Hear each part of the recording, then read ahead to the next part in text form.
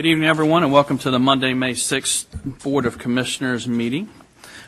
This evening, for the invocation and pledge, we have Pastor Glenn McRaney here. Stand, please. Please Thank you, stand. Pastor. And let us pray. Oh Lord, we come to you today in a world that is often so scary. We hear of wars, destruction by tornadoes and floods. There are doctors who have violated their sworn sacred oath. We are told frightening predictions of the future and wonder if they are true. We pray for you to take away our fears. Help us in these troubling times to be quiet and to listen to you. Remind us of who you are and what you have called us to be. Calm our fears. Help us to trust our neighbors. Give us directions in how to pray for our commissioners. Grant them a vision of your kingdom. Show them how to make this vision real as they govern. Pour out your light when we fear the darkness. Help us to let go of our anxieties and worries. Hear the prayers of our hearts and grant your peace in our world. Grant us a song to sing, and always may we sing so it would transfer us to behold your glory. And all God's people say, Amen. I pledge allegiance to the flag of the United States of America and to the republic for which it stands, one nation, under God, indivisible, with liberty and justice for all. Pastor, thank you for coming up this evening.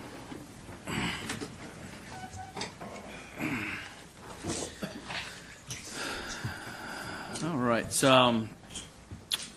Next item on the agenda is approval of the agenda. I think we have a couple changes this evening. I have two agenda amendments I'd like to add.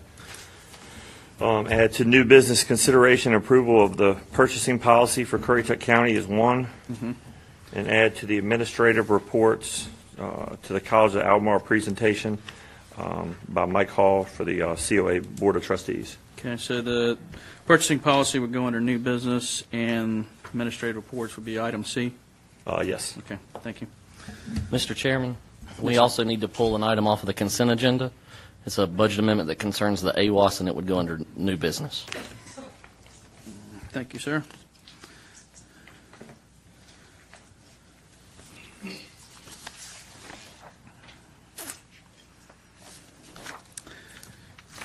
All right, so I'll move the purchasing policy to A.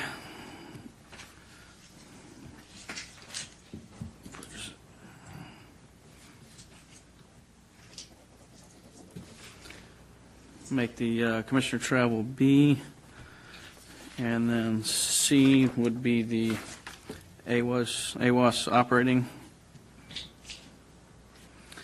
and D, consent agenda. Can I make a motion to approve the minutes as adjusted? The work session agenda. You said minutes. I'm sorry, the works. I was reading. I'm sorry. The minutes. Thank you. Yeah. Do we have a second?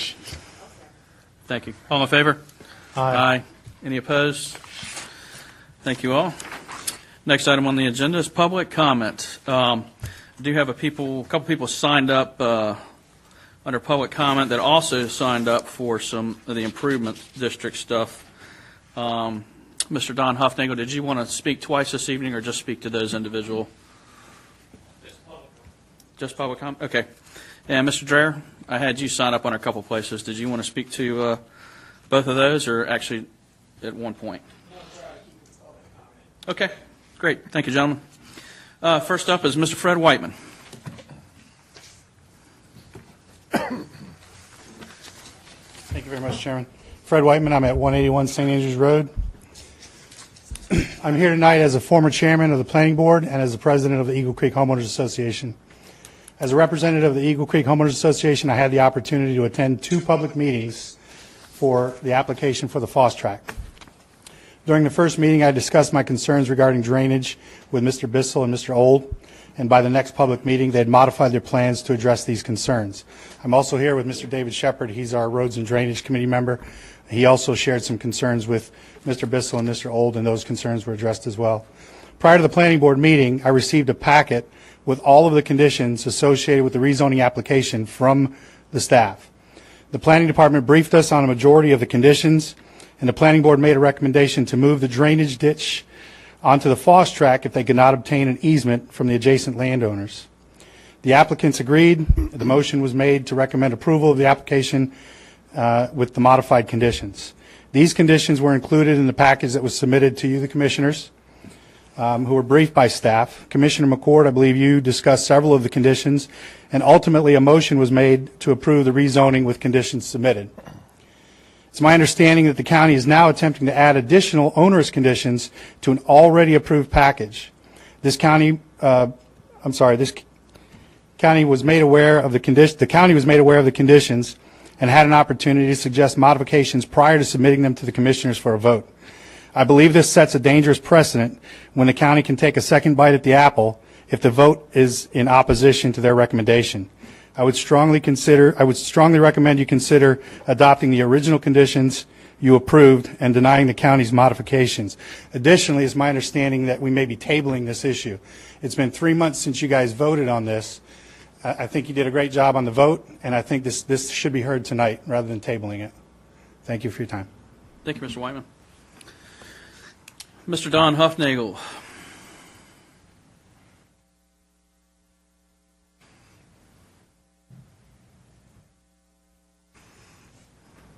Hi, good evening. Good evening, Don. Don Huffnagel, 403 Brent Road. First of all, thank you everybody here that came out to the Cover Firehouse to go through the proposed watershed district and road service district plan that you have. I'm just here to say I'm going to read some brief notes that I have here, and my first thing is no, before we even get started. Does Currituck County maintain ditches? No, Currituck County does not collect taxes to clean out ditches because it's not allowed by the state law to do so. However, North Carolina does grant counties the authority to create special tax districts. Some areas of the county have had severe flooding where citizens have asked for some type of help. You guys know better than I. I took a poll and put it on my page, and there was 84 people that are homeowners year-round right now, I think, in Currituck Beach. 47 of them no for the watershed. 42 of them no for the road service district. No yeses. So the overwhelming majority of people that are there, that are paying these taxes, is no. I asked questions about surveys being done, monkey surveys. Tourists will be included in the decision. Taxation without representation. Tourists do not have any legality to even be in a conversation about taxing homeowners in Currituck Beach.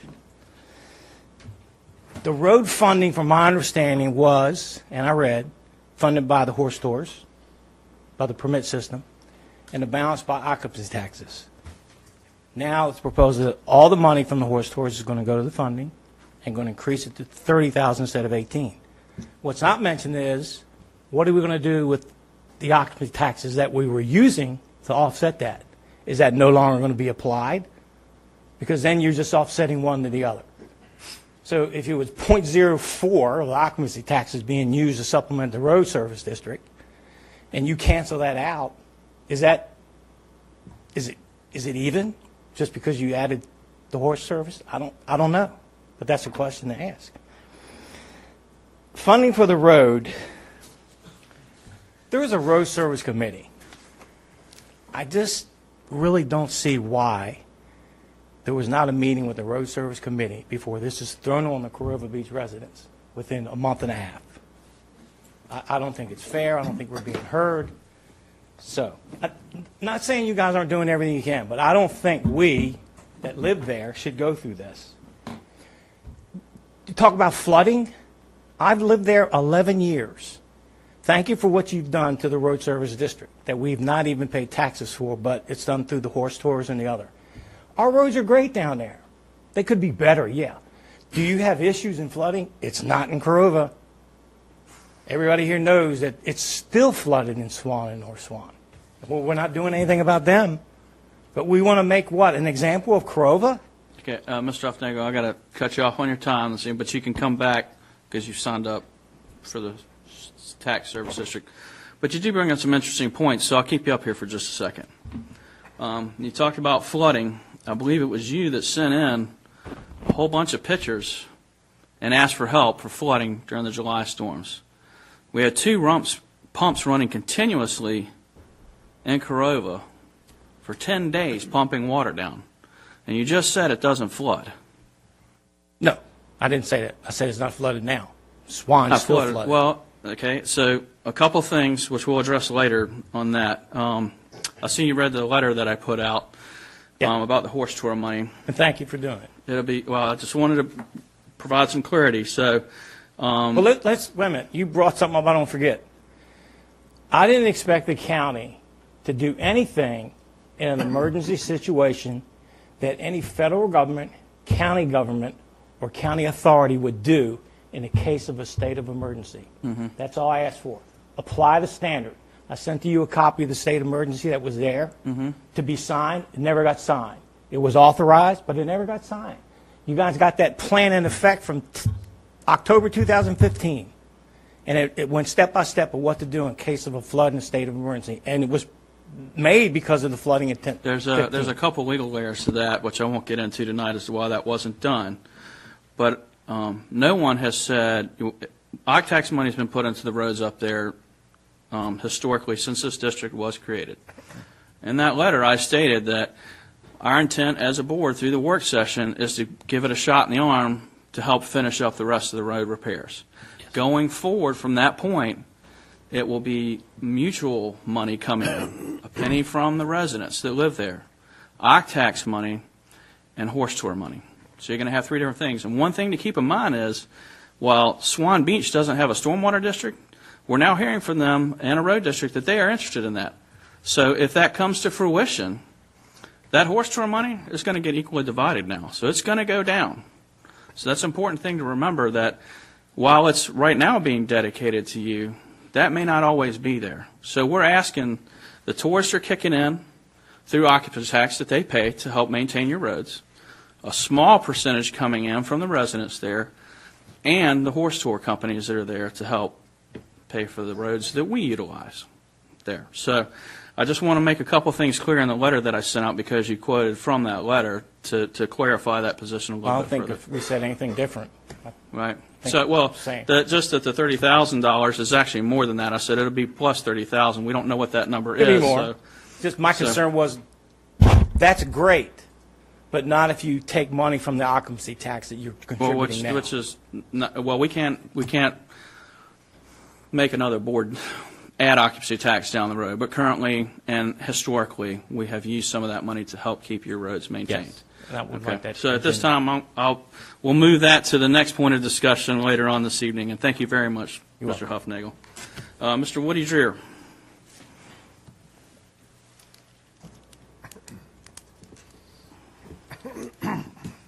Good evening.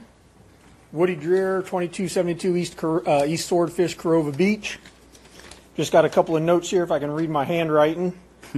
First off, number one, I strongly oppose the taxed service districts. As a Republican, I oppose any taxes, any regulations, and any fees. So just to make that clear from the get-go. As was brought up, I understand the private road issues, but if the service districts are going to benefit, then why is Swan Beach and North Swan Beach not being proposed tonight and letting them have an up or down vote? Non-resident input, as we've dealt with recently with the parking permits and the high and dune driving, which could be understandable for non-resident input. When it comes to taxation, only the tax-paying residents, whether they live there or they're out-of-state homeowners, should be taken into account. Not the tourism board, not the Turons, not the monkey surveys, only the residents, or at least the tax-paying residents. I will add that currently, to my knowledge, None of you live within this service district, so you're not the ones going to be paying the tax. From the meetings we've had at the firehouse, online surveys, there does not appear to be any overwhelming support for the service districts. Once again, in the past, we've had our voice and we've been overruled. I would hope only those affected by the tax are taken into account. We know some of the occupancy tax is being used. We're going to increase the horse tours, but as you said, that could get split. I am on the road committee for Corova Beach. We have minimal issues when we have major storms. We do have some flooding that occurs. Usually it will recede depending on the winds and the sun. But those of us who live up there, we know how to get around. We know when to go, when not to go. Once again, last August issue, as somebody who works up there, was a issue getting the Turons in and out. We had the tow trucks going to keep them dry.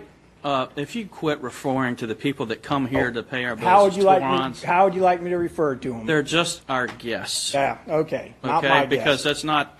There's no reason to be demeaning to the individuals that are not Not here. my guest. The biggest threat to our roads currently comes from the horse tours. I'm not bashing the horse tours. I'm just stating a fact. All those heavy vehicles loaded down, driving on the back roads and the beach is what's causing most of the deterioration. And that's basically all I have to say, other than I wish you guys would act like Republicans and stop taxing, regulating, and charging fees. Thank you. Thank you. Sandy Faust. Good evening. Good evening. My name is Sandy Faust. I live at 121 Sound Shore Drive in Currituck. I'm one of the owners of the Faust Track in Moyock. I'm here on behalf of my sister, my husband, and myself to voice strong support for the planned development to take place on this property. We are pleased with the efforts of both the developer and the engineer to meet the contingencies placed on them by the county at the February meeting. We feel that this project will be beneficial in many ways to Moyock and Currituck County, as we all indicated at the February meeting. We really want this project to move forward this evening. We thank you in advance for your continued support and your approval of this conditional planned development rezoning. Thank you. Thank you. Mr. David Shepard.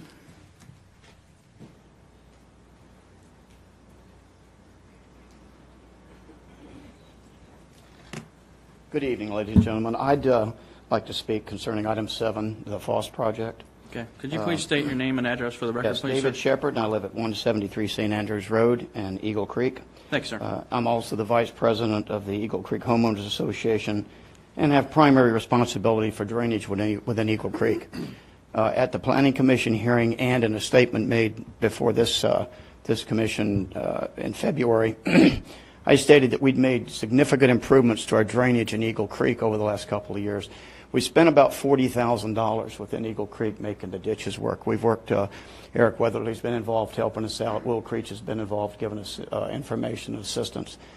And whether this drainage within Eagle Creek and within Roland Canal that's north of our pump at the southern edge of our property, whether it works or not, what we've done, whether it accomplishes what we need to accomplish in Eagle Creek, and that stopped the flooding we've had in Eagle Creek in houses, depends on whether we get downstream flow, excuse me, in Roland Canal.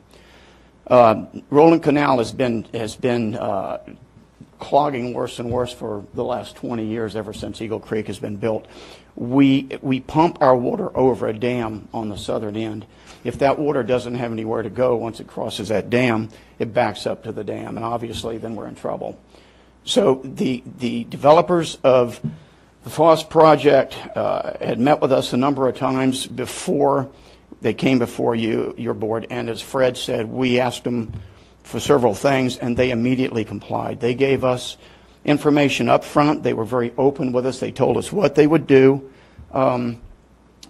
Did particularly like the idea that we're at the mercy of existing homeowners or existing property owners in order to get in the properties that need to be cleared. Roland Canal needs to be cleared through because we've been blocked before. But I now understand that that the developer has offered a bond that if they can't get permission from the landowners, that they would make the bond available to the county to do that, improve those improvements in the future. So I'd like to urge the commissioners tonight to move on this project and to see that the alternate proposal is followed without additional issues. Thank you. Thank you, sir. Jamie Schwinner.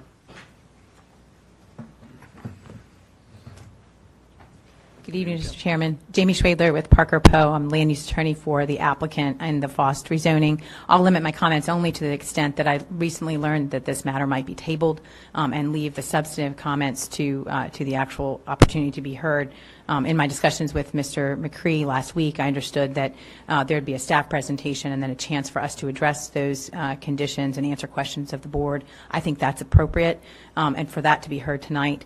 As you see, we have a lot of people here that are interested in this project. I came down from Raleigh after offering to come down several times between the approval in February and reaching out to Mr. McCree on at least 5 occasions, if not more, to answer any of his questions, to meet individually with any commissioner that had questions, and I was able to connect with some of you, but not all. And so I'm here tonight. Mr. Old is here tonight, and our team is here tonight to answer any of those questions. And I think it's appropriate that we be heard tonight, and we have an opportunity to answer those questions here on the record so that the public can see exactly what has been transpiring since February 4th and what the staff's concerns have been.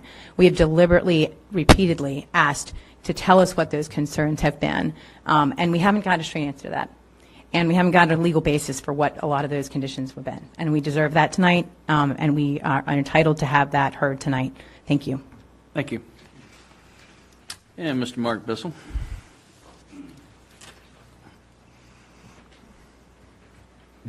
Thank you, Mr. Chairman. I just wanted to say that, we have been straightforward. We've been consistent with all the information that we've provided. We have been honest and totally transparent throughout this process, and as we always try to be. And we just urge you to move the project forward with the appropriate conditions so that we can continue moving the developer's project forward in a timely manner. Thank you. Thank you, Mr. Bissell. That's all I have signed up this evening. Would anyone else like to speak to public comment this evening? Okay. Seeing none at this time, I will close public comment and move on to commissioner reports. We'll be a little bit long-winded this evening. We had a lot going on since our last meeting. Last meeting, the Board of Commissioners met with staff to go over the budget. This is a public event. No one showed up, but if anyone does want to come out, those things are open to the public to see how, where, and why we're spending money, and how we arrive at those decisions. So I would encourage any of you that are interested in how your tax dollars are spent. As you've seen tonight, we're talking about tax dollars and special tax districts. So it is important, and it helps us, if we hear from you, to understand what's important to the citizens here in some cases. So I just would encourage you to pay attention and come on out if you'd like to hear what we're talking about. There's a lot of pressures this year on our budget. There always is. But more importantly, the school this year is, they're running out of money at this point. And this county operates on a balanced budget. So we don't have a big pot of money just sitting out there to fund the school. So we're working hard with the school district and the county staff to help provide them adequate funding where necessary without impacting our residents here through tax dollars. And to that end, so far we've been successful. But these are the types of things that impact us that will impact you depending on those decisions that are made. In the last meeting, we had 2 students come up before us for public comment and talked about a greenhouse that they wanted to build for the school. I think all of us here at the board think it's a great idea. But what needs to happen is the school has to appropriate that. This Board of Commissioners, in the last 2 budget cycles now, or 1 budget cycle going into the 2nd budget cycle, approved $1.4 million for capital expenditures. Prior to that point, we had $1 million for capital expenditures. So we have upped their budget $400,000 It is up to the school board to decide how those monies will be allocated and prioritize things. In the last couple of weeks, they had something come through that was outside the norm. They have a wall that's detaching. It has a $200,000 price tag for that. That is an item on the agenda tonight to deal with that we're going to allocate for outside of that capital project. So I commend those two young ladies for coming up here and talking to us and shedding light on a problem that they're having. But it is incumbent upon the school elected officials, the school board, to determine what's important to them and what money needs to be spent on. And so just want to make the public aware of that. We didn't address it last time as it came before us, and it seems like we're maybe not funding the school or giving them money to do things, and that's not the case at all. As I've said, we've upped their capital outlay budget by $400,000.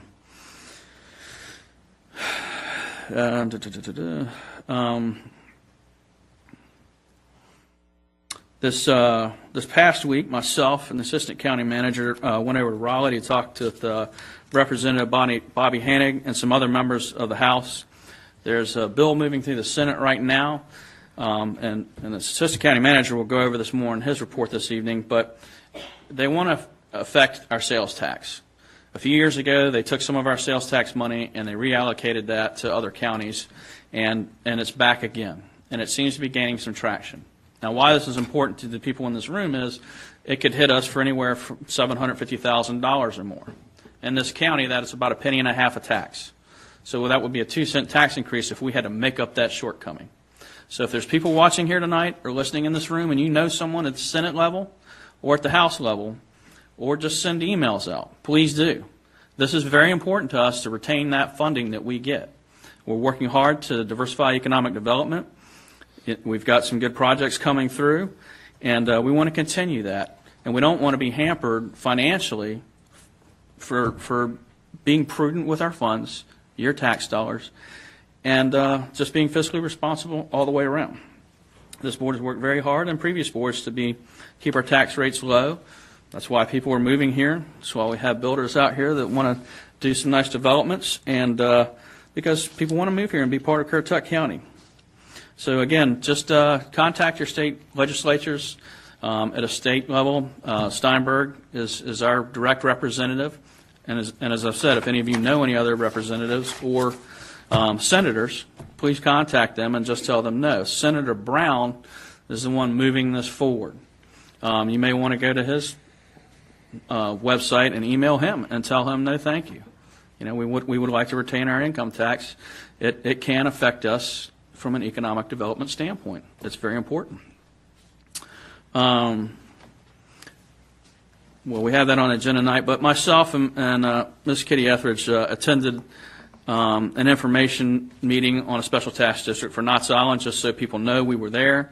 We attended it with the assistant county manager, Chief Melton, Deputy Chief Riley, and other members of the fire and EMS team were there to talk about their problems. As those of you who know about Knott's Island, their fire department suspended service about 18 months ago, and we've had to put paid fire and EMS in there. So we went over those folks and talked to them about that, and that will be on the agenda later tonight. I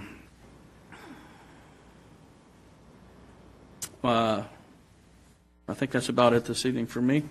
I'll cut it off. We've got a long evening. No, I'm good for tonight. Thank you. Commissioner Etheridge. I saw today on the Chamber of Commerce website that this is National Small Business Week. So it's more than fitting to congratulate one of Currituck County's small business owner, John Wright of the Sanctuary Vineyards, for being this year's winner of the North Carolina Coast Host Tourism Award for the Northern region. Small businesses make up 99.7% of U.S. Employment, making them really the backbone of our economy. Also, May is National Foster Care Month. Since April the 1st, DSS has taken 10 children into custody. This is a very high number for Currituck County, but it also shows that they're doing their job to protect our children. Some of these children have been placed in foster homes and others are with relatives. Foster care is a very important place, and it has a very important need to keep kids safe in our community. So if you're interested in becoming a foster parent, please contact the DSS office at 232-3083. Thank you. Thank you. Commissioner Beaumont? While the chairman and Commissioner Etheridge were at Knott's Island, I had the pleasure of attending an outreach to Corolla from the Southeastern Law Center relative to their lawsuit against Department of Transportation against the Mid-County Bridge. And I wanted to share with the folks that are here and those that are watching online some of the issues that they raise as to why they're opposed to the Mid-County Bridge. First and foremost was stated as a matter of fact that in fact with sea level rise that we would not be able to use the Wright Memorial Bridge towards the end of the life of the Mid-County Bridge. What was disturbing is that stated as fact, and there is science that would argue whether or not that is a valid theory to the degree that they spoke of it. Alan Moran, who is Governor Cooper's appointee to the Division I, happened to be in attendance, to which he responded, well, thank God we'll have a second bridge. Otherwise, nobody will be able to get to and from Corolla once the Wright Memorial is underwater. Amongst the alternative plans that they suggested would negate the need for the bridge, I guess in lieu of the underwater bridge, would be requiring or strongly subsidizing non-standard check-ins. As I have seen it, there's about a 60% turnover in the Outer Banks on Saturdays, about a 40% on Sundays, but I think it's quickly getting to almost 50-50. They're suggesting that we use Wednesdays as the turnover and requiring or strongly suggesting that homeowners do that, which I'm not sure I'm buying off on the ability to pull that off. They were talking about manned intersections throughout Highway 12, the widening of 12, which Duck will be happy to hear about. And finally, one of their strong ones is routing traffic through Southern Shores on the off-roads and then all coming back onto 12 in order to get stuck in Duck. They quoted the cost of the bridge going up, and you know, there's a lot of reasons. The longer a project takes, I think the original, and Owen, you'll have to help me here because this is ancient history. The original estimate on the bridge was like 70 million, 80. Well, we're at 400 million now, which is what happens when a project gets delayed for 30 years. So part of the other things that they brought up was less need for a bridge because the traffic growth patterns weren't exactly what they were planning on. What they fail to acknowledge, and this has been stated by NCDOT on multiple occasions, and the county manager, Dan Scanlon, would confirm this, is that with the decreased estimation on the traffic, the reality is the bridge doesn't have to be 4 lanes. In fact, now the project is going to be a 2-lane bridge. Reducing the bridge size also reduces costs and with less environmental impact. Finally, probably, and I'll leave everybody with this, and Alan Moran brought this up as well, when the Bass Knight Bridge was proposed, the SELC fought the current location of the Bass Knight Bridge because an inland bridge is a much better idea because it encourages aquatic life, it encourages fish growth, and anybody that's ever fished knows that where there are structures, there are fish. Alan pointed out, well, you're suggesting that there's adverse environmental impact with the Mid-County Bridge, which understandably is an interior bridge. The attorney's comment was, well, I wasn't on the other legal team. You know, so same company, but it was a different attorney that argued for moving the Bass Knight Bridge inland instead of to where it certainly currently exists. I say all that to say I would encourage you that, because the vast majority of Currituck County residents are in approval of the Mid-County Bridge. This is one of those projects that those that are in favor need to be just as vocal as the few that are opposed to the bridge. And I would suggest to you There's a planning for a community meeting where Alan Moran's going to bring in DOT and address to the residents' concerns. Being involved, being educated, being informed is the first step to helping us make the right decisions. And so you understand where we're coming from and where your elected representatives are coming from. So please stay tuned for when those meetings occur, because we need to keep the pressure on, or this bridge is going to double in cost, and we'll be looking at it when Commissioner White's son is a commissioner. Anyway, that's all I have. Commissioner McCord. A couple things. The high school baseball, softball teams, congrats on the conference championships. It's funny that he brought up the bridge and traffic. I remember it was about a year ago. I'm not going to say which governor's name it was, but when he came down for traffic problems in the Outer Banks and he went to just Dare County. I work these roads every other weekend for the Sheriff's Department, and the traffic problems are in Currituck County, not Dare. One more thing I wanted to say. Oh, like he said, too, like us being active, we've had budget meetings. May 1st, we were, all day to May 8th. Right back Wednesday. We'll be right back at it all day. Fun. Yeah. But like I said, just letting you know that we constantly have stuff we're having to do, what we do for this job. That's it for me tonight. All right, Commissioner Etheridge. Thank you, Mr. Chairman. It's often been said we live in a 24/7 news cycle, but with social media, we've now become a minute-by-minute news cycle. This afternoon, there was a pretty bad accident up Moyock involving a school bus and a car. Within just a matter of moments, there was pictures of the school bus, the car, and the school bus number was listed on Facebook. Ladies and gentlemen, that's not right, I don't think. I mean, there's a way that the school system notifies parents if there is a problem. They don't need to hear it on social media or see it on Facebook. So I encourage you that if you see something like that, comment on it and say, we don't need to see this on Facebook. I understand that the occupant of the car was nightingaled out. None of the children were seriously injured. In fact, I think they said there was no real injuries other than the school bus driver, which was being treated on the scene.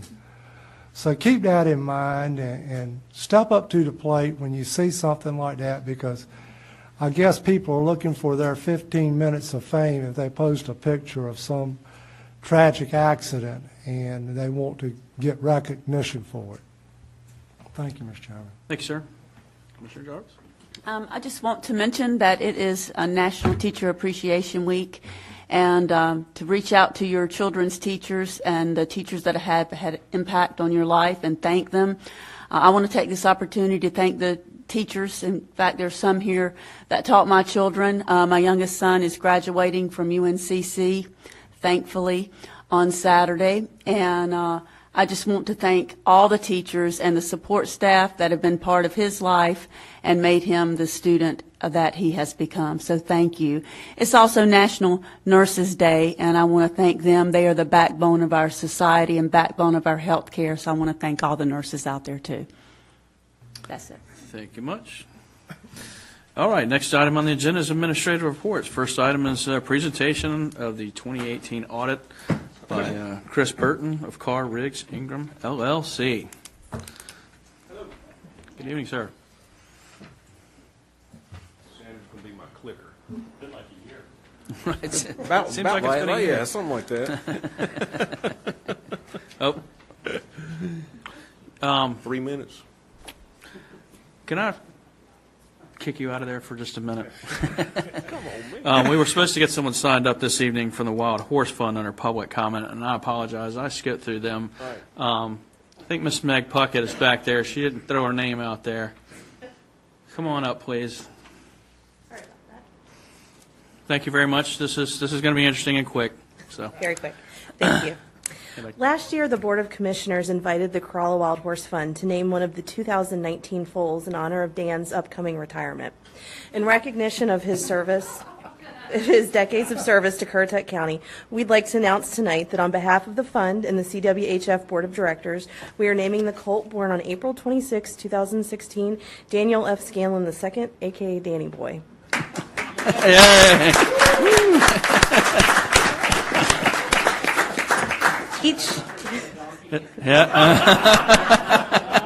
Each foal born Dan, into, you're looking good. Each foal born into this highly threatened herd is invaluable and helps ensure long-term genetic diversity and overall herd health. They are all special, but Danny will always be just a little bit extra special. Congratulations on your retirement, Dan, and we hope that you're able to come meet your new son in person soon. Go Danny Boy. Oh, Yeah. No apples to carrot. It's on TV. I'm sure they got them. That's preserved forever. So, and in all seriousness, Dan has done a lot with the fund in various meetings, and it was just a small token to say thank you for all the headaches to deal with getting the herd moved up there, and the countless meetings and everything else, and so we got little Danny Boy running around up there. So, you're up, sir. Thank you. I thank you for that, Mr. Burton. Not a problem. Follow that now. Yeah. Top that one. All right. Any questions about the audit? I can leave now. The audit went fine. I'd like to thank Sandra for administrative report. Okay. And the finance office for all their help. It always goes smooth when we're here. Well, for the most part. Okay, we had a unmodified opinion, no problems. Well, we found one problem, but we'll get into that in a few minutes. This is the 17th year you've received the Comprehensive Achievement for Excellence in Financial Reporting. We got some audit highlights. The fund balance in the general fund increased by $2,700,000. Available fund balance is 22.5% of general fund expenditures, and that's one of the ratios that the local government commission looks at in determining financial soundness of an entity. The major factors included in the increase in the fund balance was ad valorem taxes were collected over budget due to increases in construction and tax base. Your collection rate was 99.08%. That's the highest of any county I've ever seen. So you need to be commended for that. Go Currituck. You also had an increase in deed stamp excise tax and sales tax collection.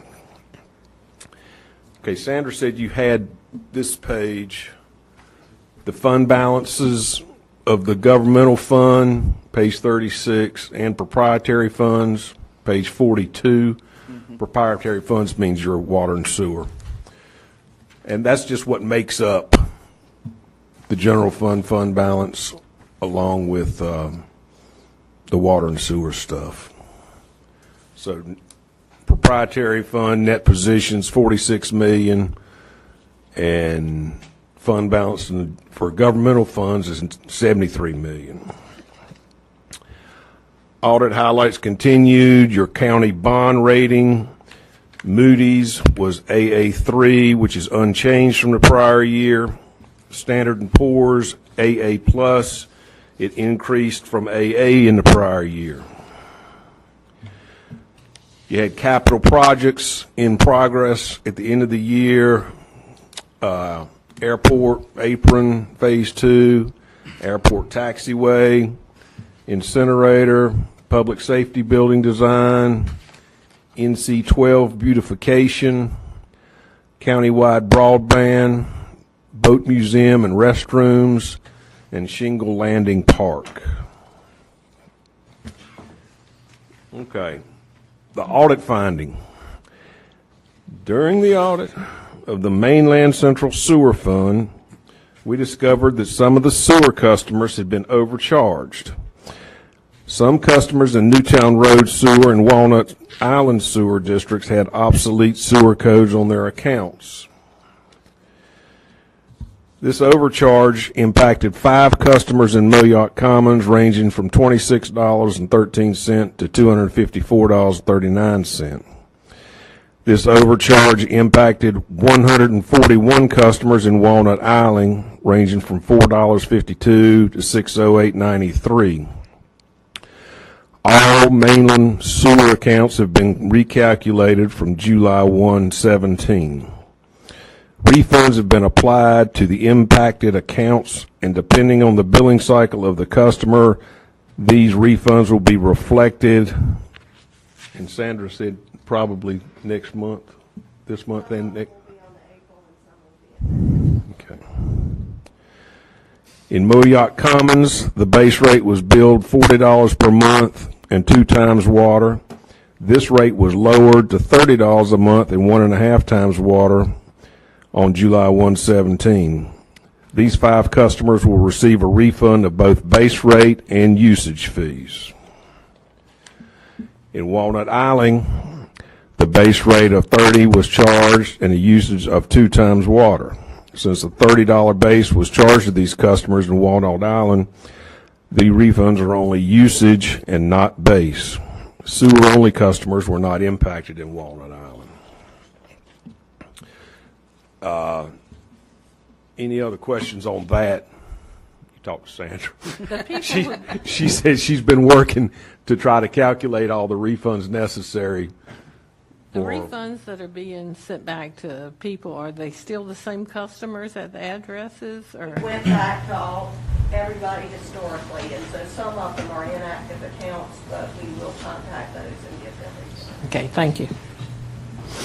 Over a period of a couple years, the intent was to consolidate all of the wastewater plants on the mainland operated by the county into a single enterprise fund. They had different utility rates.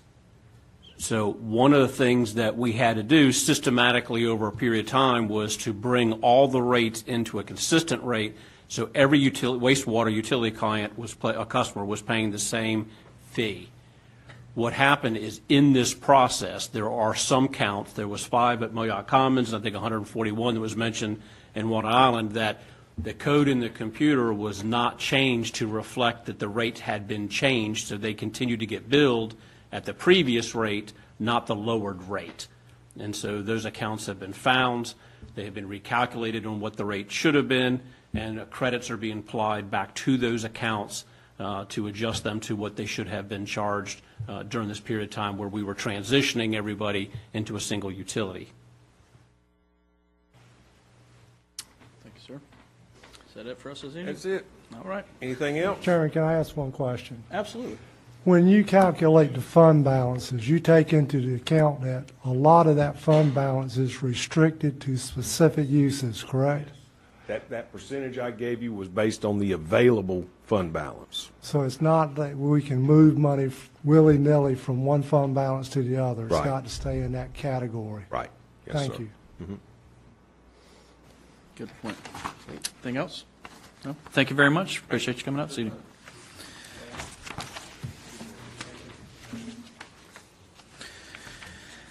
All right, next item on the agenda this evening, we have a Moby Awards presentation. For those of you that don't know what a Moby Award is, we have Miss Eileen Worth here to tell us what a Moby Award is.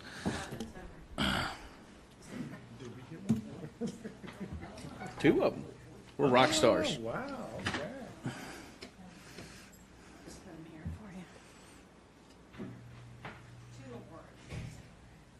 I'm usually here, good evening, I'm Eileen Worth, project coordinator with the county. I'm usually before the board at pre-construction meetings asking for bid awards, and tonight we've kind of come full circle. I'm here to present 2 awards that the county won last month with 2 of our Kerala projects with a program that NCDOT started this year called the 2019 NCDOT Moby Awards. And the goal for these awards is to raise the profile and implementation of multimodal transportation investments and call attention to positive community impacts of the multimodal transportation planning. The NCDOT Moby Awards program grew from an idea presented by Julie White, which several of you probably met Ms. White. She's the Deputy Secretary of Transportation with the Multimodal Division when she came to the airport last fall for a reception, and she was quite impressed, from what I understand, with Currituck County. So she and her staff came up with this idea to honor and award towns, cities, and counties across the state that have completed multimodal transportation projects that have had a transformational impact on communities and reward the efforts to do so. The winners were chosen in 5 categories, those being rural, suburban, urban, tourism, and innovation. And if you go to the website, NCDOT website, I would urge you to go because they have videos of all the winning awards, and they're pretty impressive. And several, well, the projects submitted all combine multiple modes, which include highways, bike and ped paths, sidewalk, rail, public transportation, and ferries. So there were 59 nominees from 29 counties across the state. All of these listed, even though some of them you'll see in the bigger counties had multiple applications. Currituck, we applied for 2. All of these were either winners or honorable mentions. So this is quite an impressive list. Based on the statewide county classification ranking, Currituck falls in the suburban category. And so based on the criteria for that category, we submitted Corolla Greenway Phase 5. And I just have a few pictures here if you want to go through those. This is the 3-mile stretch that we finished 2 years ago that runs in front of Ocean Sands from Food Lion South. And there's just a couple, this one of my favorites because it's all the families on the high-low area, but it just shows you the, oops, not yet on that one.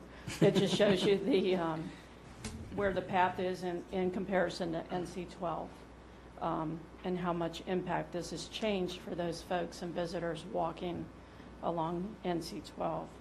Any of the applicants could have submitted in the innovative category, and so with that category, we used the Corolla Public Access Facility on Corolla Village Road.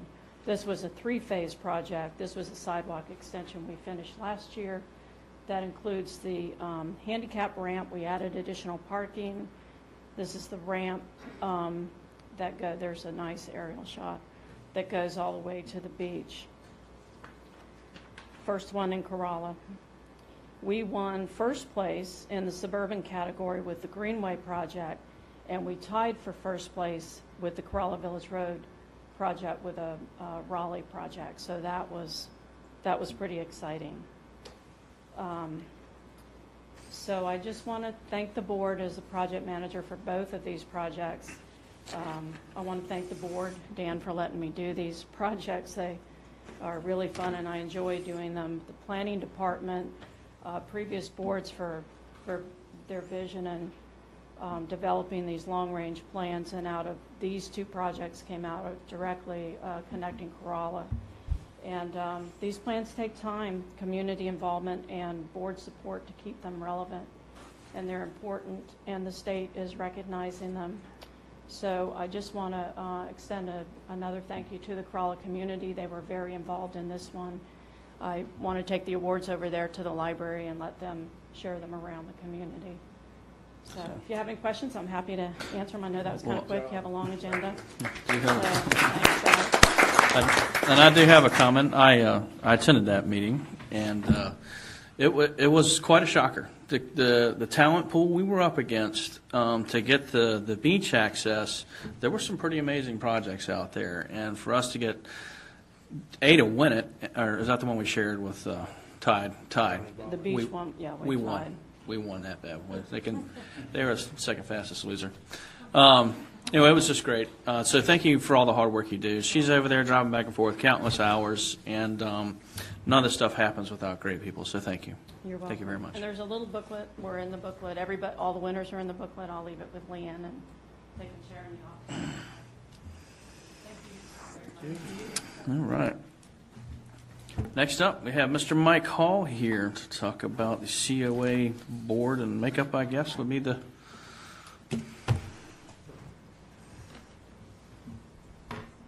Funny standing on this side of the podium. Right, it's a little weird, isn't it? It is. But I can tell you this. 4 years ago, I was appointed to the College of Albemarle Board. Since that time, I was one of 19. I became a member of the Grounds and Buildings Committee, which means I get to say what we want and then ask other people for their money. I also became part of the Executive Committee. One of the things we had to look at was Chuan, one of the 4 main campuses that we have.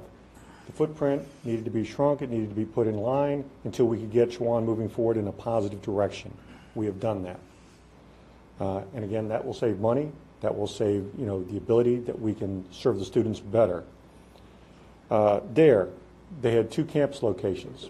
One of the problems is administrative costs. Whenever you have more than one location, you've got duplicate in services. Well, thanks to certain reasons now, we're going to consolidate down to 1 campus, enlarge it, modernize it, and make it more efficient. Then you have Elizabeth City campus, the main campus. Some of the repairs, some of the maintenance, some of the expansions that were needed were behind schedule somewhat. Also wondering where to get the money from. Well, the state of North Carolina came through with some money and we were able to fix a lot of those problems.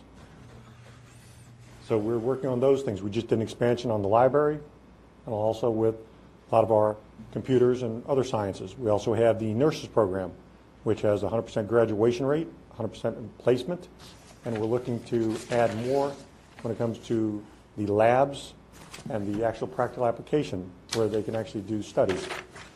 Currituck. Currituck has put a lot of commitment into the COA with their financial, with their buildings, with the new expansion for the public safety, the fire, and our sheriff's department. We're also looking at the fact that we have mechanical in Currituck. We're looking maybe to swap that, move that to Elizabeth City, and move an HVAC to Currituck. It would be more, I think, financially viable for the 2 counties. Some of this way we accomplished this was we just found out recently that there was a chance for a $6 million grant, or up to, and we only knew about it 2 weeks before the deadline came. Well, first thing to do, we sat down, we met with them, we asked for $6.23 million, we got $6.03 million. And that allowed us to do a lot of things without having to come back here and say, guys, I need money. Or let me put all of the windows that are leaking and everything else on hold. Let me put the roofs that are on leaking. We now have all of these problems solved. Still more to go, but we are now, I feel like the water is here. And we can actually move forward, serve our students better. We can cut down administrative costs. We can cut down on the power cost, the health of the building. We've done so much in these 4 years. One of the reasons I'm here tonight, though, is to also tell you that a lot of the community colleges in North Carolina and quite a few in Virginia, including the one right across the border, their enrollment is down. We are up 6.5%. So we're doing the right thing. All the campuses, all the 19 members of the board of the COA, with the help of all the commissioners in the counties that we serve, we're moving forward and we're actually succeeding. One of the things, though, we have a problem with, and this is my thought, is that Currituck has 1 member on the board. Now, there are 19. In that, you have the governor has 4 appointments, which means they can change as the governor changes. You have Elizabeth City Pasquaney has 8 members. Dare has 2 members. Currituck and Chuan, who have campuses, have 1 member. Camden, Gates, and Perquimans have 1. If tomorrow I were to be moved from the board and a new member was to be placed there, your new member would have to try to get up to speed. And as we're moving very fast and very forward, getting up to speed can take a while. And you're having to play catch up or second guessing. Well, we don't need that. And I look at the fact that Pasquaney and Dare each have multiple members. I believe Currituck and Chuan should have at least 2 members. So there's always 1 person on there, and if one gets replaced, you have another person that's there to help that other person along. And it's not to say we have better voting rights, but it's the fact that continuity is the biggest thing here. And that's what I think we need. So I'm asking for a resolution from you in order to ask under House Bill 113 from 1997 to be modified to show that Currituck would have a 2nd member. Not adding to the 19, but taking away from possibly one of the other locations that have 8 members or the governor's appointments. And that would be up to the trustees of the COA to ask the state to do that. But before I move forward on that, I would ask that you would give me your support to ask for this. So again, I'm asking for that resolution to add a 2nd member from Currituck. Not a 20th member on the board, but one of the 19 to be moved over, so we have 2. And if I can answer any questions in reference to that, I'll be glad to. You have a question? On the resolution. No. I don't have a question on the resolution, just a general question. When you brought the enrollment was up. Yes. Do you know if the enrollment was up or specific in the trades programs, or do you know where that increase was? I can't say it's in the trades. Each one of the programs is up, but it's the fact that 6.5 overall, Right. actually on campus, not online, but on campus enrollment. Okay. Which means more kids are wanting to come to the classes. And I'm sure that has to do with the, programs that we are offering. That's why we're putting some of the $6.3 million, $0.3 million into adding to these trade programs as well as other classes. Mm-hmm. That's why we are looking to take in, for instance, the swapping No, mechanical and believe me, HVAC. I'm all supportive. Thank you. That's good news. Mr. Hall, so have you talked with the other members of your board? Are they on board with possibly amending the number? And I guess Pascatank or somebody would have to give up a seat. I have talked to all of our members. I have brought it up with our president as well as our chairman, as well as the other members. I've met no oppositions. I'm not looking to take and say, tomorrow you're fired, but by attrition, the next person who would be, if we were to take the one from Pascatank, for instance, one of the 8, then that's when we would replace the one for Currituck. So nobody would tomorrow be, hey, you're off the board after you're doing such a great job. Okay. So, we're not looking for that. But we have brought up no opposition. And you did you put some, I believe you put some language together for us as well? I've been working on the language. I sent across what the actual, which is General Statute 115D-12A. I sent that to you, and I sent it to Mr. McCree, to where I would be glad to work with Mr. McCree or any member of the board to get the correct language for the resolution. Okay. And then based on that, then we would work on it from the COA side. Okay. Thank you very much. Anything else, Mr. Hall? One more thing. Do you know, I know, and like I said, Commissioner Payment made the comment about the vocational, the aircraft program that we have here locally at Currituck. I mean, the parking lot looks a lot busier, so, I mean, do you know if that is up as well? Currituck is up. What we've done, of course, we had some open spaces in Currituck for a while. And in talking with everybody, we said, well, let's put something in there. I mean, and that's why we're looking, is it working, what's working, willing to move things around. So, yes, Currituck, we're trying to utilize every bit of space, and that's why we're trying to find classes that will work best for Currituck. And because I can have a class, and if only 4 people show, it's not worth it. Mm-hmm. And that's why we like to say one of the examples is possibly swapping mechanical and HVAC. Okay. How do our contributions compare to the other counties for COA? We pay a little bit more than some of the other counties. I won't tell you that we don't. It's based on what we can afford. It's based on what our needs are. The 4 main campuses, of course, pay more than the 3 outlying campuses that really don't have physical buildings. Chowan doesn't pay as much as we do. Again, we have a program, and so far, I believe, Mr. Scanlon, you'll say that when we don't spend everything that you've given us, we've always rolled it over. So we always have, something there. So we haven't spent the most, and that's why we're also worried so much about administrative cost and cost when it comes to heating, air conditioning, et cetera. So we can have more of that money for the other needs. And with the $6.3 million, or $0.3 million, that will help us, like I say, with some of the HVAC, some of the roofs, some of the windows. And again, combining some of these campuses, shrinking our campuses on Chowan until we can expand them when the need is there. We're looking that way so we don't have to ask for more. And someday, who knows, we may actually be able to say, ask for less. I won't say that's going to be tomorrow, though. Thank you. Our responsibility is to cover the non-instructional cost of the facility. So we appropriate, I believe, $190,000. It is specifically for the facility and the programming that's run in Currituck. As Mr. Hall mentioned, if they do not spend, which they do not, the full amount of appropriation, it rolls over into a reserve specifically to service that building. So down the road, when a roof needs to be replaced or it needs to be painted or whatever, we're creating a capital reserve as we go. But our funding, Currituck's funding, is to support that facility in the program that is done in that facility. Anything else? No? Thank you very much, and I appreciate your continued service to this county and the citizens in it. And I Very hope young that you minds. vote positive for the resolution. Thank you, sir. All right. Next item on the agenda is public hearings. Item A, public hearing and action on a resolution establishing and creating the Corova Beach Watershed Improvement District. I guess Mr. Steichleiter is up on this one this evening. Yes, sir, Mr. Chairman, thank you. I'm going to be presenting all of the service districts this evening. To start with Corova Stormwater, I'll start off by saying that staff put a lot of time into public meetings for all of these districts. The surveys that were discussed earlier during public comment are on a website called SurveyMonkey.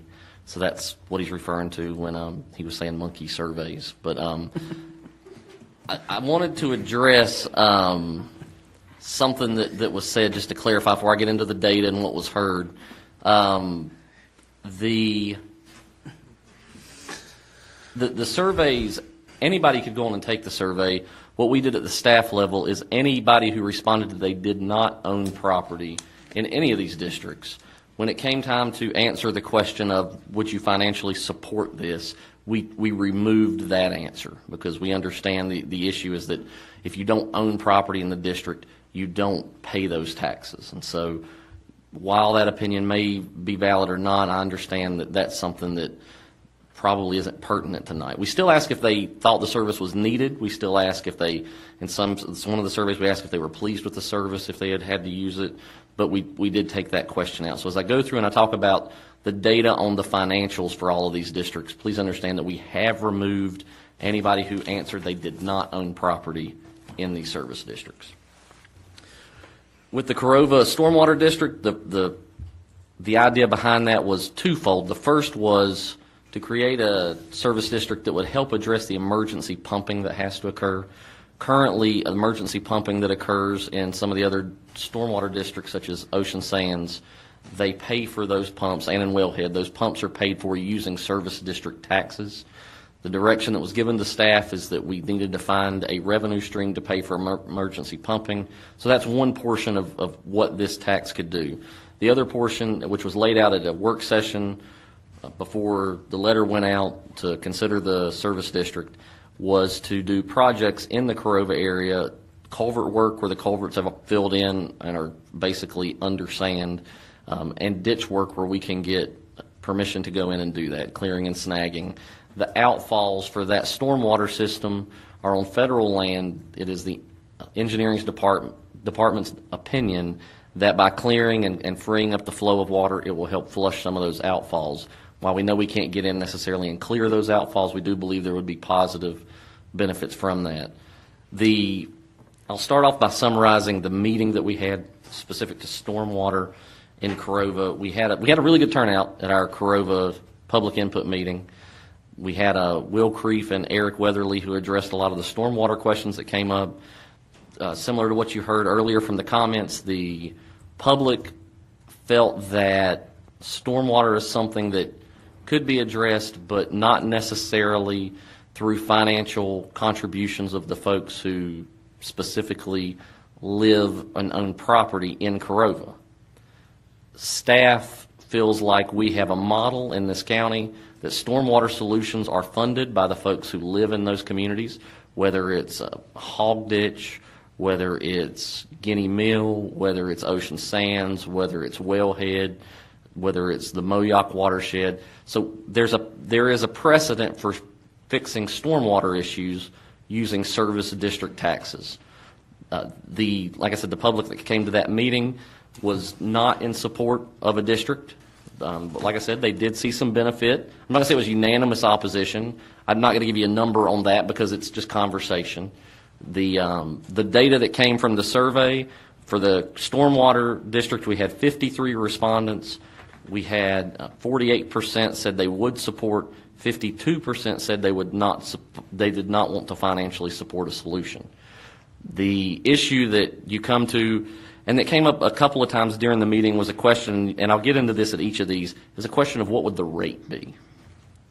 The difficult part is it's hard to put a number on the rate until you decide if you as a board even want to institute a service district, because you have to make that first step and then go from there. Having said that, staff has looked at the cost to implement some of the things that they talked about for the Corova Stormwater District.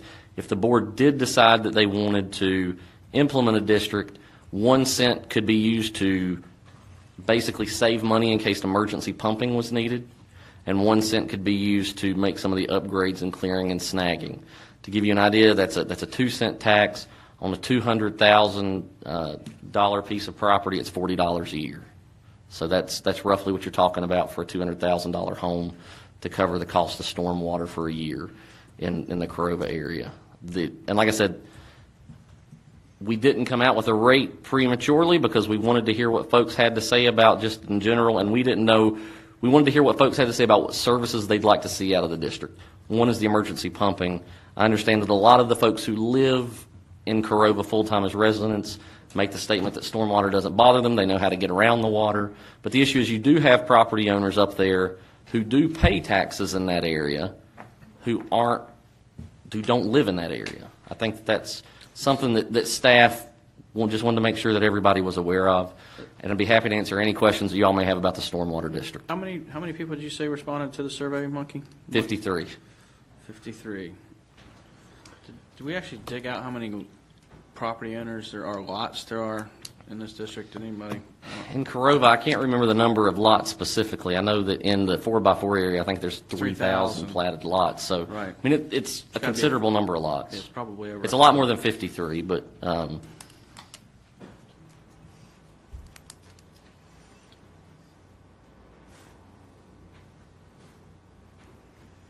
The emergency pumping that occurred previously, how was that, I mean, where'd that money come from?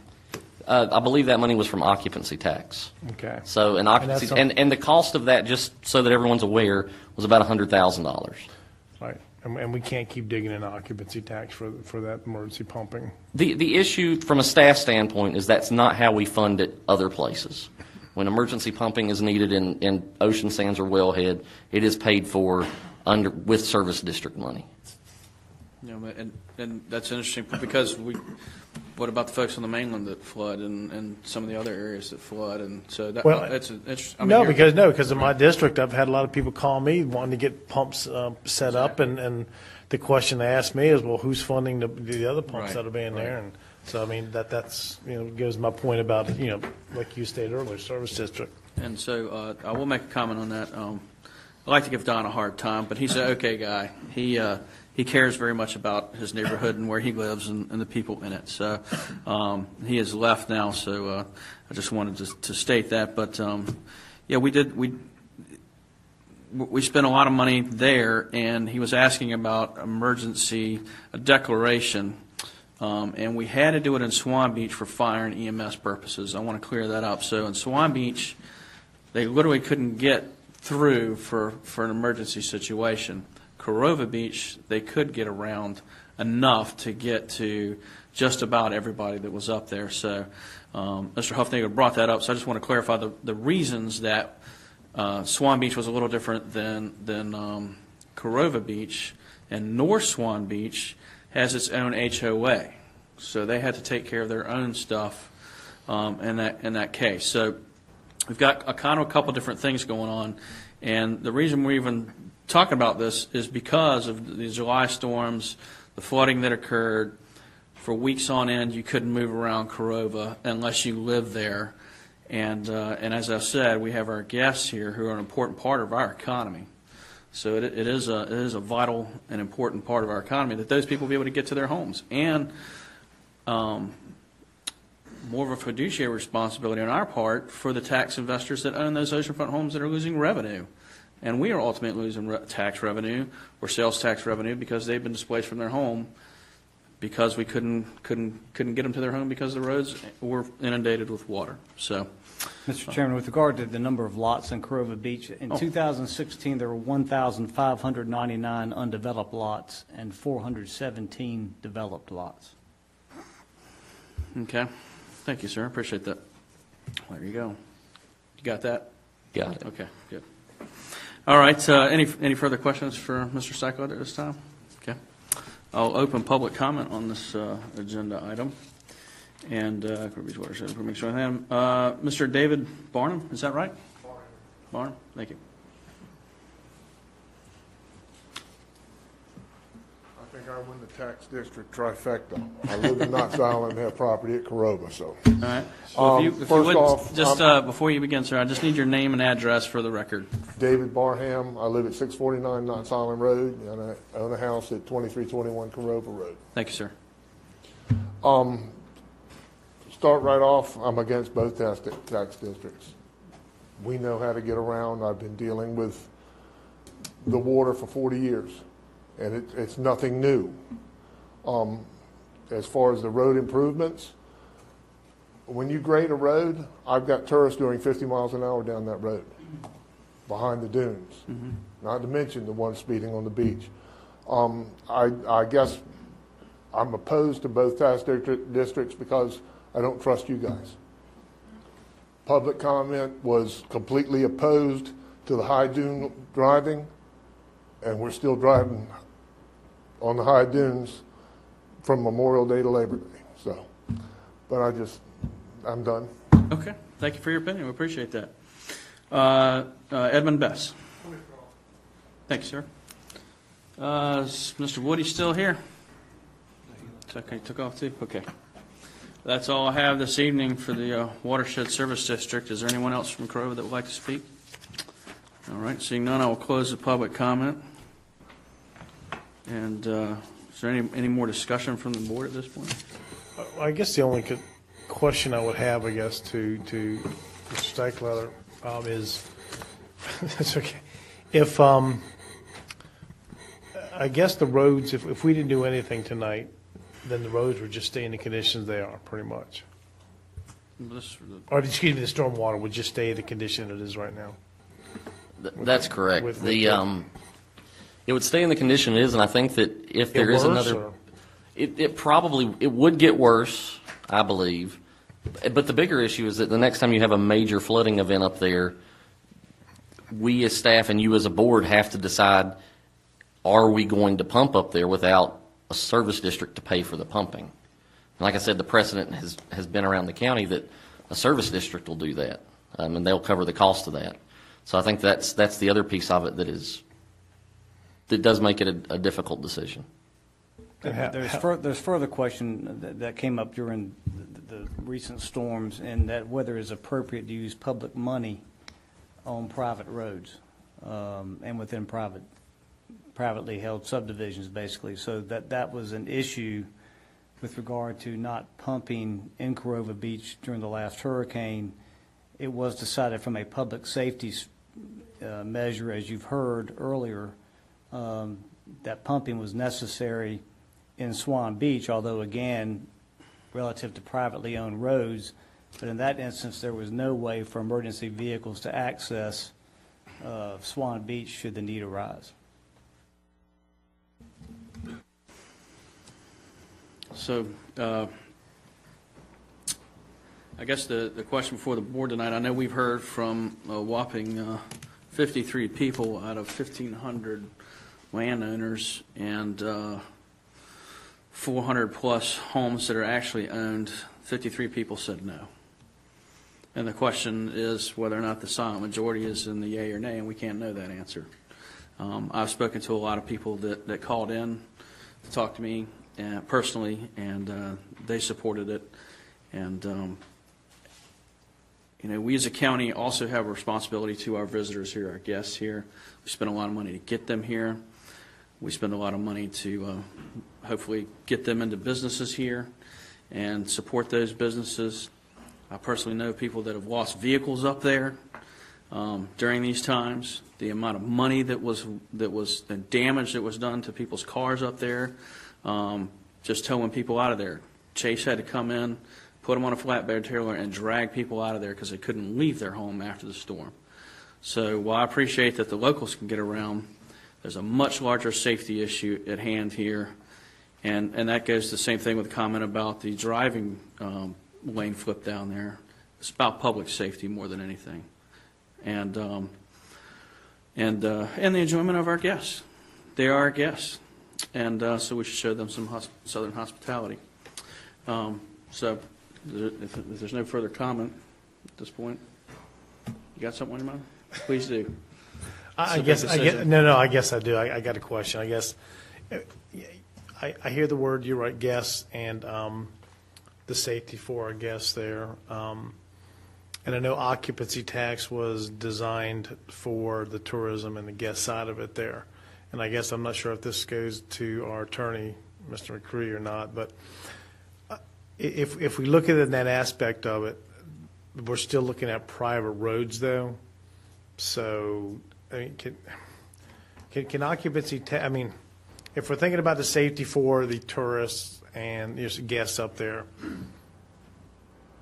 but it's private roads, can we use tax dollars for that, or are we still is that still a sketchy area? I'm sorry, not the roads. I'm sorry, the storm water. watershed improvement I keep district, saying right? roads. I apologize. I didn't mean the roads. I mean the storm water side of it with the drainages and all that up there. Well, I think the county may use general tax revenue to address watershed issues. But again, as assistant manager related to you, it's been the tradition and history of prior boards of commissioners for decades to create service districts so that persons who are benefiting to a greater extent within a certain geographical region than the rest of the county pay the cost of that increased benefit. And so that, again, is a bottom line basis for the creation of service districts, at least from Currituck County's philosophy. Okay, I guess tonight we're just going to be voting on a service district, not necessarily a rate or anything. Right, and that is an important distinction. Okay. This evening, we can create a service district, but we are not putting a tax on. That comes in the budget part in a few weeks. If at that time the board decides not to put a tax in place, you have a service district, but it doesn't have any money. So tonight, it's important to remember, we're just talking about giving us the ability to do something if we decide to do that down the road, either in a month or in 5 years. So, Mr. Beaumont, what's on your mind? I see the wheels turning over there. I personally spoke to several folks that are property owners. They're not full-time residents in the off-road area. And several of those conversations actually were, and this is when the flooding was there, they had houses they couldn't get to. They had houses that you couldn't get workmen to go check out the house to find out what the condition was.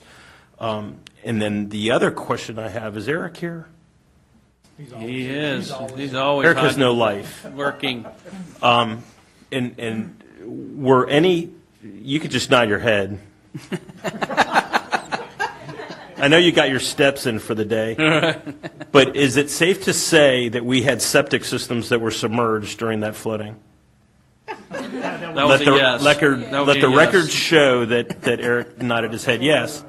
I have a basic sanitation and or health concern about submerged septic systems for weeks and weeks. Mm-hmm. And we know people were just walking, snorkeling. They could not skim. And I remember a spill that occurred, or at least the discussion of a spill that occurred in Whalehead, and it was minor. Bonita. Yeah. On Bonita. Yeah. Well, no, it was anyway. Yeah. But there is a risk that the sanitation department basically condemns an area until either the water is gone or until it can be cleaned up. So I think of it every time it rains a lot and there's kids out waiting in the streets. So I think there's another concern that has to do with with the very real possibility of contaminated water. Excellent point. Okay. Well, any further discussion from the board? Well, I guess it falls on me at this time to make a motion to approve the Stormwater Improvement District for Corova. And someone would like to second that or not? No. Any further discussion from the board?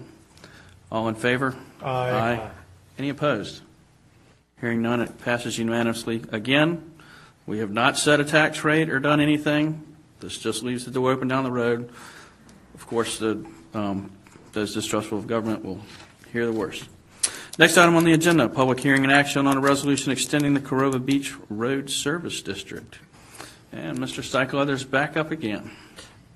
This subject's a little bit different than the last one. We're not talking about creating a district. We're talking about extending the road district in Corova. In the past, there was a service district created, the boundaries of which were only over the roads in Corova. That allowed the county to do the work, but did not allow the county to have any tax base from which to get revenue to do the work. So the county has subsidized that work with occupancy tax and some horse tour money over the years, the permit fees that horse tours pay over the years. The data, well, let me back up. The public meeting was this particular subject. I stood at that area for the largest part of the day. The general feeling was that the roads see a lot more use and a lot more wear and tear during season because the tourists and the horse tours don't drive responsibly on the road. That's the public input that I heard. There was also a larger sentiment that dealt with more than just roads, that Corova helps contribute to the occupancy tax funding, and that the folks in Corova should have some of that funding head back into their community, similar to how we've seen sidewalk projects and other things in the Corolla community. So that's not necessarily associated with this. I just wanted to make sure I report that out to the board. The vast majority were opposed to financially contributing to any form of road improvement. We heard from people various degrees of what amount of road improvement was needed. I had one group that was talking to me when I was there, and one couple made the statement that you could put crush and run down the roads. Now, obviously, that would be financially probably out of the question up there. But then you immediately had a long-term resident who spoke up and said, "No, we don't want the roads that good. Too many people will come up here." And so you have this dynamic in the relationship with folks who own property and live in Corova and who have lived in Corova for a very long time. The feeling that I got was that the folks who have lived there a very long time feel like the roads are in the best shape they've ever been in. The folks who live there recently would like to see them a little bit better. But by and large, the folks were not willing to contribute to the solution financially. The other comment that I heard a lot is that whenever the original district was implemented, that occupancy tax was going to be the funding source for that.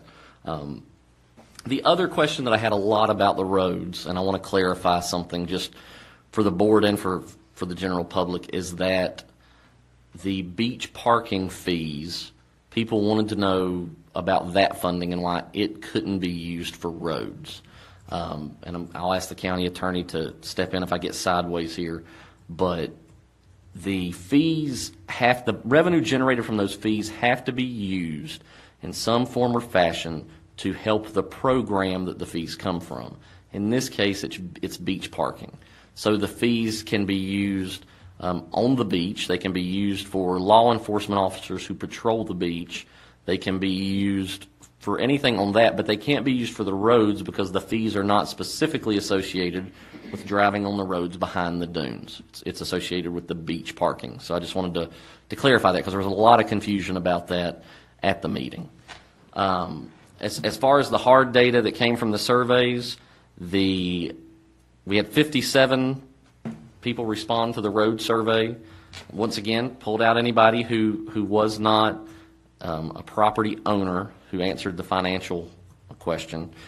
Have you experienced, one of the questions revolved around, have you ever had difficulty with the roads in Corova? 81% said that they had, 19% said they hadn't. The next question was, one of the other questions was, should roads be improved in Corova? 76% of the individuals said they should be improved. 24% said that they were fine the way they are. On the would you financially support a solution here? 33% said that they would. 67% said they would not financially support a solution.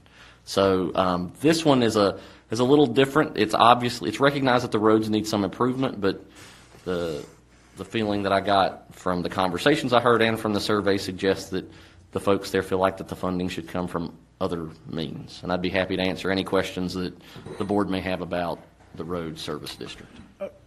I do have a question, I guess, regarding the road funding, and maybe our attorney can elaborate a little bit on this. I guess previously there was, maybe some years ago, some discussion on how the roads or how they were funded previously, or something done with the previous board. Can you kind of expand on that some? Well, a little bit of history. I know at least 30 years ago, this was an issue ongoing in Corova Beach, and we had meetings at that time at the Corova Beach Fire Department building discussing whether there should be the creation of a road service district. It's important to remember also that since the Great Depression, counties in North Carolina are prohibited from expending any public monies on street construction, maintenance, or repair, except now in the limited circumstance in which a service district for road maintenance or street maintenance is created. And that particular exception in the law speaks specifically to the Corova Beach kind of issue, where it discusses, because of the problems with sand paths and the public safety issues derived from those types of roads, and we cited in the 2009 resolution that created the current Corova Beach Road Service District, that there was private property that was being violated by the fact that the roads had drifted away from the platted rights-of-way and were going across private property.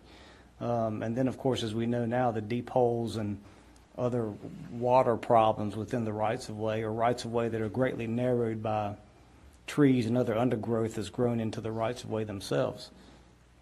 So in 2009, the Board of Commissioners finally determined we're going to create this road service district, and the way that it was supported, or the board was able to get the support of the Corova Beach community, was to assure them that the service district would only encompass the rights-of-way, the street rights-of-way, which are privately owned by the Corova Corporation, by the way. And that was an important aspect of convincing that community to be supportive, because the rights-of-way are not taxable. They have no tax value. So they were assured there was not going to be any tax imposed upon property owners for the work done in the service district. The question then became, well, how or what money is going to be utilized to fund or finance the program, maintenance program within the service district? And so in the resolution that was adopted in September of 2009, the board provided in Section 3 this language, and it, reading now 10 years later, it's a little inconsistent and maybe a little problematic, but it provided that the County of Currituck may allocate to the Corova Beach Road Service District any revenue whose use is not otherwise restricted by law, and that's the general statute provision, but not limited to occupancy tax, in order to finance, provide, or maintain for the district services provided therein, in addition to a greater extent than those financed, provided, or maintained for the entire county. It went on to say that if at any time occupancy tax is not sufficient to fund a street maintenance or improvement project, then such project will not be implemented until sufficient occupancy tax is available to fund such project. But I think, as we know, over the last 10 years, there have been regular projects and maintenance work done on the roads within Corova Beach with other than occupancy tax money. The horse tour license fee money, for example, has been utilized. So that provision of the resolution, while for some reason it was included in 2009, has not been recognized, and that's not been the practice. And I think it would be kind of problematic and maybe even inconsistent with the first provision of that section if it were applied. So I don't know to what extent, at least I don't recall in public meetings here in this room with the Board of Commissioners that there was any assurance, nor could there be, because one board may not bind another, but any assurance that there would never be a tax imposed within the Corova Beach Road Service District to help pay for the maintenance and road projects within that service district. And so now what, of course, is proposed is a way to derive some additional revenue to carry forward the road maintenance program within Corova Beach by including all properties within Corova Beach, and of course those properties that are indeed taxable, to contribute some form of revenue to the ongoing projects there. Okay. So that was some discussion we had obviously earlier. So at this time then, we've been using horse tour money for years on this project, probably since its inception. I forget what year we started paying those fees, but does that kind of negate that portion because we used monies, or does the preceding paragraph allow use of outside monies other than OCTAX? Well, certainly the preceding paragraph in the general law allows for use of any revenue, any unrestricted revenue within a service district. So you could use general ad valorem tax money. You could use any other unrestricted funds like occupancy tax to the extent it's not restricted for this type of use. You could use any other types of fees, again, that aren't restricted within a service district. And occupancy tax is often talked about. If you would, could you just kind of go through what grants us the authority for occupancy tax? There's a specific language that allows us to use occupancy tax towards related activities. That is in the local act that authorized the county to assess an occupancy tax, which a certain portion of it may only be used for tourism promotion purposes, and another portion is restricted for use for tourist-related expenditures, which is a defined term, but basically is for those matters that, in the opinion of the Board of Commissioners, increases the tourist and business traveler within Currituck County. And so the reason I bring that up is the difference between a stormwater district and a road service district. We weren't talking about OCTAX for stormwater because it's a different animal. In this case, the tourists have an impact on the roads, and that's why we have chosen, previous boards and this board have chosen to put OCTAX money into the road service district for Corova. And so the thing before us tonight has,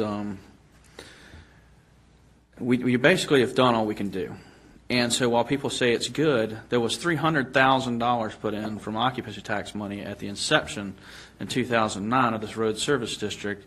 And subsequent years has been about $20,000 plus some of the horse tour money, as we've stated. So at this point in time, we've done all we can do.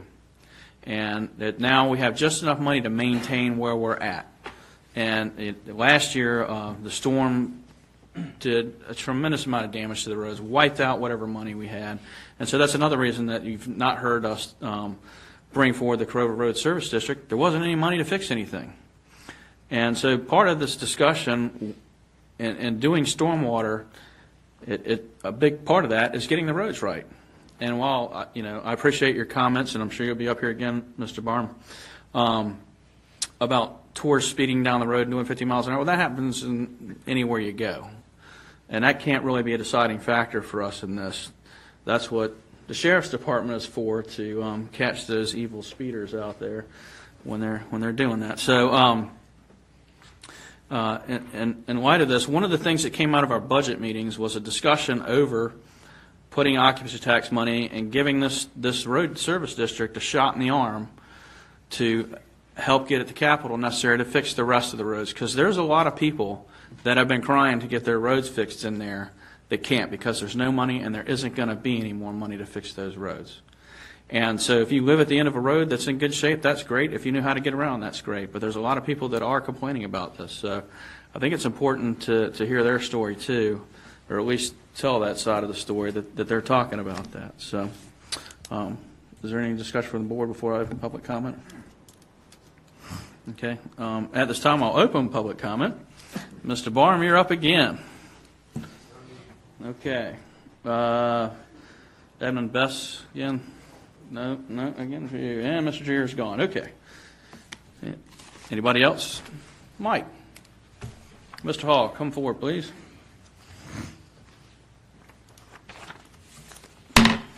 I stand mixed emotions after sitting on that side and now on this side. And one of them is when it comes to the money that we have through the parking permits, and that was public safety.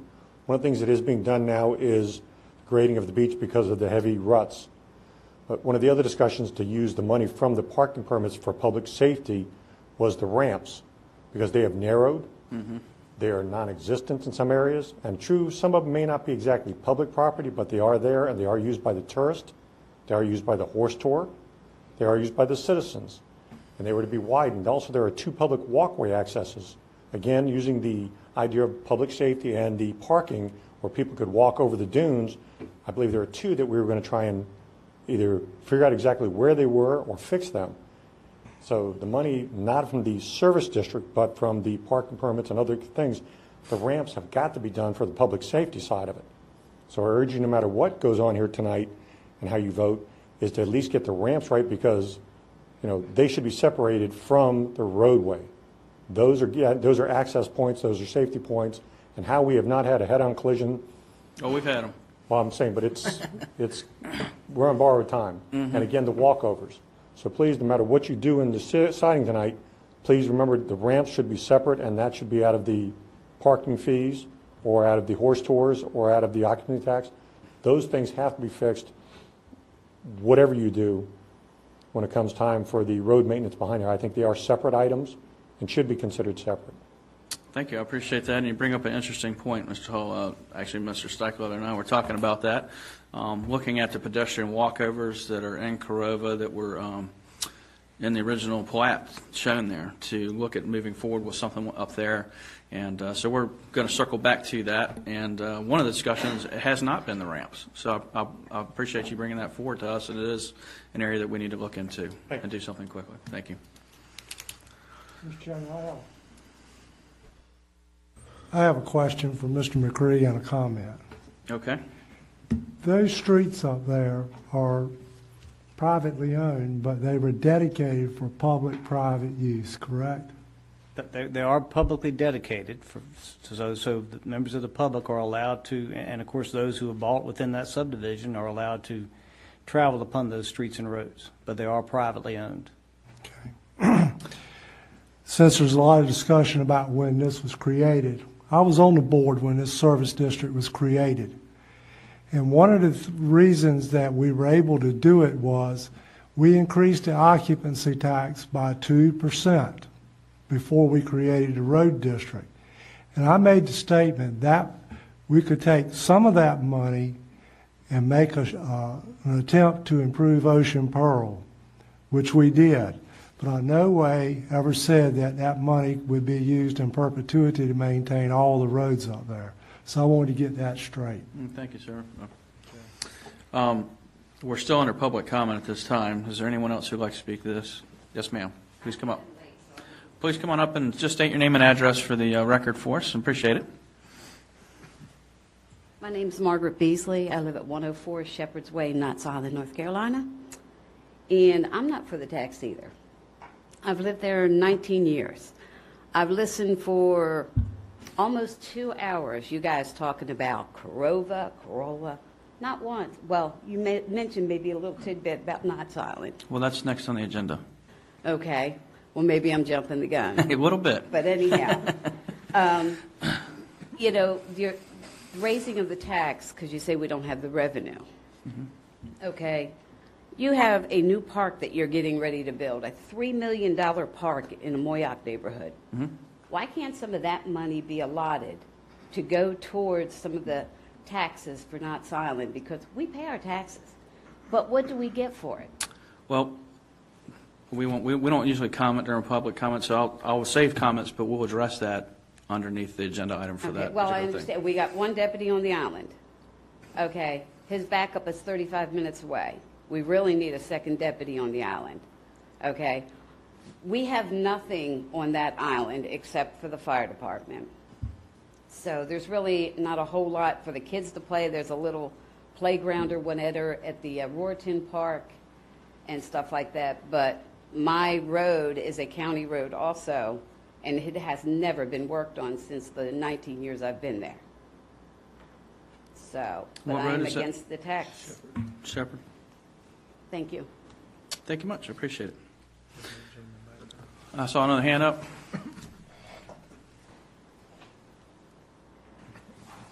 Good evening. My name is Stan Zuba, 2327 Sand Fiddler. I'm one of the out-of-state property owners that you don't hear from. Well, thanks for coming down. I just think you guys should realize that what you have up in Currituck is very unique. It's different. It doesn't exist anywhere else that I know of. And I don't think you should treat it the same way as you would any other area. Yeah, we have complaints about speeding traffic, horse tours, everything. But the area is different, and that's what attracted us here. We rented here for 8 years, and now we're investing in the area. We bought one house, and we have several other properties there. And we have no interest in being down on the pavement where everybody else is. We like it up there because it is different. And you should work to keep that different. And some of the difficulties you're talking about with the roads, the big ditches, the poor drainage, kind of the challenges we like up there. And like I said, that's what attracts us there and not anywhere else.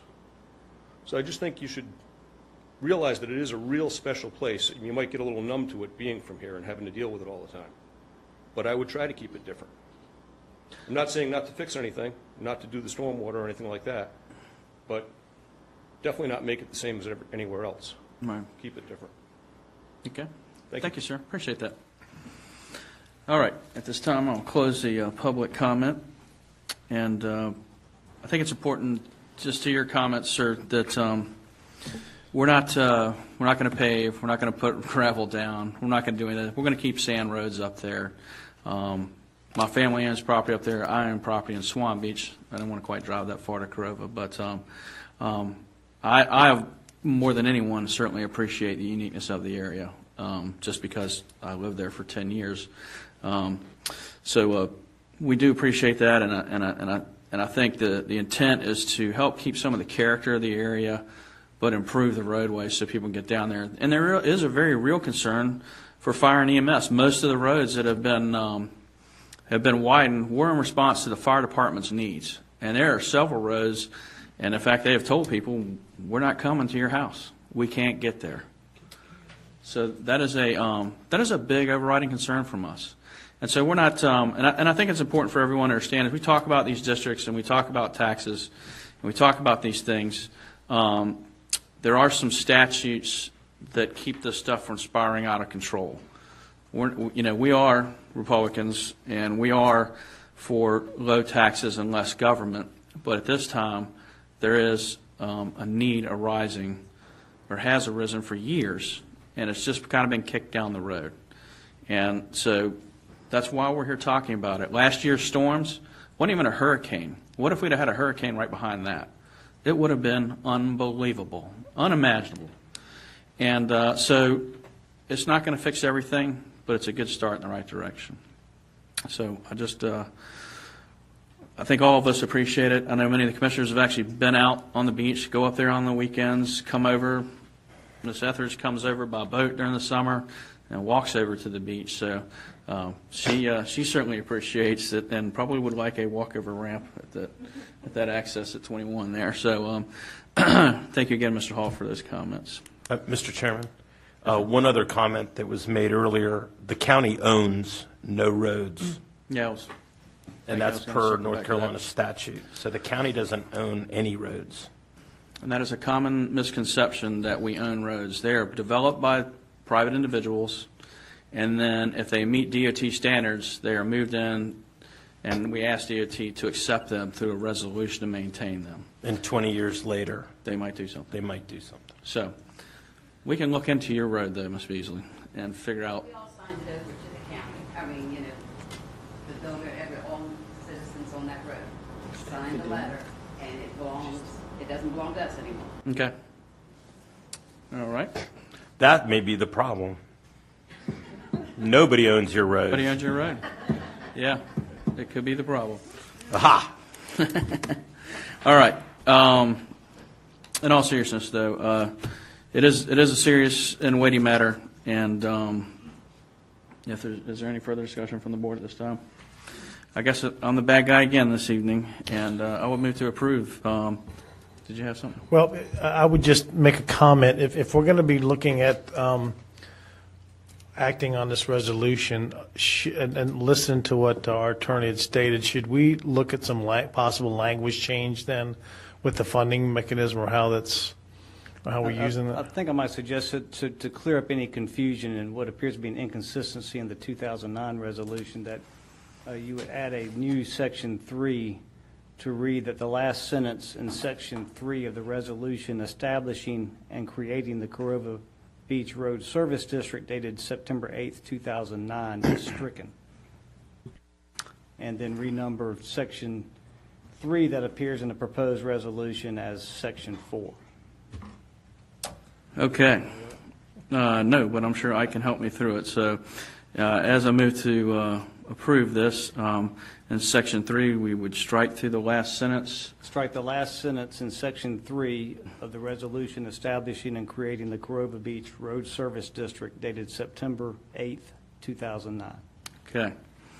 And move that item 4 to item 3, or section 3, is that what you said? Section 3 then would become section 4. Okay, section 3 would become section 4. Was that a good enough joint motion, Mr. County Attorney, for the purposes of this evening? Okay. And again, this is just the resolution to send a no fees are established. Right. Just want to make that Yep, no fees are established at this point. We're still working through budgeting, so. And I'll open the floor for a second. Any further discussion from the board? All in favor? Aye. Aye. Is there any opposed? Hearing none, it passes unanimously. Yes, sir. At this time, I'll call a 10-minute recess. Thank you.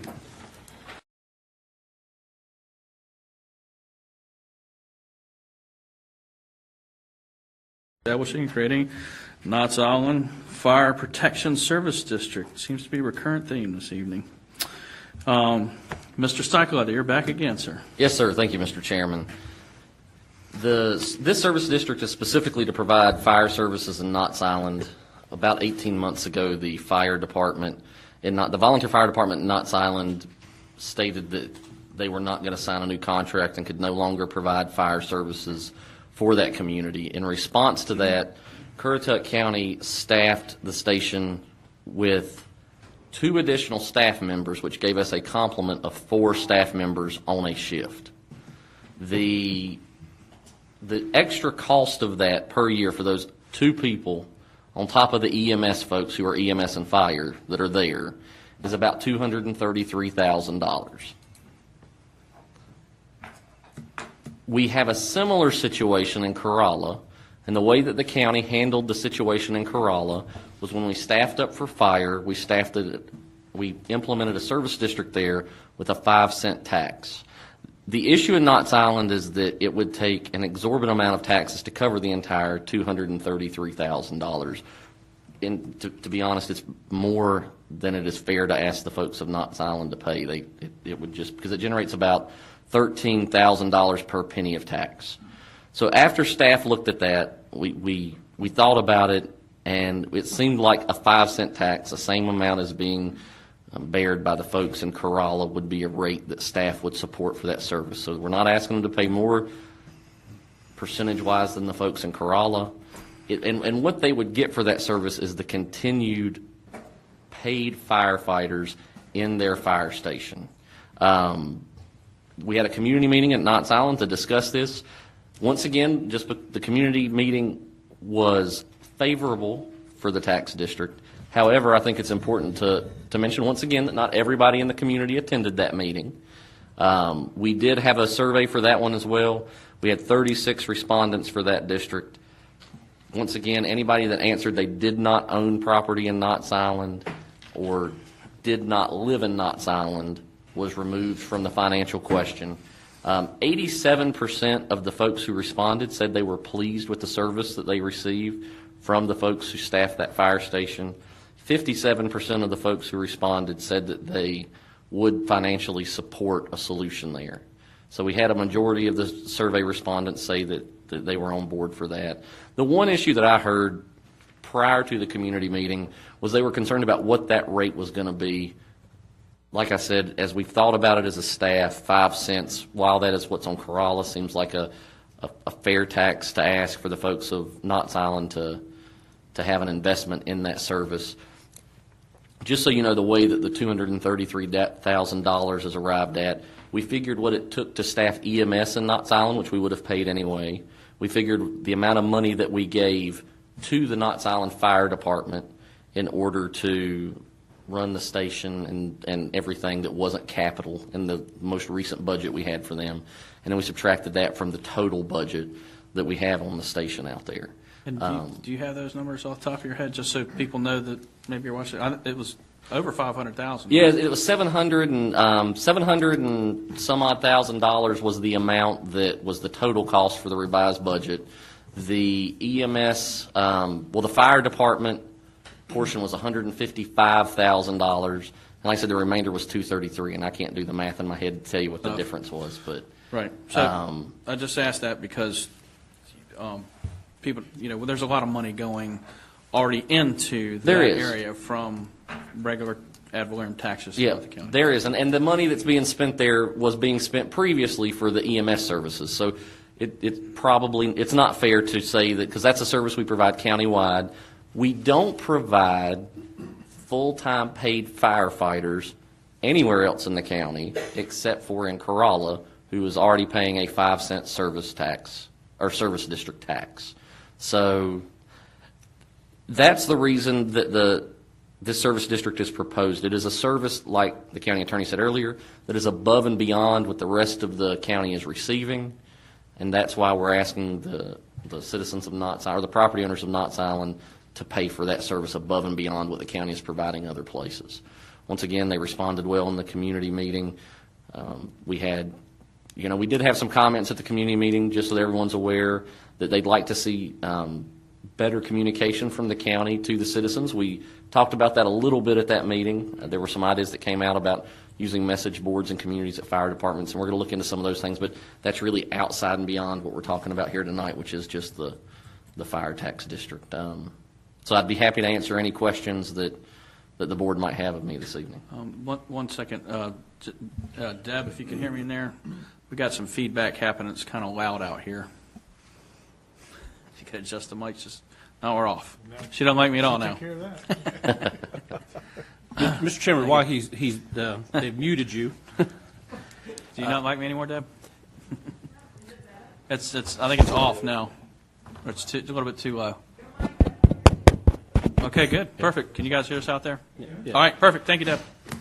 There is something very unique about this particular district that I think is important for the board and the public to understand, is ultimately what you're doing tonight really isn't anything in addition that you already actually have the ability to do.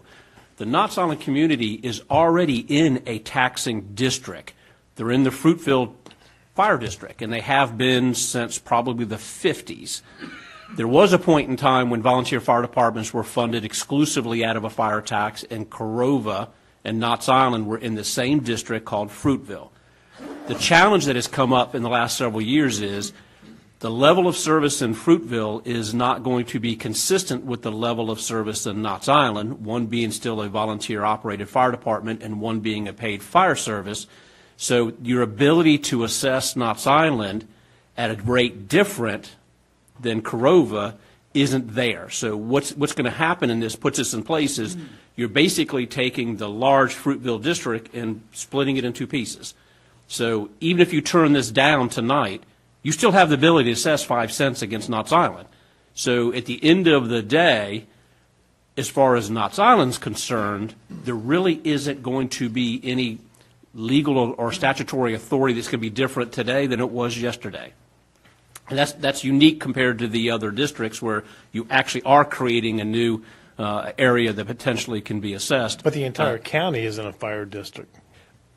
Is that, the entire county is in some fire districts, except Gibbs Woods is the only area that's not in an existing fire district. So a good point for that was mentioned earlier in one of the public comments. You can have a district and not have a tax. So just because you have a district, you're not obligated to assess. In fact, everybody has been in a fire tax for probably the 50s and 60s, again, except Gibbs Woods. It's the only area of our community that's not. And for several years now, the commissioners have not levied any taxes on them. But the Moyock Fire District, the Crawford Fire District, the Poplar Branch, which last year we went through the same process. Poplar Branch was split into Lower Currituck and Corolla for the same purpose, because Corolla was going to go to a paid fire service and Lower Currituck was still a volunteer. So the same thing the board did last year to break into segments the Poplar Branch fire tax, you're now actually dealing with Fruitville. You're taking Fruitville, instead of it being Crawlacrova, you're separating it and having both stand individually. And again, we're asking you to do that because the level of service is now not the same between the two systems. You've got a paid system at Knott's Island and a volunteer system in the Crova. So again, this particular one, you're not gaining any additional legislative authority that you already have today, regardless of how your vote goes. But if we were to do the Fruitville, we'd have to do it on. You would have, Knott's you would end up Island being, and you'd be Crova. assessing Corova, Right. correct. So And that's why we're wanting to separate it. That is correct. So Corova will Right. not be That is correct. levied the tax. Thank you. Yes. The other thing, if you would, the county also we get mutual aid for Gibbs Woods, Virginia Beach Creeds, and they do Yes. Gibbs Woods. So like if somebody's watching at home and they say, well, we don't have any fire assistance in Gibbs Woods, they actually do. They have fire protection. Fire They're protection. just not in a fire district. Yes, I just wanted that to be known. But we make contributions to Virginia Beach for We, helping with that. we do mutual aid with their EMS. It used to be a financial, but now it is a mutual aid agreement between fire, EMS, and law enforcement in a section of Knott's Island as Virginia. We kind of trade services off for services into Gibbs Woods. The other thing that at our last fire EMS board, evidently our mutual aid agreement with Virginia Beach is actually assisting them because they were having service challenges that we've actually now responded to fire calls in Virginia Beach for, I want to say it could be the first ever or darn close to, we're now actually supporting Virginia Beach. Thank you. And one of the important distinctions, and we had 45 people there maybe. I'd say 30 to 40 people. Yes, sir. At the meeting in Knott's Island, and as the assistant county manager said, one of the things that came out of that was communication. So we're working on that so that we can get more people in there like yourself, Ms. Beasley. And but the important thing is that we're trying to we're recognizing that going forward, fire departments across the nation are starting to have the same problem as Knott's Island, and that volunteers aren't showing up anymore. People's lives are too busy for whatever reason. They're not able to support themselves, and we're having to go to a paid fire district. And because of that, we have recognized that we need to kind of establish a par level, if you will, for a tax rate to help offset some of the cost of that, because we cannot absorb the entire amount throughout the county. Right now, that is augmented through, we pay the volunteer fire departments, but it really just pay their operating costs. They don't receive a salary for what they're doing. So it keeps it very inexpensive for us, all things considered. So we recognize that Knott's Island is not going to ever be able to afford all of that, and we're just, but they are receiving a level of care above and beyond what you had before with a volunteer fire department. And I cannot stress that enough. When they roll out on a call, they're out of the door in a couple minutes to your house. Before, someone had to show up and go and get the stuff and bring it there. So if they showed up at all. So you're receiving a higher level of service. That's why we're talking about more money, because you're receiving something that Moyoc is not, or Currituck is not. These other fire departments are all volunteer, and they have to show up and roll out their equipment. So that is what we're talking about. Any monies collected out of this have to stay within that district and go to support the fire department portion of this. So you're also switching the type of service. Before it was EMS based with paid EMS personnel that helped back up the fire department on the volunteer side when they were able to. Now we've got a fire based service, and all of the firemen there, or fire persons, because there's female firefighters, are EMT qualified as well. So now you have a little bit of redundancy in the form of EMS services. If the ambulance shows up, takes someone off the island, they're gone for 45 minutes, an hour, whatever it takes to get them back, hour and a half. Meanwhile, the fire truck is still there, and they will have, if they don't already have, advanced life-saving capabilities on that truck, so they can respond to a medical emergency as well. So it is important to understand that it's a much broader level of service that we're talking about here, and safety for the residents. And one of the added benefits is the fire safety rating. We were about to go extinct basically on that, or not even to have a fire safety rating anymore. We now have one, and because of this, when we go through that process again, there's a good chance that it will go down. And that may have some impact. It may not on your homeowner's insurance, but it can. So there may be another added benefit to that as well. ISO goes up, ratings are better. Yes. Lower is better, right? No. Higher is better. Higher's better. Higher is better, excuse me. Down, up. Same thing. Same thing, right. So anyway, I just want to clarify that. And at this time. Oh, that's right. Lower's better. Lower's better, right? Yes, okay. I was right. Rarely happens with Paul. Okay, this time I'll open the public I'll hearing. do better.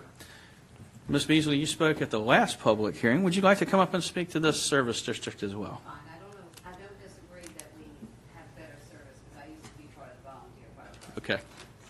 Okay. Okay, thank you very much. Is there anyone else here who would like to speak to the fire district this evening? Okay.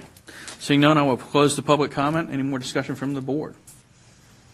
I wanted to comment that a lot of the concerns of the citizens that night was the advisory boards. They weren't aware that Good point. they would be able to be involved in an advisory board. So all these districts that we're getting ready to will have advisory boards. So if you're interested, please make sure you contact the county, because that's how you make your voices heard, through advisory boards. Thank you. The other thing, I'm not sure there will be a separate fire advisory board for Knott's Island, but there is a fire EMS board, and those are all open to the public. So for those that are interested in attending, it is the fourth Monday of the month. And Location to of course, location depends, because every quarter we have a meeting in Corolla. But the county website will have where those locations are. Typically, they're in the fire EMS building. Okay. Anything else from the board? Well, we're back to my neck of the woods again, I guess. So I will make a motion to approve the resolution establishing and creating the Knott's Island Fire Protection Service District. I'll second it. All in favor? Aye. Any opposed? Hearing none, passes unanimously. Item D, the last service district, public hearing and action on a resolution extending the Guinea Mill Watershed Improvement Service District. Ben. Thank you again, Mr. Chairman. This service district is an expansion of an existing watershed improvement district in the Guinea Mill Canal area. This expansion came about because of a study that was funded through some FEMA funding that the Army Corps of Engineers did around the Guinea Mill area, and identified different ditches and improvements that could be made to those ditches, and also identified the total drainage area that drains into the Guinea Mill area. And this included some neighborhoods such as Summit Farms that currently are not in a drainage district.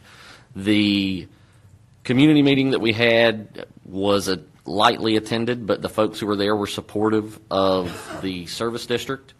Their questions revolved around the rate, but also how quickly a solution could be implemented there. That is largely based on the tax rate that is set. There are a couple of ways forward with that. The first would be that you could set a rate at a later date if the service district is approved that would save money until they could afford a major project. Or there's the model that we've used in Ocean Sands and the Wellhead subdivisions in Corolla, where the tax rate is set to handle debt service. The service district takes on debt in order to be able to do the project up front instead of waiting for several years to raise the money and pay cash. The surveys that we did there, we had 18 respondents. It wasn't a great response rate, but we had 61% were in favor of financially supporting this service district.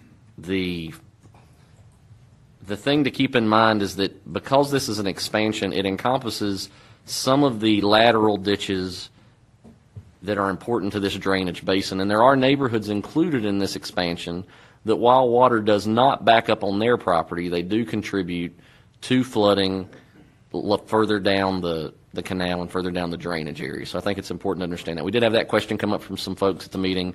My property doesn't flood. Why am I in this district? It's because the water that is generated from their property ends up flooding somebody downstream, basically. So I think that it's important to understand that these drainage systems are all connected, and you don't stand alone as a piece of property whenever you're talking about stormwater. And I'd be happy to answer any questions that the board may have at this time. I don't know. I think we know what a service district is At this point, yes, sir. Do you have a map that shows the expansion that we're talking about? I don't have one with me. I don't know if, I believe it was included in the agenda packet.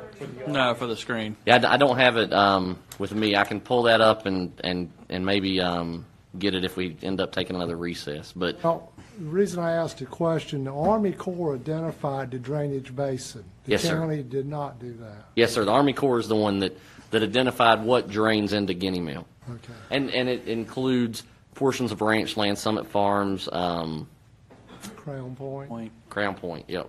So and it's areas that have flooded in the past. I mean, these are areas that, and let me just say, the solutions proposed by the Army Corps of Engineers are substantial projects. It's not just clearing and snagging ditches. It is some major culvert improvements, which is one of the reasons that we could potentially look at moving that solution forward quicker using debt. But that's totally up to the board and the comments that we might receive from the public if the district's created.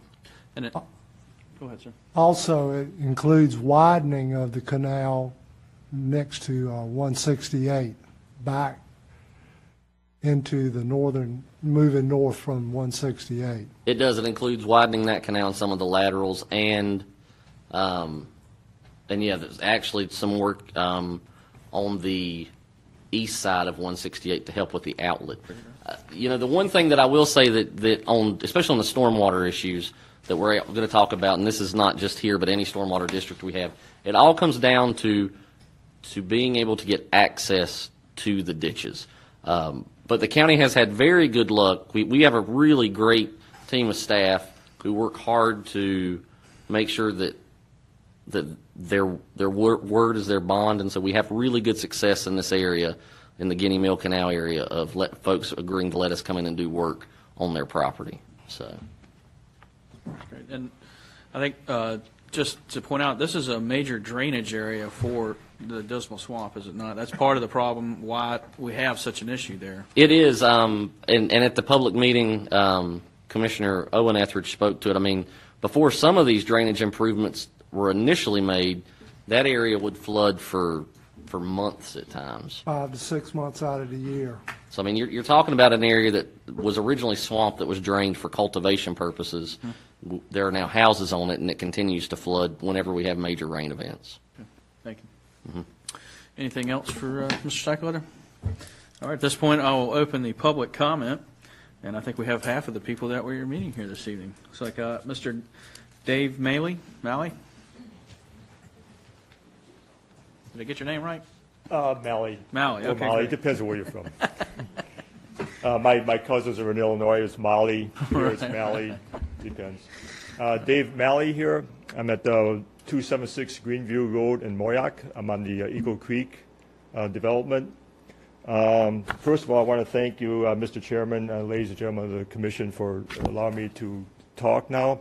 I missed the public meeting on April 9th, and I wish I had gone to that, but I didn't find out about it until I was at work. It was the night before, and I wish I had gone there, and if I was, I probably wouldn't have to be here now. And Ms. Walton, I called earlier about the procedures for coming up here to talk. You answered my questions. I want to thank you very much for that. You're very, very good telephone presence. Thank you. My wife and I, like I say, we've lived in Moyock since 2003. We're not considered transient. I've seen on the internet that Moyock is considered a transient community. Agreed, because there's a lot of military, a lot of transfers and stuff. But we've been there for almost 16 years. My neighbors to the left of me have been there before us, so there's been 16, 17 years. And on the right, maybe they've been there since 2005. So we have a dedicated neighborhood. And maybe my concern is more selfish than anything else. I can only speak to myself, but I've talked to my neighbors as well. My concern is the trees that are growing alongside the canal there. We have 40 to 45 to 50-foot pine trees that serve as a windbreak. And we've been through the hurricanes ever since 2003, and any storms of any sort with winds, and like I say, hurricanes. And they've been a valuable resource as far as providing protection from the wind as much as possible. None of those trees have ever fallen down from the wind. And there's also hardwoods further down on the neighborhood, hardwood trees as well. I'm not a tree hugger by any means, but I'm very concerned. I don't want the Army Corps of Engineers to come through like Operation Rolling Thunder and just cut everything in their path and smooth everything over, and boom, we're done, mission accomplished. Right. So that's my main concern. And also, I have some. I want to know when does this project start, if that's possible, to get an idea, and how long will it take? And also, is it possible to have a map as far as the progress of the project, so I know when they're going to be in the neighborhood, in case I would need to, if I need to, and is it possible for me to talk to the Army Corps of Engineers while they're on site and get some advice from them and say, well, we could do it or not, or what do you want us to do? Is that possible? And if they do cut down the trees, will they do any sort of landscaping at all, or is because they cut down the trees that they have to do that so nothing else needs to grow there or nothing else can grow there because they don't want anything to clog up the canal? And I do the snagging myself there. I enjoy working in there, cleaning up the canal, raking the pine needles and everything else, but I don't know if anybody else does. Mm-hmm. And if the slope is already at 0.03%, will Army Corps of Engineers just leave it alone, or will they still try to improve it in some way? That's my concern. And how are they going to get access to the canal? That was brought up too. Are they going to come on the property, or are they just going to go follow the canal and going up, or how are they going to do that? So there's some of my concerns. Okay. If I may touch on, like I said, I'm familiar. His property backs up between Wildwood and so forth in Eagle Creek. He's talking about the ditches. There is a lot of trees, pine trees and so forth, that kind of keep the wind from him because that's just wide open area. So I totally understand your concerns with that. And some areas, like where he's discussing, the ditches behind some homes are fairly clean, and then you go a football field down and it's not clean at all. And as a slope, the trees aren't on the slope. So the trees are vertical up and down. They're not in the slope like this. Maybe some of them are like falling down, but if they're dead, I cut them down myself. I get rid of that stuff because, like I say, I enjoy doing it. But the trees are vertical, and they're on the main part of the land itself, not in the slope. In the slope of the ditch. Well, Mr. Malley, thank you. We'll address some of your questions, I think, as we go through this. And just so you know, the Army Corps they just provided a study for us to identify the problems. And the county will be doing this, which is why we're proposing a tax district on this, is to help raise funds to pay for just this specific area's needs. Okay? All right. Thank you very much. Thank you, sir. Thanks. Appreciate you coming out this evening. Dale Hughes?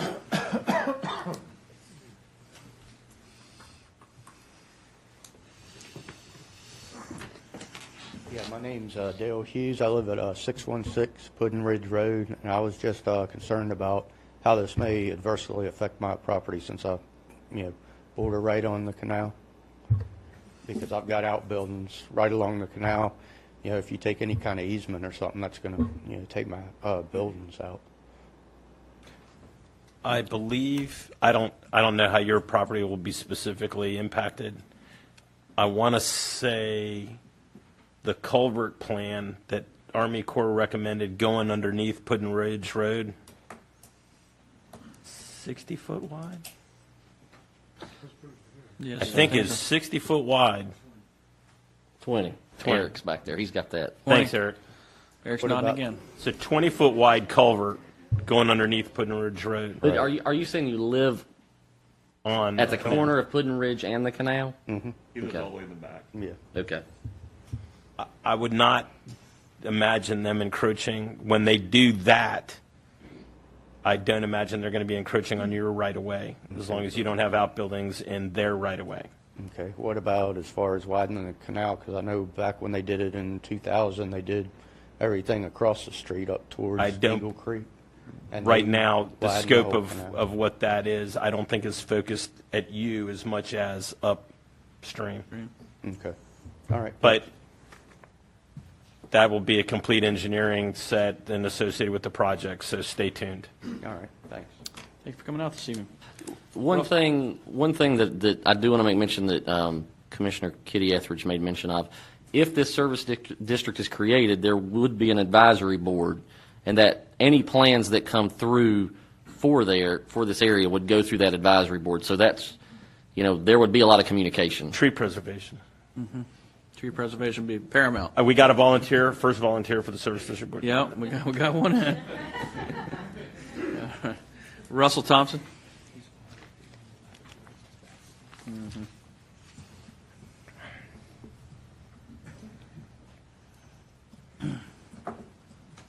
Russell Thompson, 606 Putin Ridge. Isn't this a federally granted, originally started? The study was originally funded by the federal government, yes, sir. We had they paid the vast majority, but we had to pay too. It's a match, matching grant. No, I have no problem paying, okay? Yeah. Don't get me wrong, okay? I have no problem paying. Yes, sir. I would like to have a better map than what was sent to me in the mail on where they're actually going to be dredging and what property is affected by the dredging. I mean, there is no plan. There is no plan to do that right now. There's no plan to do that right now. That's the purpose of creating the expanded stormwater district, to then discuss ways forward. It said on the back of that paper they were going to dredge the canal deeper, 675 feet. There's Army Corps recommendations that we have to adopt, because ultimately the county, the service district, has to pay for them. Okay. So it's, what are we prepared to do? Okay. So you should volunteer for the service district as well. That's two. That's two for the board. I'm a victim. Okay, I got property in Virginia and Carolina, right. So I'm on both sides of the fence here. Right. So. Thank you, sir. Sherry Moats.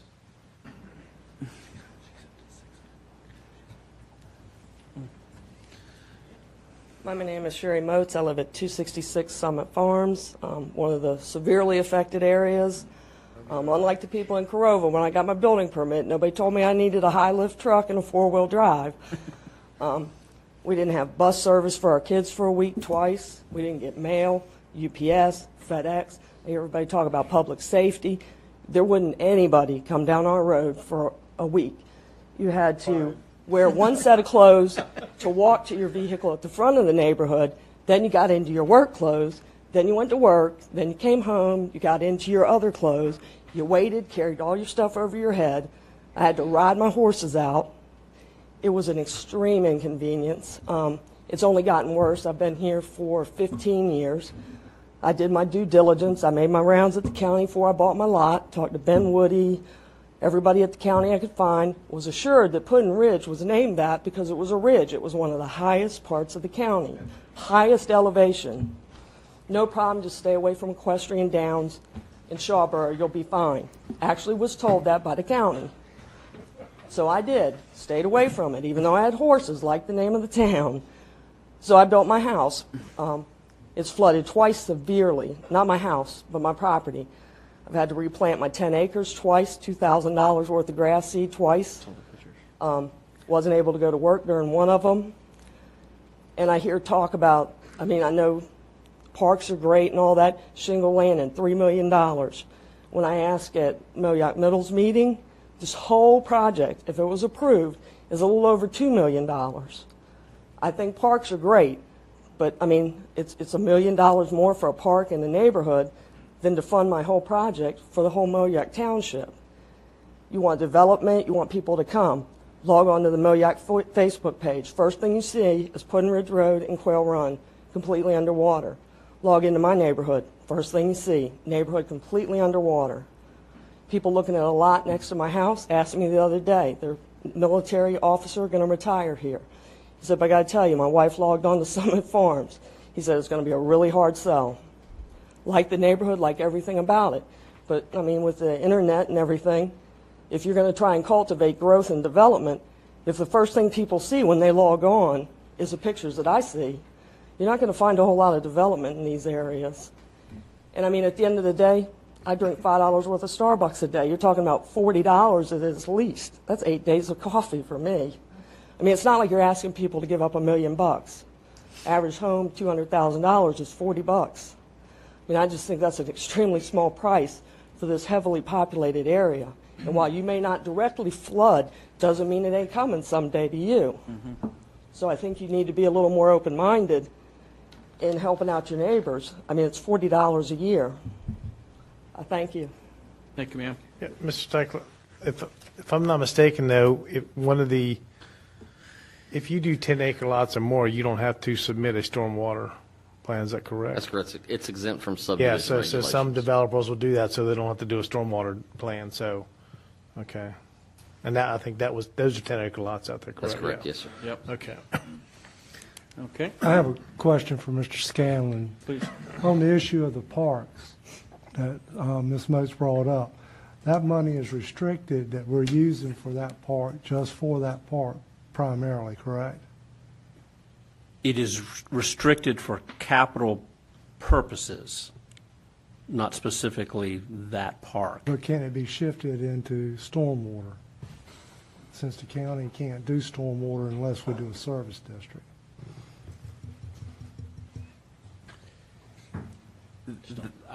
That would be one I think we would have to take a longer look at. I don't know. Wouldn't your challenge be, or one of the challenges be, you have an area that's affected by flooding, i.e. the Guinea Mills Stormwater District, and the park is funded ad valorem, hence the whole community, the whole county basically contributes. Well, I think unless the suggestion is taking ad valorem taxes to a specific district. Well, ad valorem taxes is not supporting the park in Moac. It's coming out of a specific revenue that's restricted for capital purposes. I think before I would give a public answer, I'd want to go back and look at the nature of the work that's being done in the stormwater district. I don't know if it qualifies or if it could categorize as a capital purpose because it's cleaning ditches. I mean, there might be some pieces of it, but at the end of the day, I don't know how much of the project would be considered a capital project. And so I'd have to look to see if it is, but that would be the restriction on it. But I do want to clarify, the Army Corps' proposal, to the best of my recollection, did not have a dollar value associated with the work that was proposed. The staff did the best we could to put a dollar limit to it or dollar number to it, but so I don't want Ms. Moats to leave. I think she said $2 million, but it is significantly north of $2 million to do what the Army Corps has suggested it needs to be done in this area. So I don't want a misunderstanding that $2 million solves the problem. It doesn't come close to if you want to undertake the entirety of the Army Corps' proposal.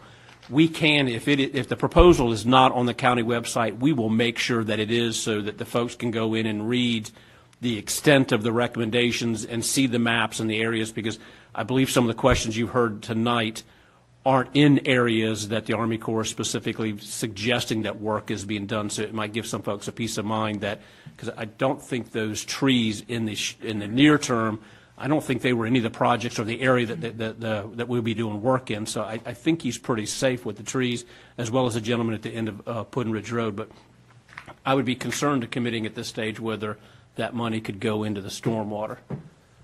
And just while I'm on a roll, Ms. Beasley had said something, too, about the park in Knott's Island. The money that's building the park in Moac in previous had been invested into the park in Knott's Island, so it has been used throughout the county doing park improvements, putting recreation thing, and so that money has been used in the past at Knott's Island. It's Moac. I mean, Moac doesn't have a public park, and so it has been committed to Moac at this time.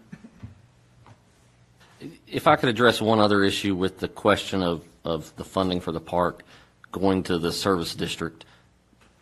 We've discussed a lot with the Corova districts that stormwater solutions in Currituck County in the past have been funded by the communities that wanted the stormwater solution. All of the other folks who wanted some kind of larger project have funded that, as well as people who just want clearing and snagging, like the Moyock watershed or Hog Bridge. So, I mean, I think that there's a precedent that that's how we handle stormwater in Currituck County as well. Okay, thank you. That's what I poorly phrased. Any further discussion? I would just make this comment too, what's out there, because it was talked earlier, is one of the advantages, if it is such a thing, that the Outer Banks has when it comes to flooding issues is they have an outlet, so pumping is an option. We have never pumped on the mainland, and I don't know if we ever will be able to pump on the mainland because you've got to move the water somewhere, and there's got to be a receiving body, and by the nature of the area flooding, there is no receiving body that has capacity to take water. So on the mainland of Currituck, we've never pumped, and the challenge is because there's no place to move the water.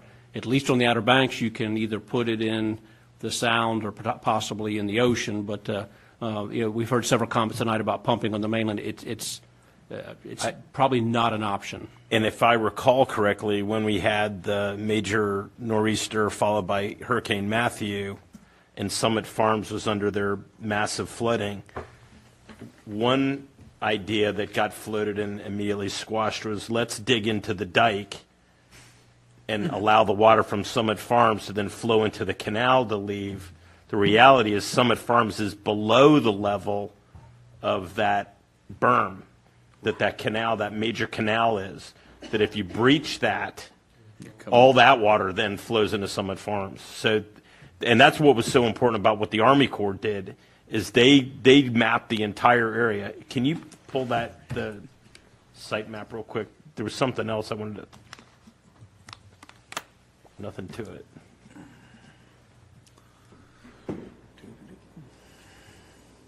Oh, you really closed it down.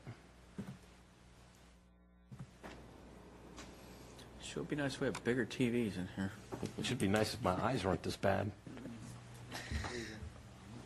Binoculars? Opera glasses. Let's see, I'm trying to find the presentation that Eric saved on here. All right, Eric, where's it at? You know what? Is in the agenda package. It's not. Never mind. Okay. If Lori was here, she'd have found it. I know. One of the things, I want everybody to visualize that map. The below several of the areas, specifically the Cahoon Farms and behind Summit Farms. A lot of that area down there is the Sun Energy solar facility. And there are several of the challenges, several of the choke points with flooding are actually on that property. And they have proffered, hey, help yourselves, to help make it bigger, make it wider, and help the water flow. So they've been very cooperative and helping us get to a solution there. That's it. Okay. You can close that. Never mind. Okay. By the way, we're still under public comment, so Susan Powers, if you'd like to say anything, please come forward. Hi, my name is Susan Powers. I live at 251 Eagle Creek, and first of all, I have to say I am a Democrat. I know we're rare here in Currituck County, but we do exist. People earlier were talking about not increasing taxes. Well, I know taxes are a necessary evil. Every time I drive down my road, send my children to school, we have to pay our taxes. My concern now, we're extending this district because there's already a district in place, correct? There is. And you're already collecting taxes. Correct. So my concern, and I think in Eagle Creek we're already paying. Part of it. Part of it. About 40%. So what's being done currently with that money? With the funding that's currently Yeah, being that you're collected. already collecting, and that you're justifying extending this if you're not using the money you're already collecting. That's my concern with extending this service district. How much is generated by that district a year that is in existence? Off the top of my head, I 20-something thousand? 28,000, I believe. 28,000. Well, the two comments I'll make. The first one, just being general, is when a tax is assessed in a service district, the tax proceeds remain and legally have to remain in that service district. If they're not spent, they still remain in the service. So from whenever the Guinea Mill Service District was created to now, there has been a systematic creation of a reserve fund, because the projects that are being suggested are significant in cost. So there isn't enough money collected in any single year to undertake that. So I think there's $100,000+ that's sitting in that account that will be able to be used now to start actually trying to accomplish. But just about everything the Army Corps has suggested is hundreds and hundreds of thousands of dollars to undertake. So we got to create a reserve or raise the tax high enough to generate enough to actually do a project. Okay, so there's no like small projects you can knock out of the way and move on to the big ones? In this particular district, there's not. Okay. They were all pretty sizable projects, sizable in financial terms. Okay. One thing that is worth mentioning, the expansion area that we're talking about is the area that was delineated by the Corps of Engineers, because all of those properties contribute to that drainage basin. So that's the reason for the expansion. It does bring more revenue, but these are also the same properties that are part of that Right, ecosystem. and also I live in Eagle Creek, and that $40,000 he referenced, some of that was my money.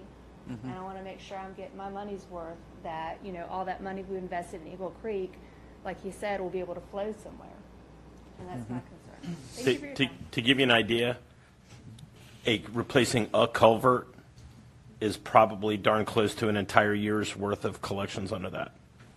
So to give you an idea of the scope and the magnitude, and as Eric had mentioned, it's that one on, and DOT's doing that, not us, but that's a 20-foot wide culvert. Okay, thank you. Well, thanks for. One thing that I do want to clear up, just so that the board's aware, there is part of Eagle Creek that flows to Roland Creek, which is not part of the Guinea Mill drainage basin that we're talking about. So Eagle Creek flows two different places. So just to make sure that there's that understanding. So where's the Eagle Creek divide? Great question. It's on the. So I mean, so some of it flows south. Hole and number then 8. Some of it flows east. It looks like that back road, it borders on Guinea Mill Canal and then up a little ways where it turns on the northern end. Okay, that was all I had signed up for the public hearing this evening. Would anyone else like to speak to this issue? I would just for a moment. David Shepard, 173 St. Andrews. Again, I spoke on the Foss project in Roland Canal, and Guinea Mill Run is the other outlet for about 40% of Eagle Creek. And if Roland Canal doesn't work, more of our water moves through Eagle Creek, rises over the tops of the drainage, and goes the other way. So the two, Guinea Mill Run and Roland, work together for Eagle Creek and the whole area there that's between Roland and Guinea Mill, all the way up probably close to Puddin Ridge Road where Roland Canal actually starts as a ditch. So Eagle Creek's impacted by both. And speaking for that 40%, my daughter is in the current tax district in Eagle Creek. When Matthew came through and Summit Farms flooded, we have reverse flow gates on all of our pipes going out of Eagle Creek into Guinea Mill Run. They closed because the water was so high in Guinea Mill Run for about 2 days, and water stayed in the back of Eagle Creek, and our sewage treatment system was impacted. We had significant issues in our sewage system. So Guinea Mill working well is of critical importance, obviously. And what I did note, that Guinea Mill, as it runs past Eagle Creek through all of those storms, Guinea Mill continued to run at a fast pace. I mean, it moved well. Any improvements made from us down is going to have a very large impact on everything from there on up. Thank you. Thank you, sir. I saw one more hand in the back.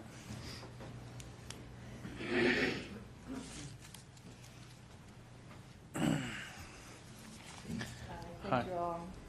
My name is Sherry Dillard. I live at 271 Summit Farms Trail. Back in October of 2016, I sent every one of you emails. I was in tears. I was flabbergasted, to say the least. We had the two storms, the back-to-back storms. Matthew came through. At the end of Matthew, we had 18 to 20 inches of water all around our house.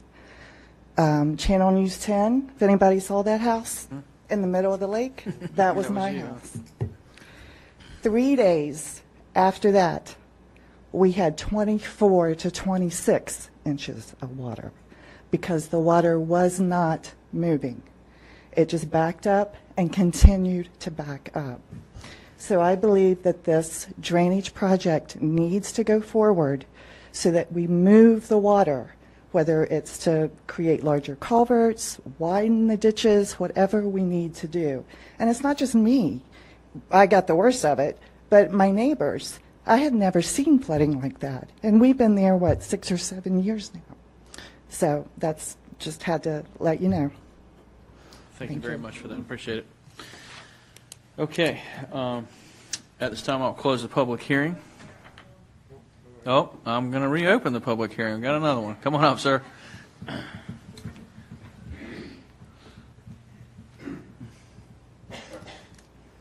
I'm Larry Roby from 153 Regency Circle, Crown Point area. Just to let you know that there are Crown Point people here. I was at the last meeting, and I did bring up a question.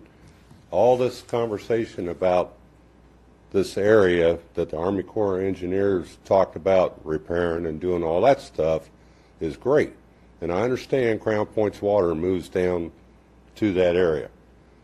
My question at that meeting was, we've got issues up here around Crown Point area too. Is some of that money going to be allocated up to that area? I don't know what that answer is yet. I don't know that I have the answer to that yet, but that's why we have our county staff here to look at that. So is the area you're proposing within the new proposed district? Yes. Okay, so then yes would be the answer to that question. Your money has to stay within that district. Any money collected has to stay within it and go towards the things that we're talking about here this evening. And that also, huh? Yeah, but the staging is the big question. Sure. I understand as we that. work through that. But if we call whoever we need to call and say, hey, we got an issue up here in one of our main ditches leaving Crown Point area, is that going to get some sort of action? Well, that's part of the whole problem is putting this process together, getting an advisory board together to identify the major probably choke points at this point in time and see about getting those open and then move forward from that point. So I would advise you to put your name in the hat. You're up here. You're up here. There's almost no room left on the advisory board. Anybody else want to talk? Yeah. I'm not so sure I want to step on that. It is a good thing, and citizen input is because you guys are there on the ground. You know what it looks like. You meet with county staff. We'll go through stuff, and it's really good. It's those meetings are not that big a deal, other than identifying areas that are hot button areas that really need to be worked on immediately. Okay. So. Shorter than this meeting tonight. Way shorter. Way shorter. Way shorter. Yes, sir. Thank you, sir. Mr. Chairman, yes, sir. I want to say that Crown Point is already in the existing Guinea Mill district. Okay.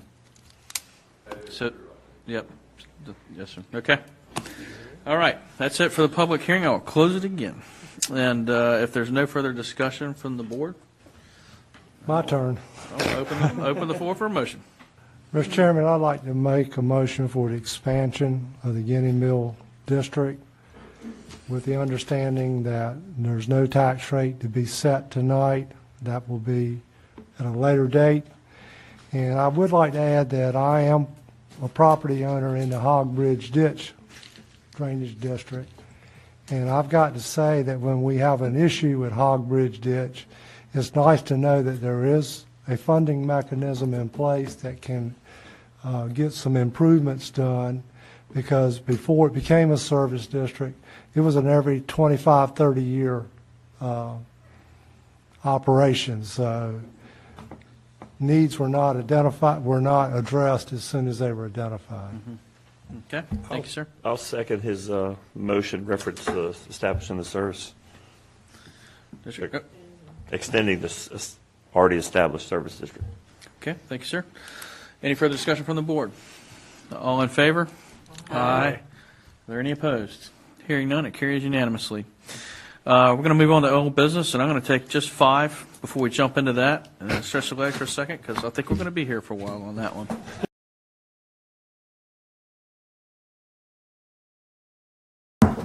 Going to call the meeting of the Board of Commissioners back into order. Moving on to old business. Item A, consideration and action. Review and adoption of an ordinance for conditional zoning PB 18-23, Foss Tract. And Mr. Steichleather, you are the man of the hour, or the man of the evening this evening. So. All right, yes, sir.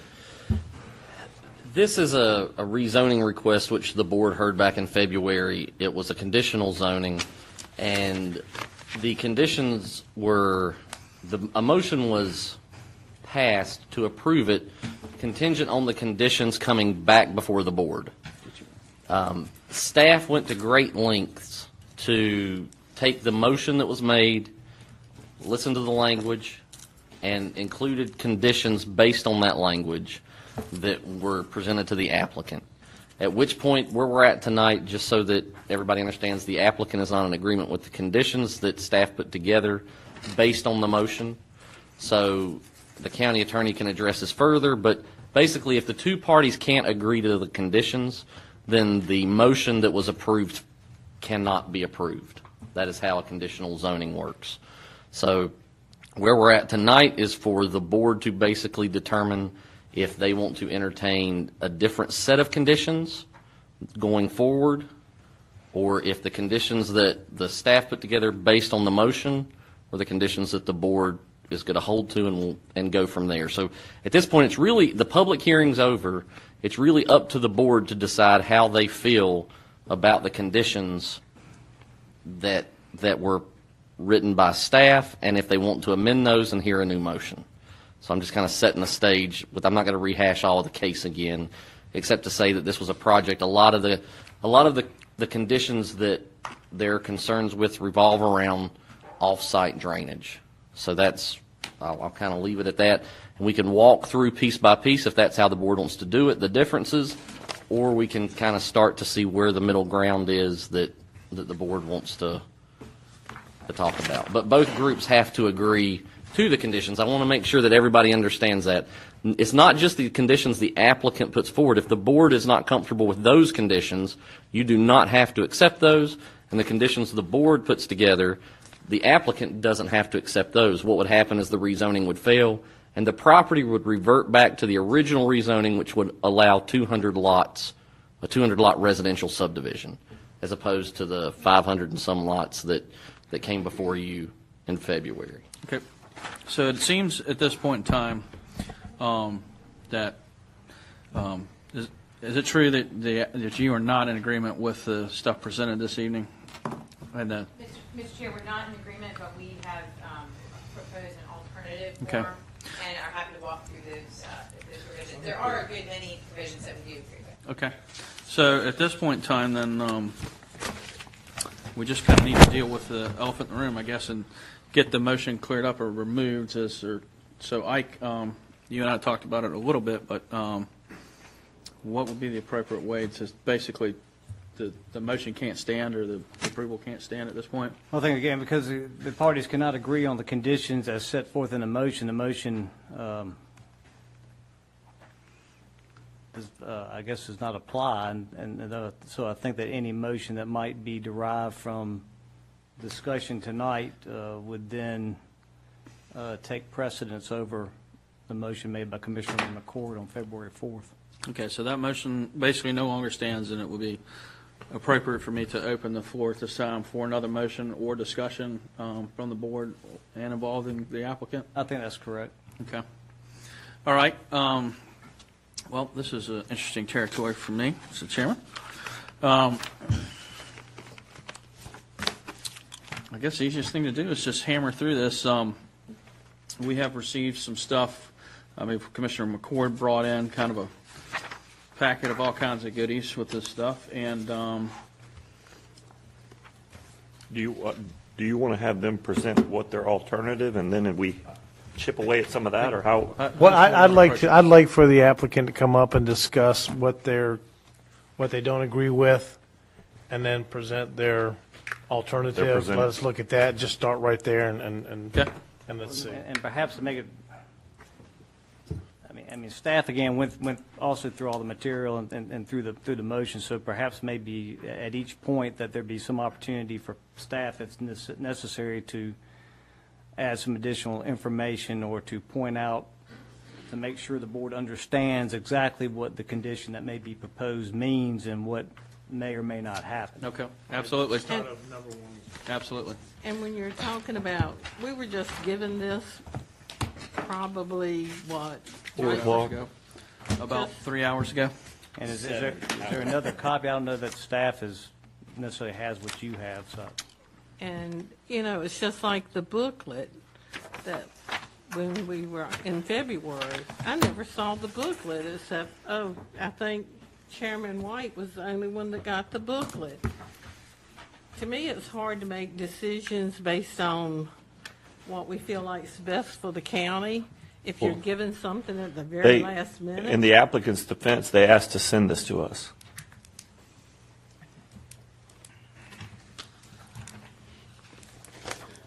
It was denied.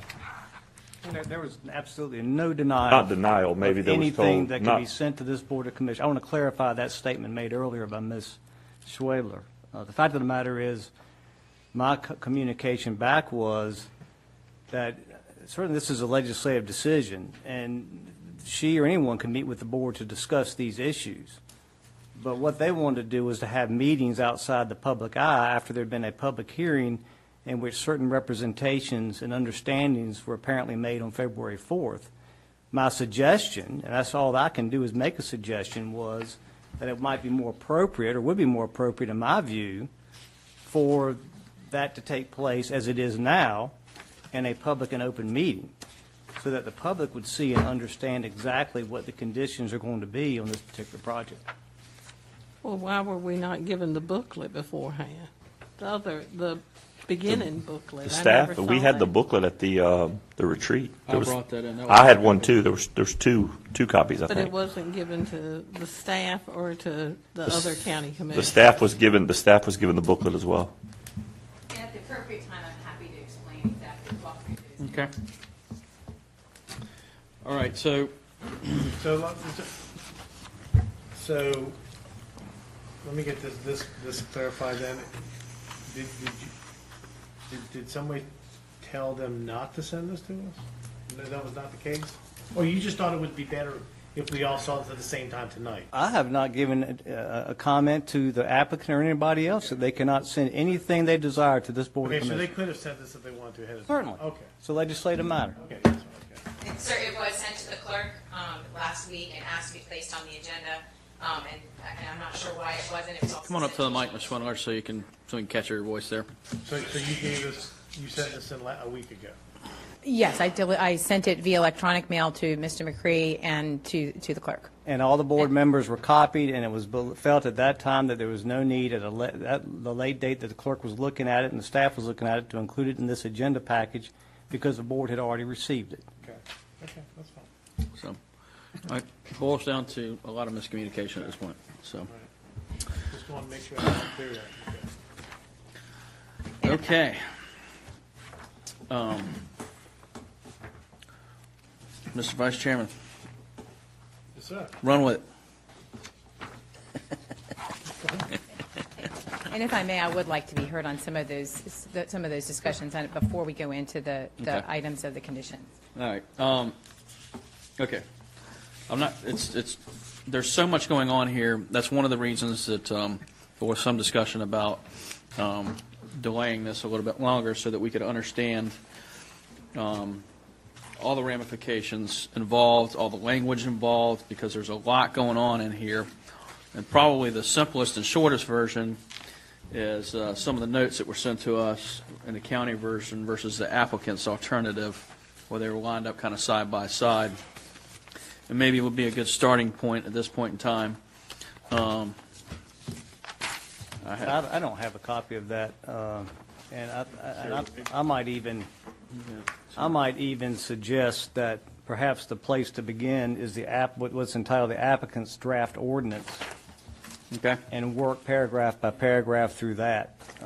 And I have extra copies of both the chart comparison and the draft Okay, ordinance. so that'd be great if you could hand those over so we can get those out.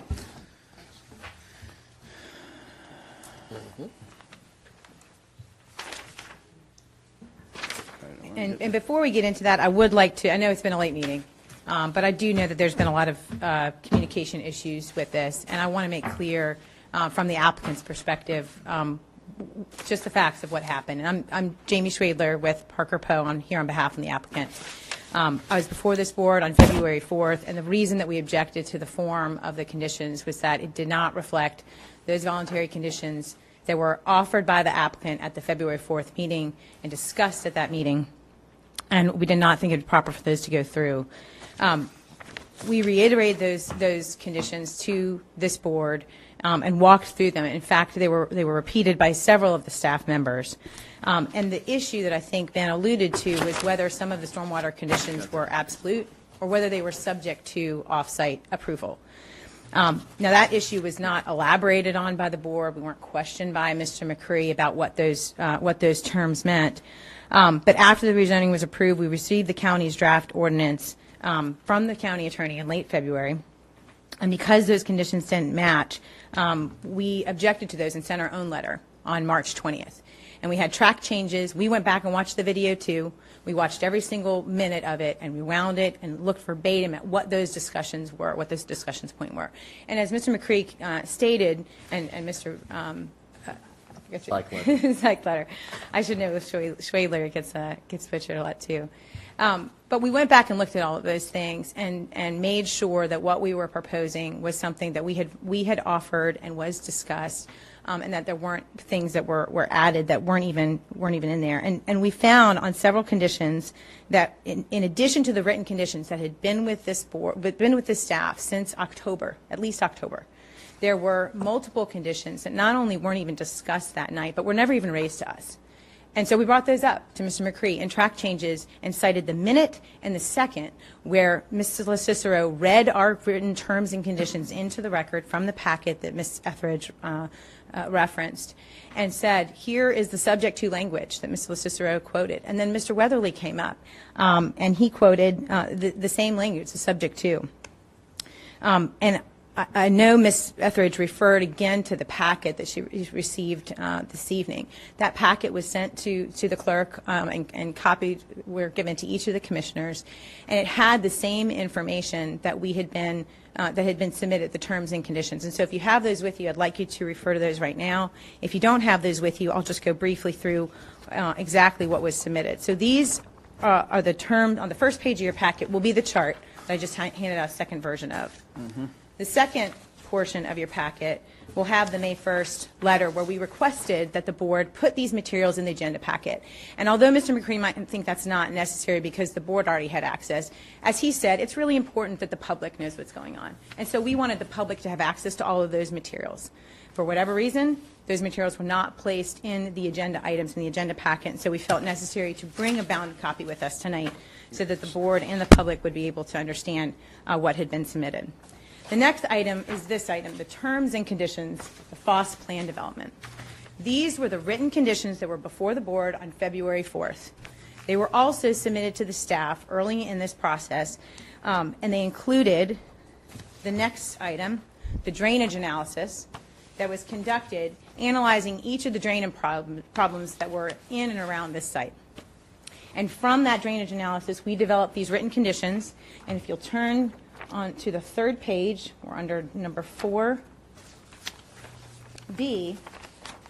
towards the bottom of the page, we have the stormwater conditions that were before the staff and available for the staff to review in August, in October, in November, before the planning board, in December, before this board, in February.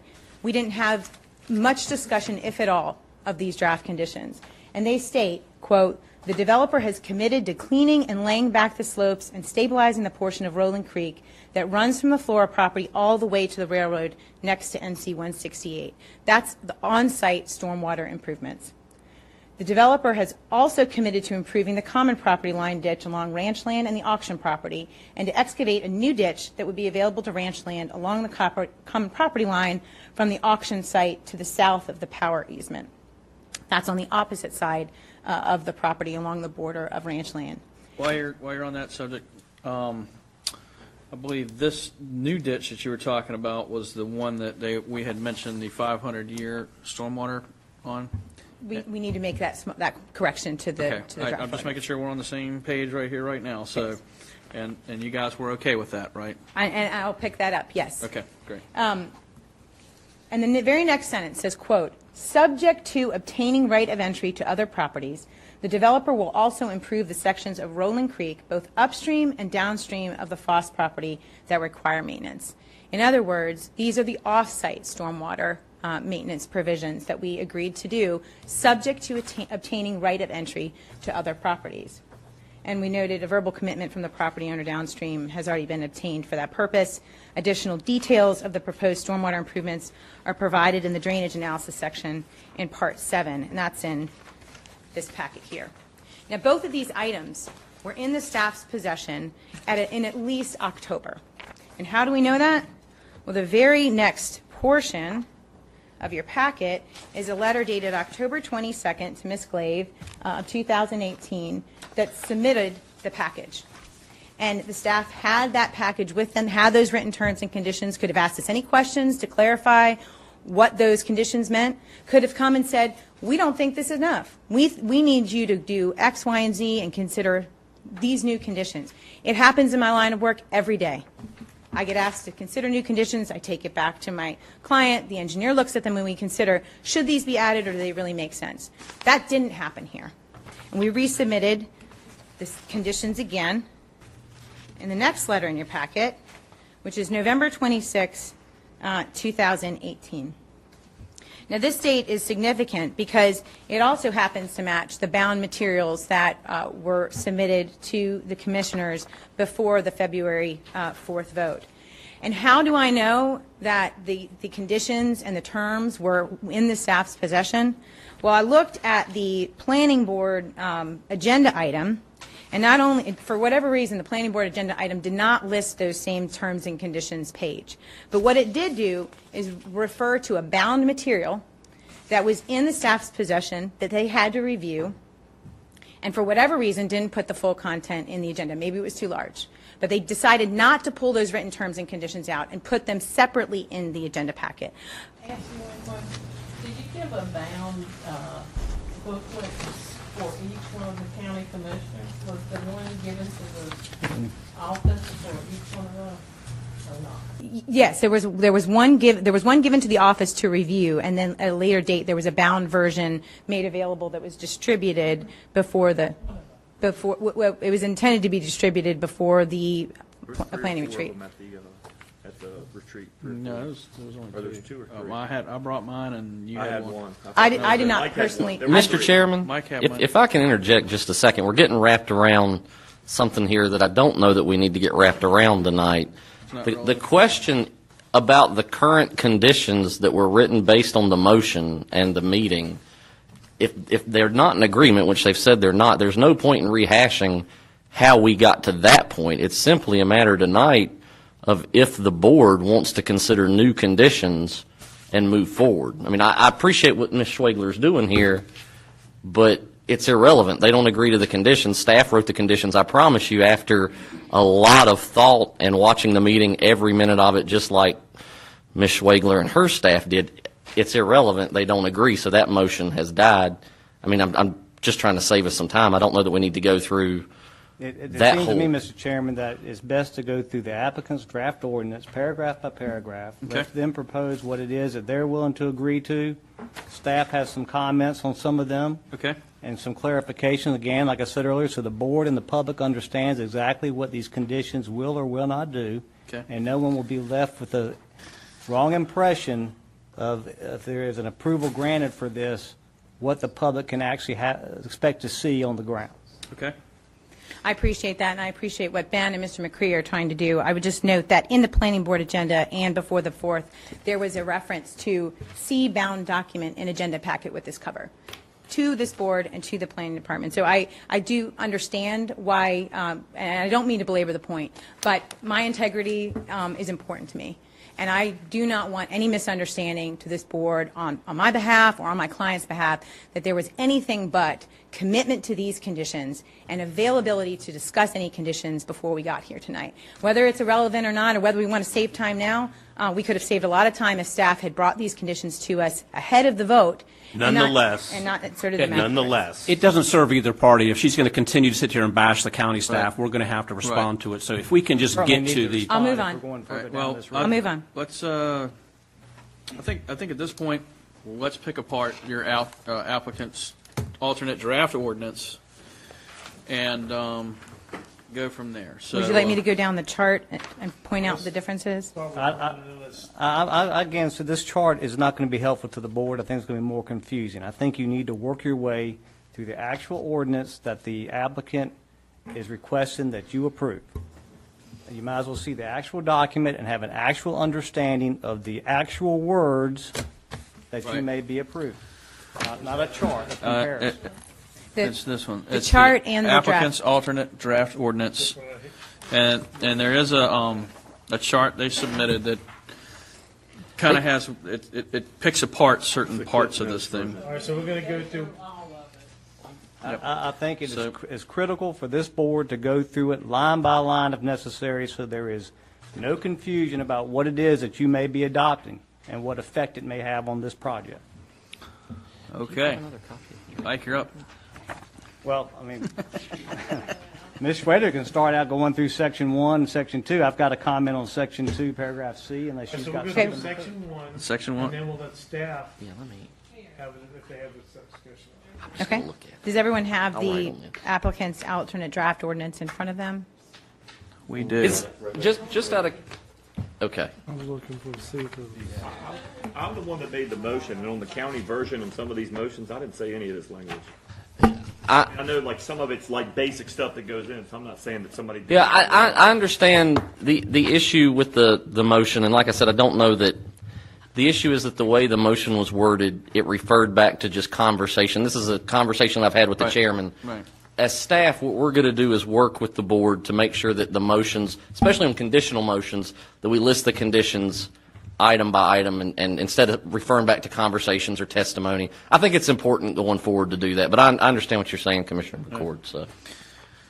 Okay, so Okay. So let me start with Section 1, and then I'll pause for... Let me just understand now I've got a document that's entitled Applicant's Draft Ordinance. That's what I'm working off of. Now I see another, well, I don't have that. That's another document that's floating around, so what are we working on? There were two manila folders that were... Applicant's alternate draft ordinance is what the board has sitting in front of them right now, I believe. Our attorney needs that same document. He's got it. Is that just a clean version, or is that your? It's a mark? clean version. Okay, It's not a track changes. Okay, I'm going to work off the track change document. Okay.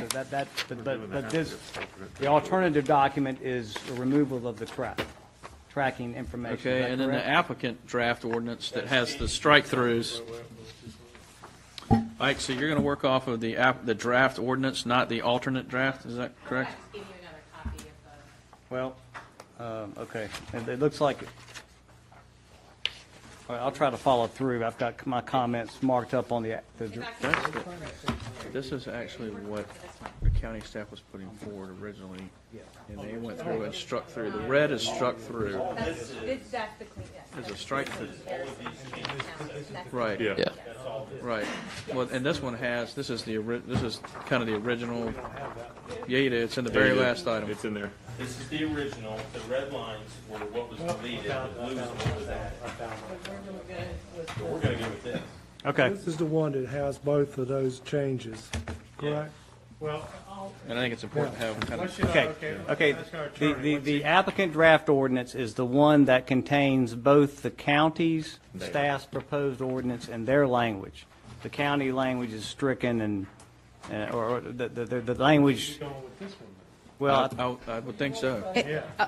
So we can This see is them the side by clean side. version that removes the tracking information off of that one. There's a lot of moving, and so the clean version might be easier to go from. I'm just going to have it side by side. Well, My notes, I got 3 of them to keep side by I haven't seen it in color, but I believe so.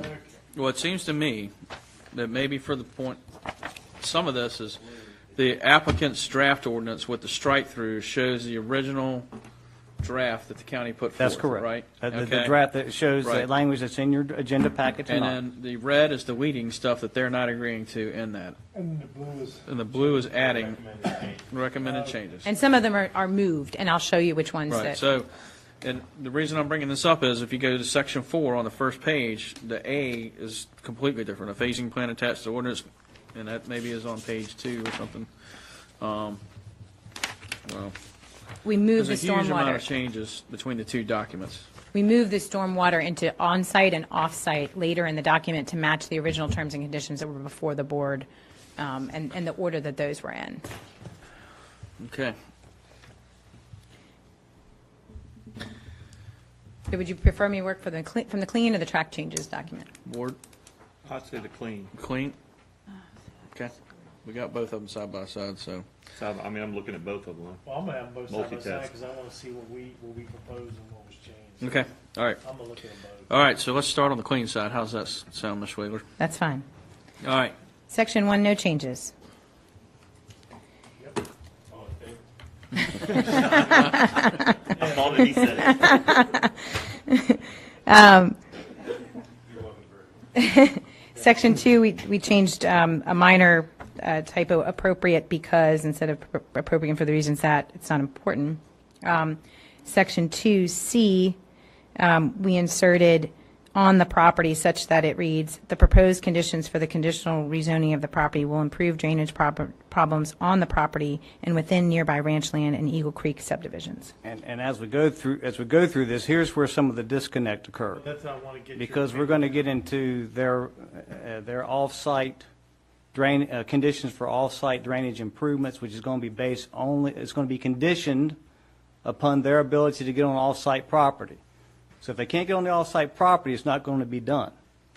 So my recommendation is not to make it a definitive in C that the proposed conditions will improve drainage problems within nearby ranch land and Eagle Creek, but to add within nearby ranch land and Eagle Creek subdivisions if improvements can be made to drainage systems on off-site properties, because there's no assurance that there's going to be an improvement.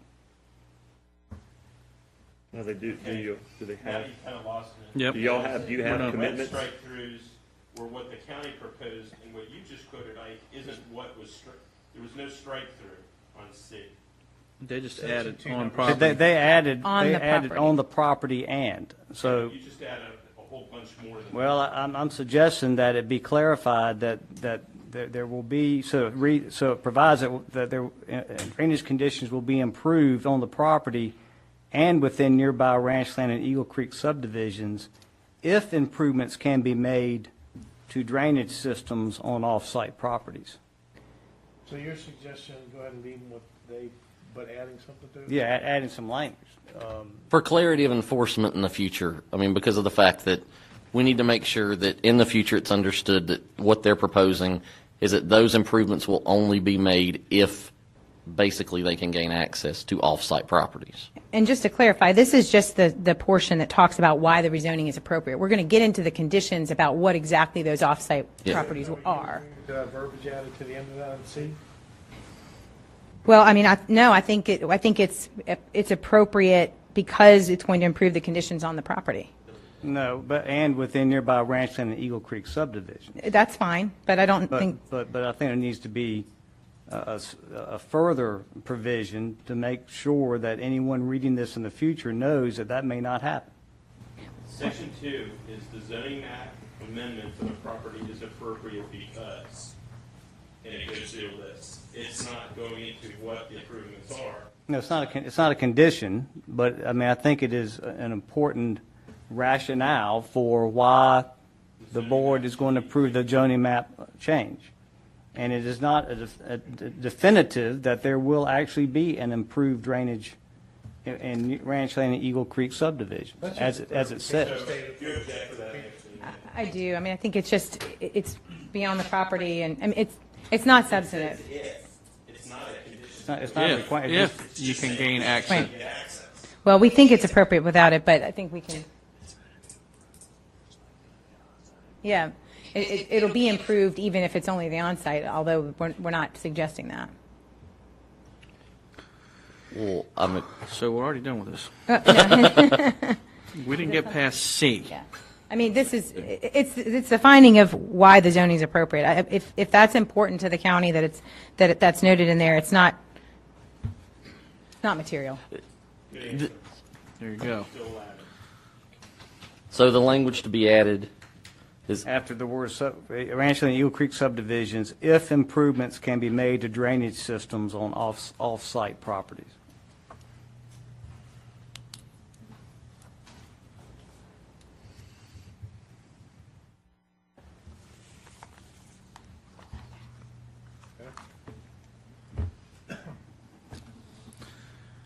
All right. Moving on. We ready to move on? Yep. Let's go. Section 3, in the second sentence, we struck outside of Currituck Station regardless of the availability of public and centralized sewer treatment and disposal, for the reasons that that wasn't really germane to the zoning. Okay, now. He's going to. I believe that the reason that language was in there is that on the zoning on the land use plan, it states that certain densities would be tied to public utilities, and this will not be served by a Currituck County utility. So that's the reason that language was in there, because we had a discussion at some point about the map changing, and this is part of that, but. I'll look to Ike to see if he has any issue with that language coming out. Just striking that. Or it's really up to the board. I say Ike, but these are your conditions. If he's planning on building his own sewer system, I think the issue was that whenever the land use map was approved, was based on the idea that that the utilities would be provided by the county, and that was the area we were going to restrict dense growth to. This is outside of that, which is. That is actually part of the motion that was before Commissioner McCord when he made his motion that night. But since that motion is dead, it's up to the board whether you want to include that as a rationale or not. if he's willing to build his own sewer system, I don't see why that sentence needs to be in there. The reason it was in there was just to specifically call out the fact That he couldn't. we're doing this has been required because the land use plan shows this requirement. So the language doesn't hurt them any, but it doesn't actually hurt. provides reference to our map, our land use plan. So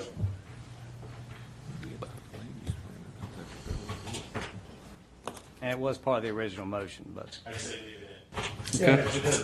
It doesn't hurt them. It doesn't hurt them, it hurts the Original county. motion says that should read out.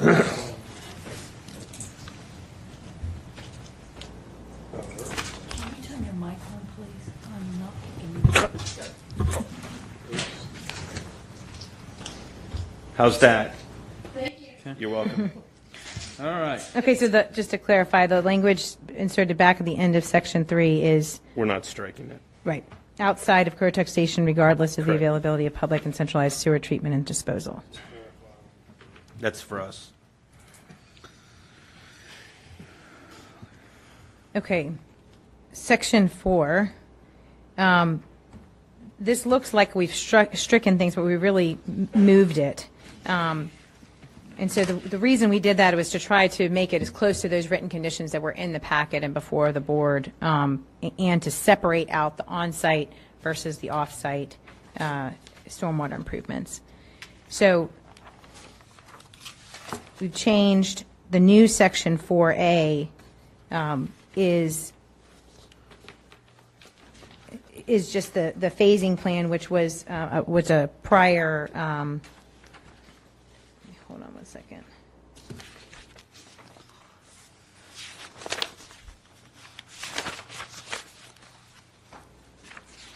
It might be better to start with why we struck portions of 4A. That the developer made it from the sequence? Now the question is, where did it go? So what you have in 4A, where did it come from in the? It was already within the draft ordinance. Right, but I mean, what's the reference? Because then we can look at the actual section. C, 4C. 4C.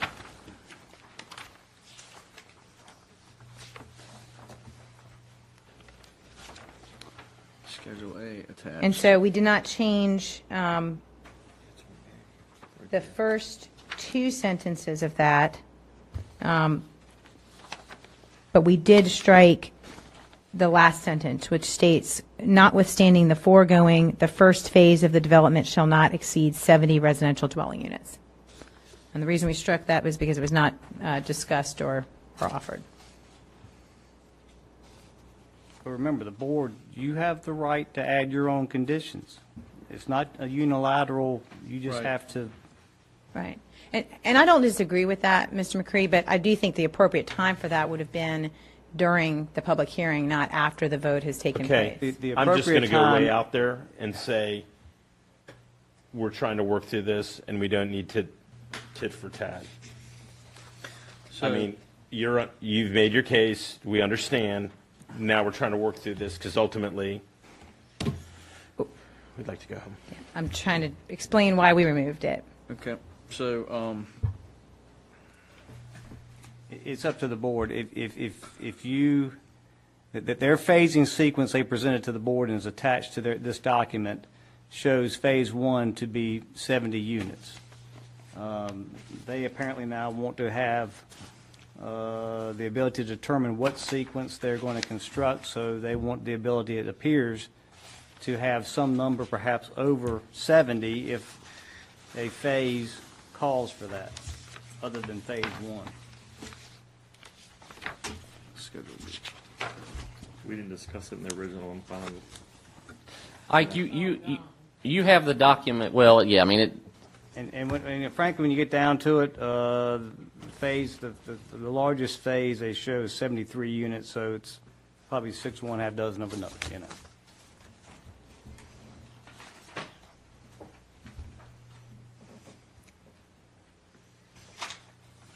All right, so the phasing schedule is attached, and you're saying phase one is 70 units with Rolling Creek drainage improvements happening at that time. Right, but we didn't mean to limit it to 70 units. That was the phasing plan, but we didn't want to put a cap on it only being 70 units. Well, that's what you're proposing, right? You're saying phase one is 70 units. I mean, that's what you're proposing in your change. no other changes, so it's notwithstanding. Right, well, Schedule B, the phasing schedule shows 70. That's their number.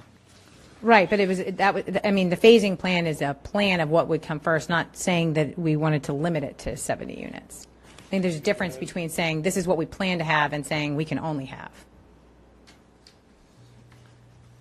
Well, Typically, when we get a phasing schedule, it's That's what you're saying. all of this by this. That's the way the phasing schedules work. Right.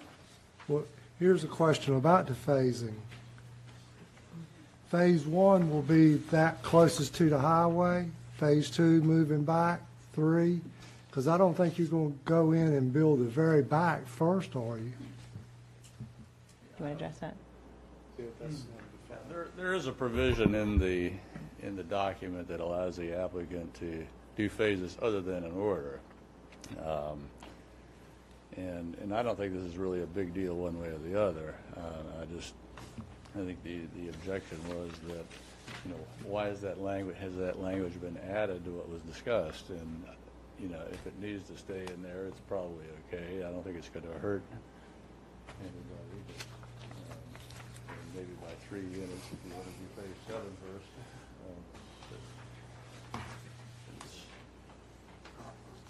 Okay, so as far as other improvements goes, are we still talking about draining Rolling Creek drainage improvements during phase one? We are. Okay, he's nodding his head behind you, so there you go. In case you didn't have eyes in the back of your head. So for staff's clarification, are we leaving the language in, or are we taking it out about the 70 dwelling units? Leaving it in? Yeah, they said it didn't matter. I'm just. I get it. Okay. Yeah. Okay. And forgive me, it's going to be a little painstaking. I just want to make sure that when we leave here tonight, we're all. Reference to schedule shall be adhered to except whether. Yep. Okay, so, but we're okay with the exception that the developer may determine the sequence in which phases are developed, or we're going to hold them to phase one as phase one as phase one? Well, Let's say they decide not to build phase one initially, because I'm guessing that is more the upfront commercial store shop component. that was proposed staff language, though. Right. That was proposed original terms and conditions and not That's what changed by the staff. staff put Right. that out. Right.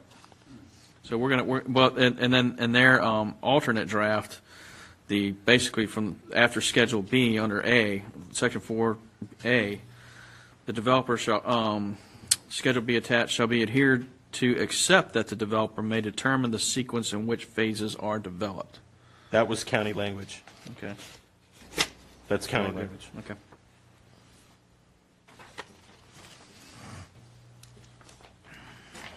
All right. Okay, The next paragraph was unchanged. correct. 4B was formerly 4D.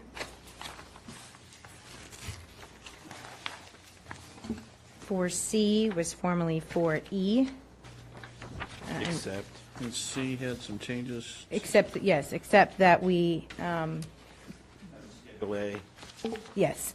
After master plan, we included Schedule A attached and in the supplemental report for the master plan, subject to the degree of flexibility provided in these conditions. Just so that I can make sure I have clarity, when you What say you mean? except, subject to the degree of flexibility provided in these conditions, this version is a meaning better this version. document or attachment A? Well, I think the conditions are this document and attachment. So is attachment A, okay. So, I mean, the ordinance will be this document plus the attachments, correct? so plus Schedule A, which is the lot width. So the flexibility meaning that the lot width and typical lot size, I mean, what flexibility, So they actually put in this. I guess is what I'm asking, just so I know. And like I said, just making sure that whatever we come out of here with, we can make sure we're all on the same page. Conventional standards, phasing sequences, there are a number of things that were substitution of one type of development versus another. Those things were all outlined in the supplemental report as well as in the. So that's something the board needs to understand, what's in the That's back supplemental in. report. Yes. This right here is the most of this. They just moved it up. That attached here? Do you see what I want to?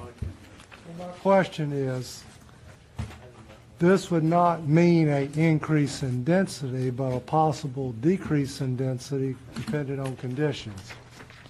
It's substitution of one housing type for another type, up to Okay. 50% of that housing type is what was.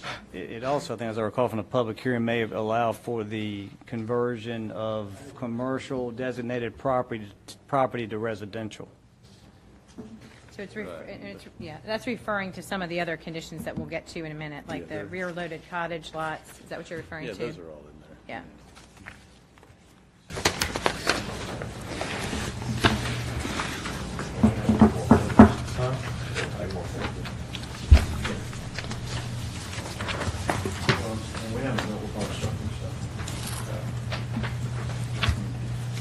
Mr. Swayler, the first couple pages in here with all the strike-through stuff, did you say you had that buried in the document a little later? I did, yeah. So we'll get to those actually in just a, yep. Okay, so is the county okay with that? It's subject to the master plan, the Schedule A, and in the supplemental report for the master plan, subject to the degree of flexibility provided in these. Where's the supplemental report for the master plan? That's part of the zoning submittal.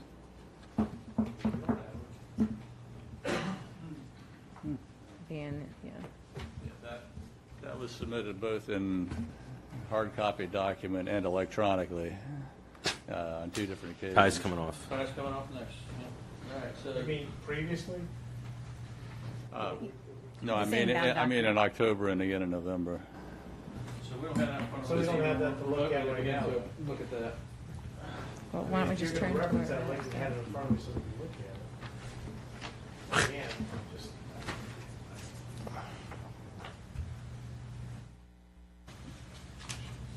I believe the flexibility that we're talking about is all built into this draft document at this point. So do we need the supplemental report or just the master plan and Schedule A? Seeing the supplement, should be in accordance with the master plan and the supplemental report of the master plan. So I think the board may want to understand what's in the supplemental report. I think we do. So there are parts of that you want to incorporate with language here, or do you want to? I can't think of anything that we need to add. It's already been distributed. So you're saying that you could strike supplemental report from that section? I think we can safely do that. So, Schedule A attached, period. okay. Or Schedule A attached. The master plan. And the master plan. Subject to the degree of flexibility provided in these conditions. And scratch, and in the supplemental report for the master plan. Everything we have is in the master plan or Schedule A. Yes, okay. I think we're okay with that. And, okay. And the board is comfortable with the flexibility that's given based on the master plan? Just, Which is referenced as Schedule Schedule A, A, so you have that which is right here. attached. okay, so it's not the master plan and Schedule A, it's the Schedule A from the master plan. Is that accurate? Is that accurate? Better way to say it, Mark? I just make it, like I said, I know I'm, With Here it is. master plan, comma, Schedule A, Right.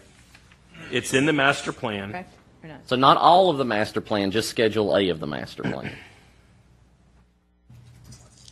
That's the way it reads. The density intensity standards, dimensional standards, and development standards for development shall be in accordance with this.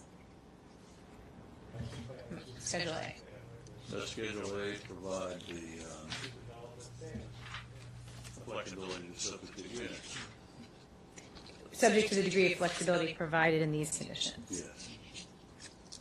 Is that correct? Yes. Okay. So what we mean by that statement is just flexibility in the conditions plus Schedule Schedule A, not the entire master plan. In accordance with, yes. Okay. So I think it's All right. correct to say with the master plan, comma, Schedule A attached, subject to the degree of flexibility provided in these conditions. Okay. Okay. As long as, like I said, I'm making sure we're on the same interpretation of what it means. So, okay. F or D, no problem. Wait. Just on D, I just wanted to point in the last sentence, they've added variations may be provided and shall be permitted in colors, materials, and architectural detailing. They only added shall be. Right, but just to make sure that they have, I think, provided you with certain elevations and representations of what things would look like, and that may not actually be what happens, just so you understand that. Right, but the county was okay with that language. The shall be changes the language some. Well, the elevation. And permitted. Shall be means it must be permitted. Okay, so they actually made it more restrictive than what. No, shall be means that the county has to permit it. Meaning permitted means the county has to approve it. Shall be means we have to approve it, like we don't have an option to say no. Well, in the full context of the sentence is variations may be provided, but shall be permitted in colors, materials, and architectural detailing compatible with the design concept. So it's basically saying we can provide variations, but we still want to be able to be permitted to have those designs just as long as they're compatible with the design concept. Trying to take out shall be, right? No. They're adding shall be. It wasn't in there originally.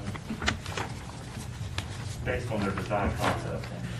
So the original one said, This is inconsequential. variations may be provided and permanent colors, materials, and architectural detailing that are compatible with the design concept. They added shall be permitted, colors, materials, and architectural details that are compatible with design. That's not a significant change. Do you want to strike shall be? Yes, I'm fine. Next. Okay. Potable water. Oh, sorry, transportation. Now I'm going to bring something up. This paragraph G, the red that's struck through. that we were complaining about in the new paragraph C, that language was moved up into paragraph C. So it existed in the county's version, and they just moved it up and put it into the new paragraph C. And in the supplemental report, that's where that came from, just so we all know. Mm-hmm. Right, that was part of the county's conditions. So they didn't delete the county's conditions, they just Well, I moved understand it. also a number of the county's conditions were verbatim from what they presented to some extent. So that may have been something that was already language that they had set forth. Okay, so now transportation. Okay, transportation is under new paragraph E. It was, I'm not sure which one it was at this point, G. It's under one. Now, this one was moved, so it appears it was all inserted, but I don't believe there were any changes made. No, it's not. There's a chunk that in fact, this language that the county staff proposed was verbatim from that which the applicant proposed, but now in what they have before you, they take out about half of what was proposed. So it'd be on page 7 of the document. Yeah, it's entitled number 1, transportation, and you'll see all that was stricken.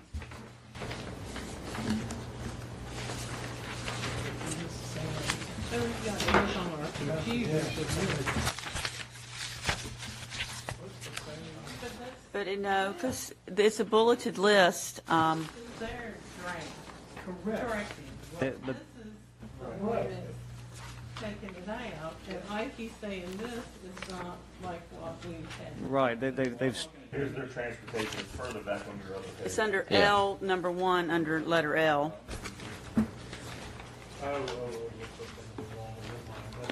Right. So what we did there is that the first portion of the transportation from the main subdivision entrance all the way down to the PIN number is the same. And then we've said roadways shall be laid out generally as shown on the master plan and Schedule C. And if you flip to Schedule C, It's got the spec. it's got all those standards that were in the written terms and conditions that were before the board on February 4th. So the intent there was to include all of the written terms and conditions as to transportation, just as they were presented to the board. The additional information that was submitted or added by the county was in the kind of the plan document that includes the complete streets and those elements were from the design guidebook, but not written conditions that were originally before the board. So we thought those belonged in the materials, but not as written conditions. So basically, y'all took exception to the standards promulgated in the NC Complete Streets Planning and Design Guidelines, et cetera, down to the bulletized list with urban, suburban avenue cross-section and design elements. Right, and then pick back up with roadways shall be. Roger. Did you put it anywhere else? No, No, they're saying the county put that in. it wasn't in the terms and conditions originally. This whole. But in your applicant's draft ordinance, there's no reference to Schedule C. I think the main, Let me answer that question real quick. I don't have. At the bottom of, I don't have Schedule at the C. bottom of E. Oh, there it is. Roadways shall Yeah. be laid out generally in master plan Schedule C. No, have that on there. Be on that one.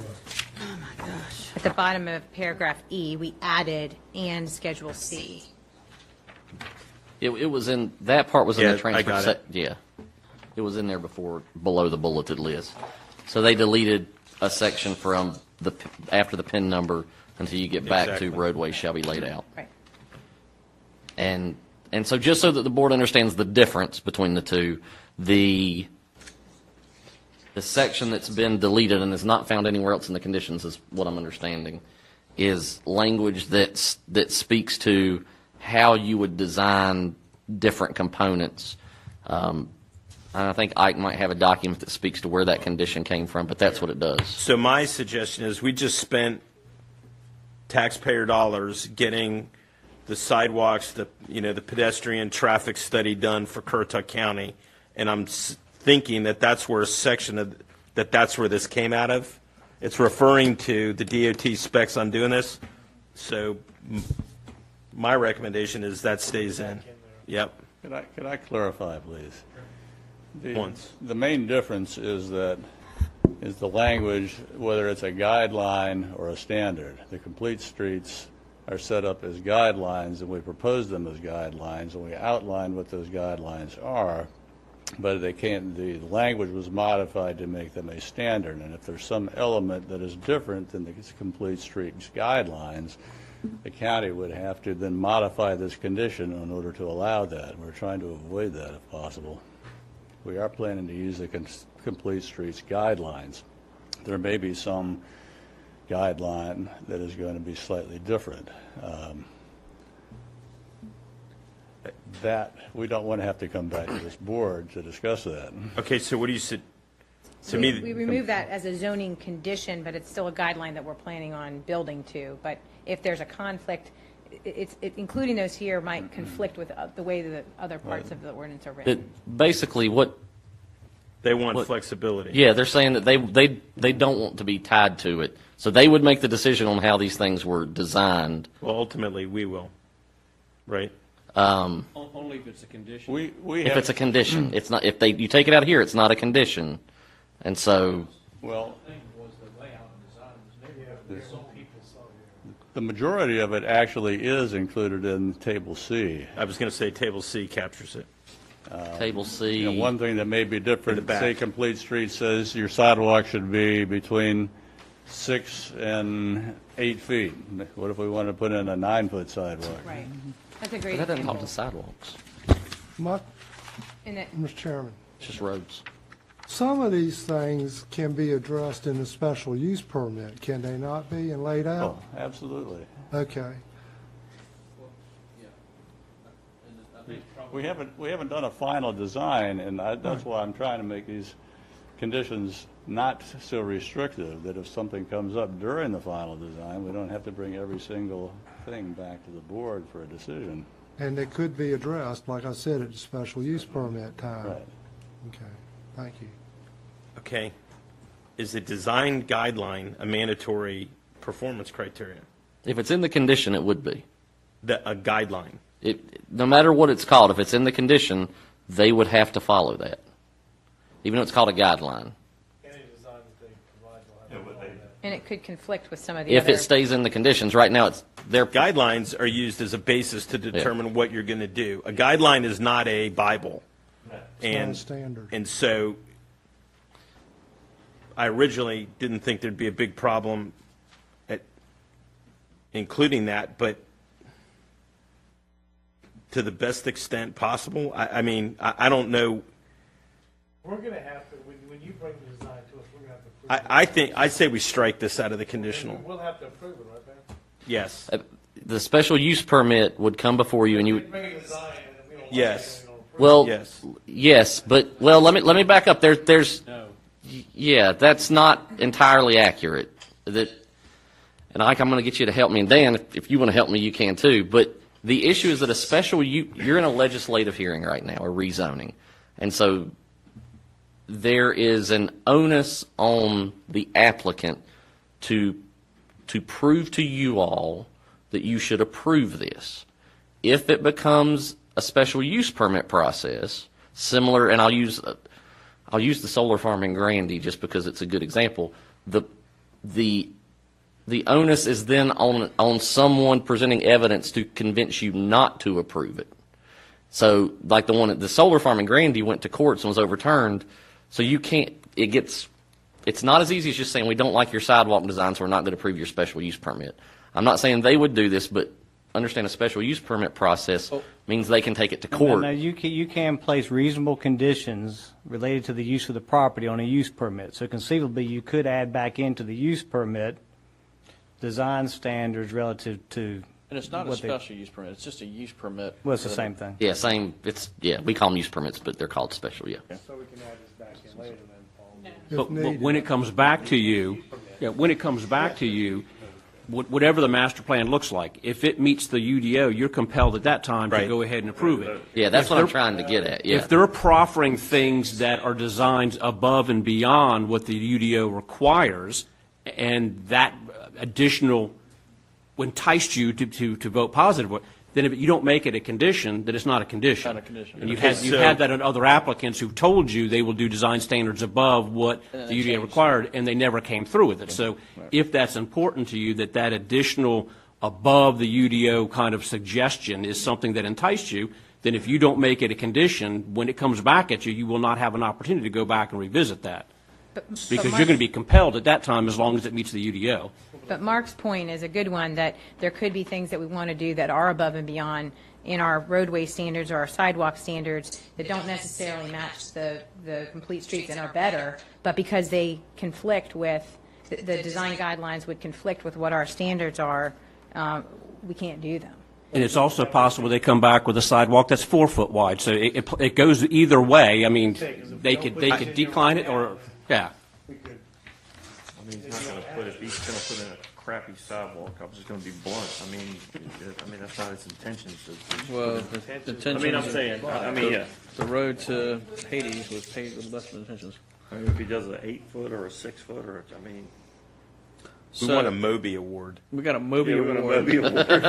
But top 10 I mean, sidewalk. we put Make that the condition that has to win a Moby Award. You got to get a Moby Award for your sidewalk.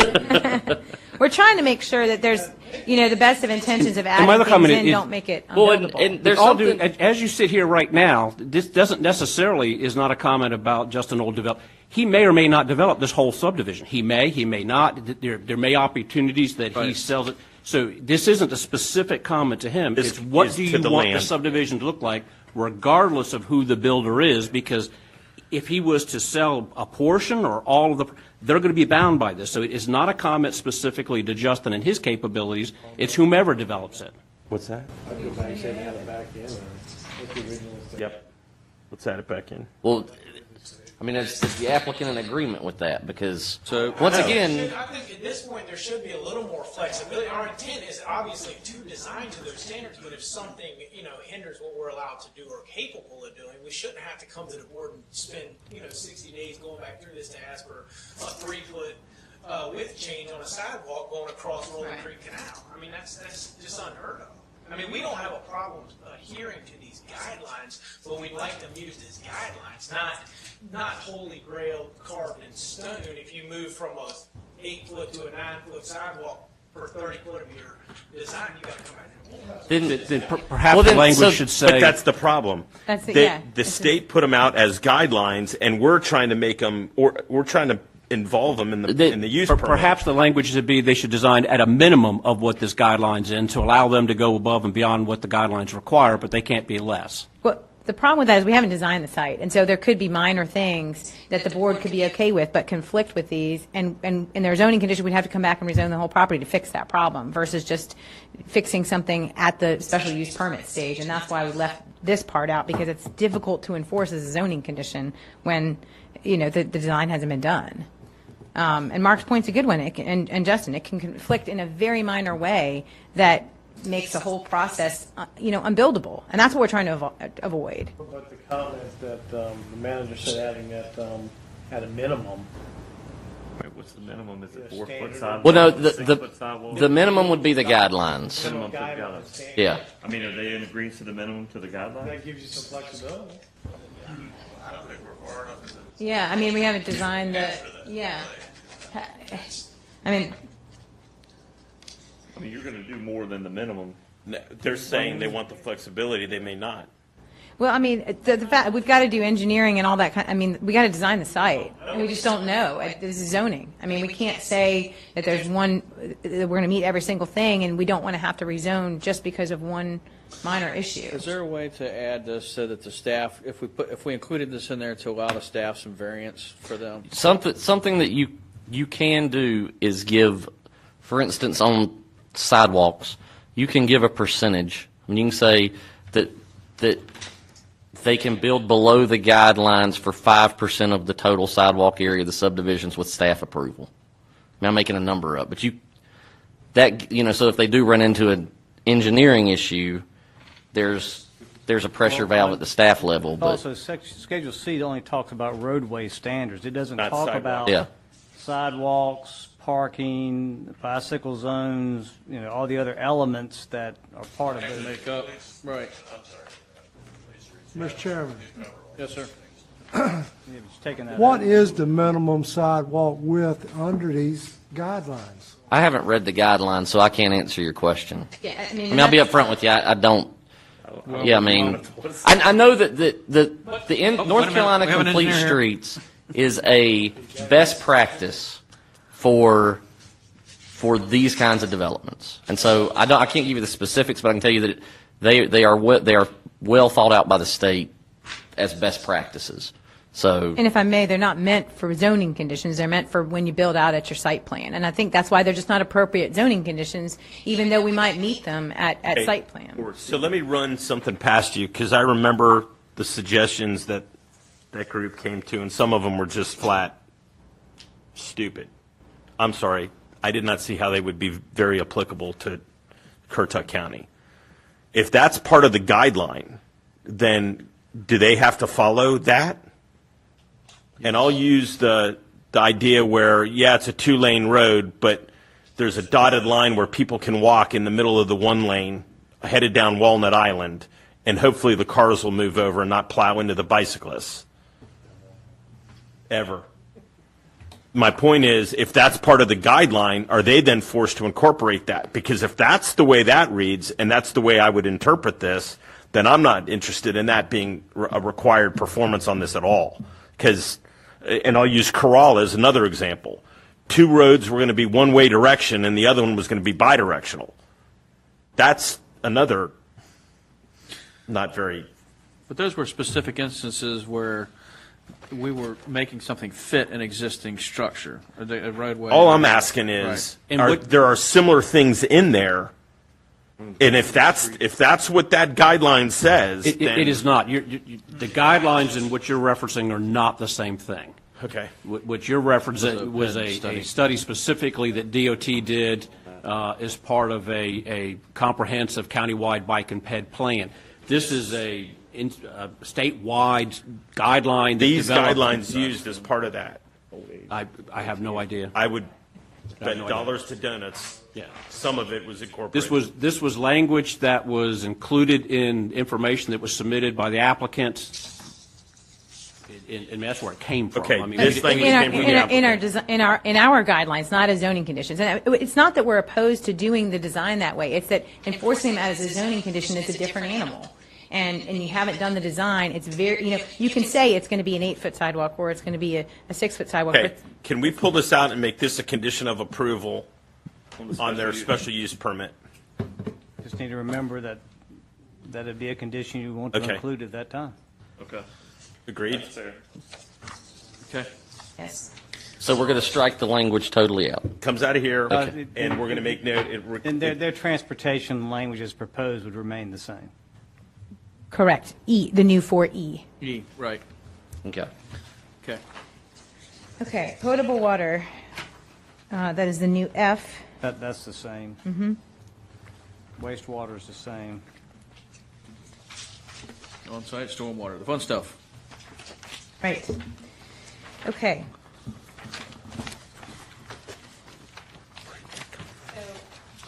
Let me start with just the overall structure. We took what was for B1 through 4B11 and split them into conditions 4H for the on-site and 4I for the off-site. And that was to make clear which ones were going to be on the property, obviously under our control, and which ones were going to be off-site and subject to the obtaining right of entry that I read from the written conditions. So before we get there, I'll just address the 2 conditions that we removed as they were not discussed with the applicant, and that was the county's version 4A. which read, "The developer shall obtain to the satisfaction of the county's attorney easements, permits, licenses, or other right to access, install, and improve stormwater drainage systems provided in 4B of the ordinance before approval of a preliminary plat for the property." The issue there is that would subject, because all of those stormwater conditions were dumped in together, it would subject all of them to obtaining any kind of easements and approvals to the satisfaction of the county attorney, and the approval of the preliminary plat for the property. None of that was discussed. We had always said it was subject to the right of approval, but we can't agree to the form being subject to the county attorney. The interesting concern there is, and we're going to get into it particularly with the off-site conditions, do they truly have the legal ability and authority to go upon property to do the work that they say they are committed to doing? And so the issue that's going to come up as we just talk about the off-site conditions is going to be, okay, if you say you have permission, what is that form of permission? Is it verbal? Is it a letter? Or is it a deed of easement that's perpetual in nature and gives you or some subsequent owner of the property legal right in perpetuity to go upon the property to clear and maintain those off-site ditches? But that was the intent of that language, but we'll get into that, I think, some with the off-site conditions. Okay. I'll address it there then. And that just a note, the other one that was removed was that the county had inserted the following improvements to stormwater drainage systems on the property and outside the property shall be completed by the developer prior to beginning any phase of development on the property. It was also not discussed, and so we removed that. And we replaced that, well, not replaced it, but we moved the on-site stormwater to H.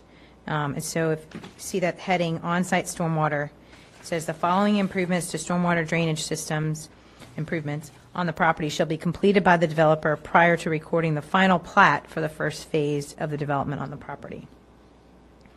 And so that matches the Schedule C that we looked at before, I believe.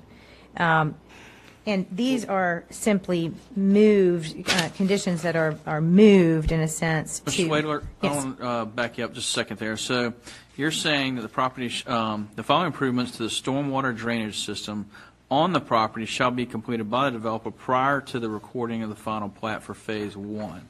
For the first phase of development on the property. Okay. Just thinking about this, we've had developers that never or drug out forever Phase 1 and then moved on to Phase 2, so that they didn't have to complete that. That's why it was proposed that to avoid that problem, that prior to any work beginning, they were going to do the drainage commitment first. But now they want to make drainage performed only prior to the recordation of the final plat, which would allow them to do all kinds of construction work. Phase 1, you can Or do it takes 10 or everything else. 15 I years. guess that's the way it reads. Right. The That's way it I'm bringing reads it because is- we're the way it dealing with reads this is you don't right have now to and some complete stuff. Phase So 1. How will we not go past the first phase of final plat? If you don't record the final plat of phase 1, you could never sell a lot. You wouldn't put all the infrastructure in and not be able to sell a lot. Okay. I mean, and you're not not to disagree with Ike, but to disagree with him. Nobody is going to go out there and do on or off-site improvements prior to starting development. That just is that's irrational. It just doesn't make sense. I mean, you would do it concurrent with the development process itself. No one would just send a bunch of excavators and start doing on and off-site improvements. That's not practical at all in development. So you would do it concurrent with the phase 1. When you go to record the plat, the county engineer would make sure those drainage items that we've agreed to are complete, then we can record the plat and sell a lot and move on to phase 2. Does it say concurrent, or, I mean, Sure. I mean, should we? Well, I mean, basically, they're saying that they just are committing, that they would have to complete the stormwater improvements set out in paragraph H prior to recordation of the final plat for the first phase. So, But you I mean, can't sell a lot. Can't sell a lot. yeah, Right. yeah. So what they're saying is they won't sell it. They won't sell a lot in Phase 1 until they So do all the the- things under Section 8. Okay. Just making sure I'm reading this correctly. Yeah, and we're all in agreement that that's what that means. But you We're can good. sell a lot, and get commitments before a final plat's recorded. So, Yeah, that did happen in Primrose. Well, we couldn't go through with the transaction without the subdivision plat being recorded. the staff intentionally drafted this condition to ensure that the drainage is going to be done first thing. And if the board understands that it's not going to be done first thing, then that's fine. It's going to be done in the first phase prior to the recording of the final plat. But now, no, what was it, okay, during the meeting when we had the public hearing here, what was presented, what was their interpretation? It was going to be done prior? Because I think we discussed it that. If I remember right, that language specifically came from something that was said in the meeting about that. They were listed that this was going to be done prior. Well, this is on-site. This is not off-site. not too. off-site. This We're not even moving on to that. Yeah, the understanding that staff picked up on was that all of the drainage would be done before, but now we're not getting into the off-site right now, but the on-site. Just as a practical aspect of land development, okay, and I've done excavation, I've been a licensed contractor before. There's a lot going on, and all you got to do is look at the Napolitano development and the ones that went in across the street. They're digging the BMP ponds. They're raising it, and it's a multifaceted. There'll be 10 excavators or more out there at the same time. To say you got to do all the drainage first, that would be an unreasonable burden. Because as they clear some of that land, they could destroy the drainage they put in. So Right. it's after they get it cleared and ready for development that they can put the drainage in and be most cost effective. I can assure you, we never alluded to the public that we would put those in before the bank. I was just making sure we did. Yeah, just want to make sure we were all. So we're okay on H, the heading paragraph? Okay. Hey, hotel is complete. Okay. Moving on to I, the reason some of these look a little bit different is because, so I is improve Rolling Creek for the entire length of the property by construction of a ditch on a positive grade with 3-to-1 side slopes and size for a 100-year storm event from the drainage basin in which the property is located. I believe that's the same, it's just moved. It's just moved, and we removed the reference to the maps entitled on Rolling Creek and the date of October 16th, and just said what the improvement was instead of referencing those maps. That was in the draft, it was included as a 500-year, but that was not discussed at the meeting. The one that should be the 500-year is 2. Mm-hmm. And so that's where you see in H2, install a new ditch along the entire length of the property's eastern common boundary line with ranchland subdivision on a positive grade with 3-to-1 side slopes and size for a 500-year storm event from the drainage basin in which the property and a portion of ranchland subdivision are located. Okay. H3. Just notes, again, because we separated the on-site from the off-site, this just notes our prior commitment to the improvements set forth in the section shall be maintained by the developer or a management association created by the developer. Now the really fun one, off-site. Okay, which brings us to, are there any questions on that? Those were all from before. Okay, so that brings us to I, off-site stormwater. And we've clarified, matching again those terms and conditions, subject to obtaining right of entry from off-site property owners, i.e. if consent of those property owners is obtained, the following improvements to stormwater drainage systems outside the boundaries of the property shall be completed by the developer prior to recording the final plat for the first phase of the development. So same timing there, just clarifying what that subject to obtaining the right of entry that was in those original conditions means. Now, Consent of the, go ahead. and at this time, I know you've been working on it. Have you gotten some permissions at this point that you're comfortable talking about at this point in time, or? Yeah, I mean, we have we've obtained written, notarized right of entry from Eagle Creek all the way to the highway. Okay. And did you say something about the auto auction site too that you Yep, guys? we've got that. Okay. Yep. Yeah, everything from, literally from Eagle Creek all the way to the railroad track, this, Okay. our side of the highway, the auction side of the highway. So I suggest that's something the board needs to understand. What is this, what is the right of entry, and how long is it valid? And is it perpetual? It allows this developer or some subsequent maintenance entity to go upon those ditches and keep them clean and maintained. This is really, I think, where there's the disconnect between perhaps the county and the applicant is. How long is that consent good for? A one-shot deal, or is it good forever? Oh, it's to improve to the standards we're talking about. I mean, I would, and not being to argue, but I would refer back to verbatim. Ben said their right of entry was, my word is my bond. So I think our notarized signed copy is a little more enforceable than that earlier. So, I mean, if the county's going to hold us to those standards, I don't think a word is my bond standard is what you should hold yourself to. The standard the board needs to understand is if these conditions are approved, and there would be no incentive for them, for a developer, this one or a subsequent one, to go get any kind of deed of easement, perpetual legal instrument allowing for that developer, a subsequent developer, or maintenance entity to go fund the property. So these are proposed conditions, but there's nothing that's going to cause them to actually occur once this is approved. And Just so the board understands that proposal for off-site improvements is not a guarantee.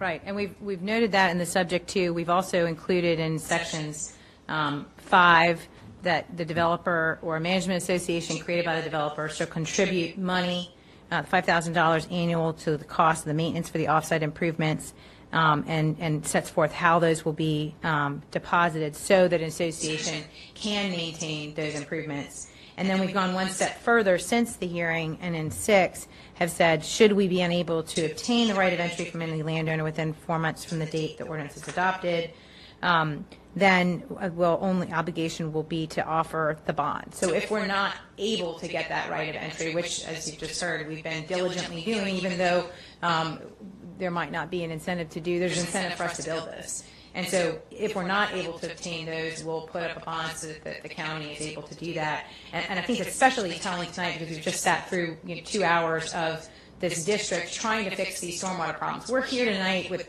7 pages of conditions, trying to do that on our own. We're not asking the county to tax other people. We're voluntarily trying to do these things off-site. And if we can't, we're putting up the money to do it. So this is far and beyond what most developers would be even considering doing. And we're really trying to work with the county on that. And again, what this means.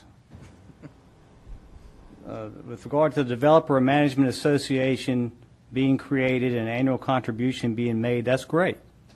But like I just said, unless there is some legal instrument that is going to allow this management association to go upon these off-site ditches, it's meaningless. So in other words, we could be collecting that $5,000, but you may not be able to spend it if you can't get a land. And then the next one about the proposal to provide the county with a letter of credit or fee in lieu, and I would suggest to the board, if you're inclined to accept that as a condition, that you strike letter of credit and that it will only be a fee in lieu, so that we're not having to go to a bank and attempt to battle a drawdown of funds if the county could even get access onto these properties.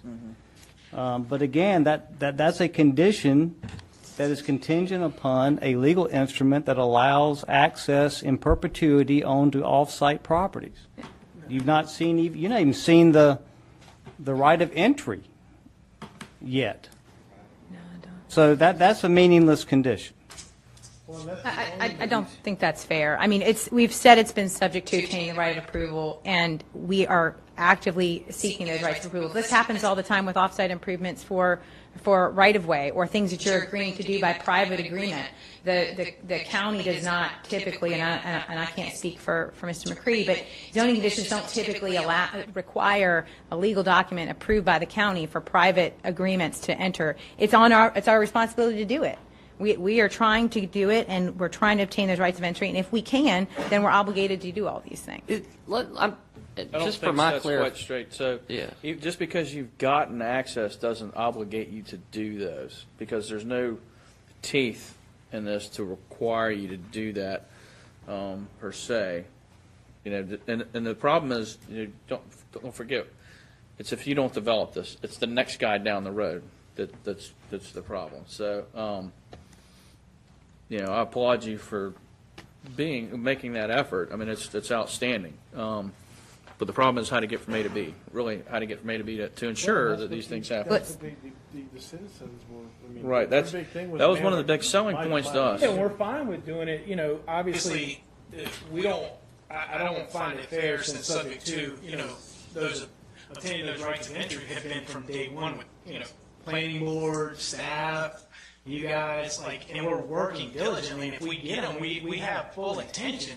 And I mean, we do have the right of entry. To Ike's satisfaction, I don't know. I would never agree to that because he might not like time. There doesn't need to be my satisfaction. Only satisfaction, that's not what your proposed condition says.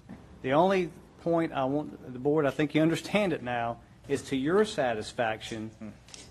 Are these conditions really have any meaning, and can they be followed in any real sense? And I just suggest to you that it's not likely. Mr. Chairman, if I could just, you said they don't have any teeth. They say subject to obtaining right of entry from off-site property owners, the outside the boundaries of the property shall be completed by the developer. And that means if we have that consent, it shall be done. Okay, thank you. But no ongoing maintenance, just understand that. Right. Let me ask you a question. Rolling Creek, from where the false property begins on the north end to the highway, how many landowners are we talking about? 4. 4. But you're Including Foss. you're the majority landowner on that ditch. Yes, sir. And it could theoretically be cleaned out from your side of the ditch and not have to go on the other side. Exactly, and that was our proposal to the planning staff. If we couldn't get the auto auctions approval, we were going to bring that entire ditch on our side of the property, which we were fine with, but we did obtain that approval. Thank you. Okay.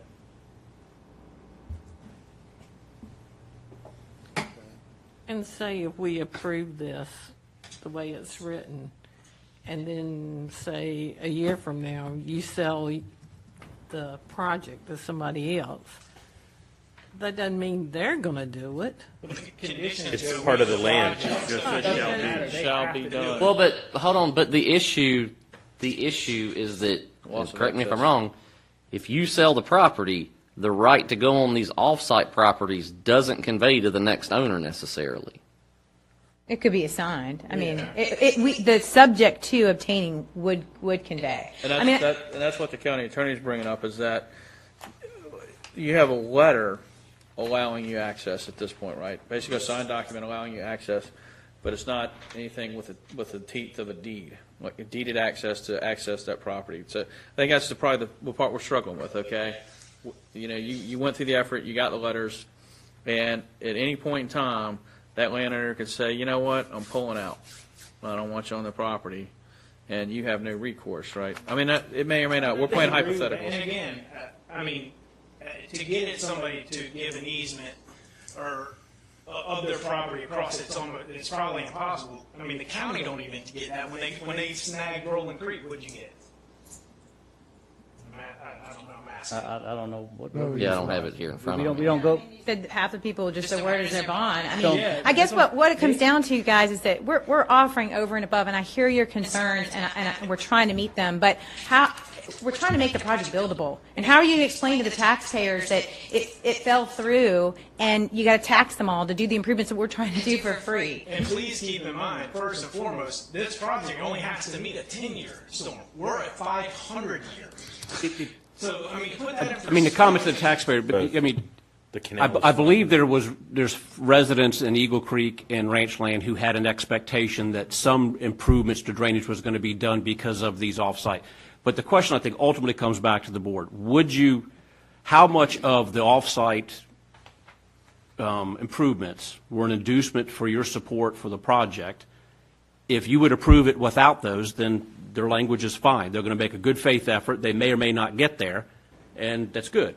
But if those off-site improvements were critical to your support for the project, just understand with their language, they may not get there. Or they may get there one time and clean it out, and then into perpetuity it doesn't. It's just, but I do believe that there was people in Eagle Creek and Ranchland who anticipated that. In fact, I think we saw pictures of ditches between the two projects that were going to be improved.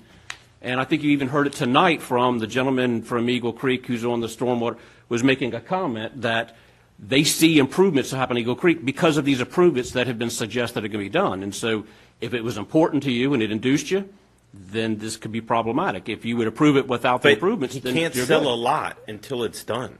I think Mr. Scanlon. I'm talking about the off-site. I'm talking about the off-site. No, I think It's part of the, that's part of the, before the plat can be recorded. If they can't obtain right, they get out. Can I say one thing? I do think Mr. Scanlon brings up a great point. We met with Dave, who is the head of drainage in Eagle Creek for months prior to this, and I'd be more than happy to ask him if we were transparent about the subject to language completely from day one. I would, if you want to hear boots on the ground conversations from somebody we've been dealing with. I appreciate that, but it's not relevant to, it's up to the board at this stage. It says on the offsite stormwater, property shall be completed by developer prior to recording the final plat for the first phase of the development. That's Right. under the offsite stormwater. But it's subject to. Subject to approval. Right. Of So, changes and- of and- language. That's where everybody's hung up. Right. with. Well, and I think what we've seen is that, and David said this earlier, that even if we were to only do the on-site, which is not the plan, it would still improve drainage in Eagle Creek because that backs up and has all the issues, even if we're not able to get Mr. Flora's consent, which we have. So, I think what we've seen here is that, if there was any confusion about these conditions, I really wish they would have been brought up before so we could have had this conversation. Well, But to the extent they are now, The problem is that when we sat in here in the meeting, what we heard was this would get done, not with the condition that if we can get access. Now, it may have been said in Lori's presentation at some point in there, a little snippet, but an overall 2-hour conversation, which we're getting into again, our take away from that was that these improvements would be made. And so that is the problem. And Mr. Scanlon's correct in that our thought process was, okay, great, we get to bring relief to some of the folks in the surrounding areas, specifically Ranchland and Eagle Creek. So that is probably the biggest hurdle we've got right now is if we can get past this, it's all downhill. But again, ranchland is irrelevant. There needs no off-site improvements to give ranchland the relief we promised them.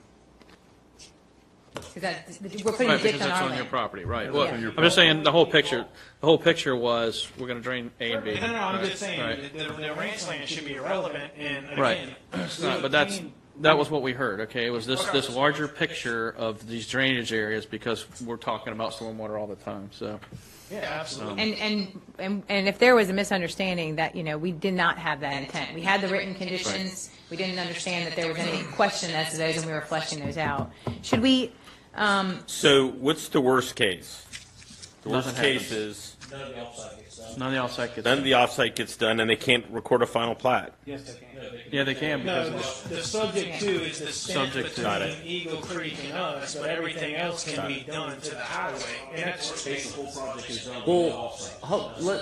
But I don't think the way it's written reads that way. What Mr. Old just said is that everything from Eagle Creek, basically the Flora property, if it can't be done, it can still move forward. But the way it's written is the that, downstream too. No, I mean, so- Obviously, we're talking about that section right so now. anything off-site, if they can't get permission, they could still record the plat without doing that work. and give the bond to the county to make those improvements if you're able to get that access? We're trying to give you two avenues to make these improvements. And Not y'all only got that, an we've access, obtained the access and the is, bond is an additional. to do the initial improvements on the properties already.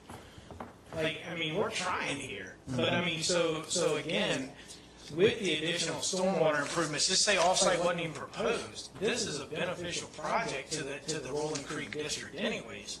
We've increased from 10-year to 100-year to 500-year requirements. We've already obtained signed copies to come do the improvements from Eagle Creek to the highway.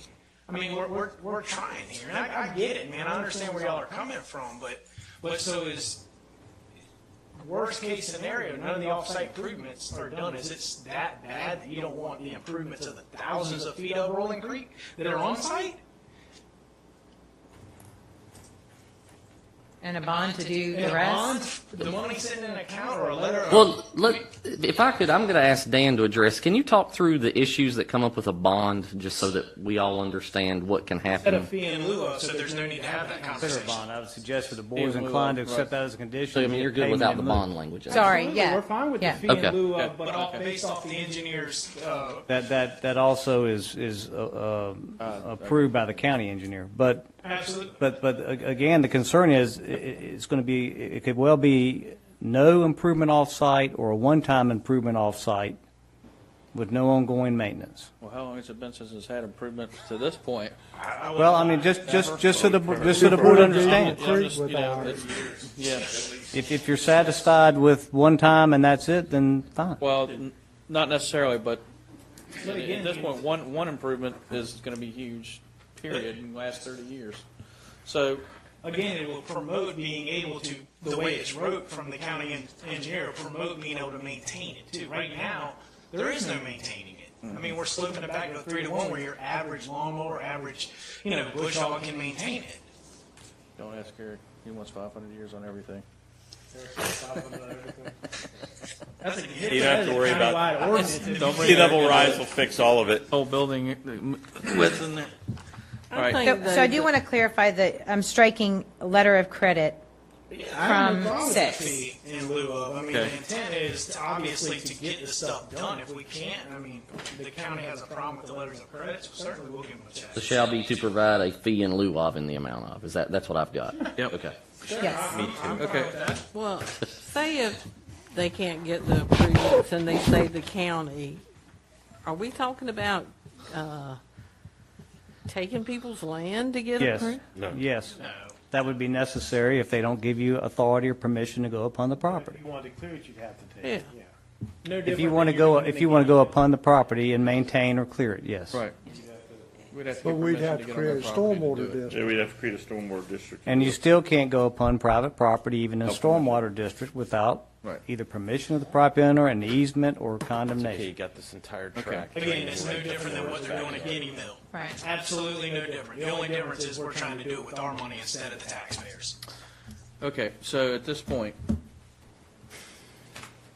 are you good? Good. Ms. Kitty, I know you're not. Mr. Payment?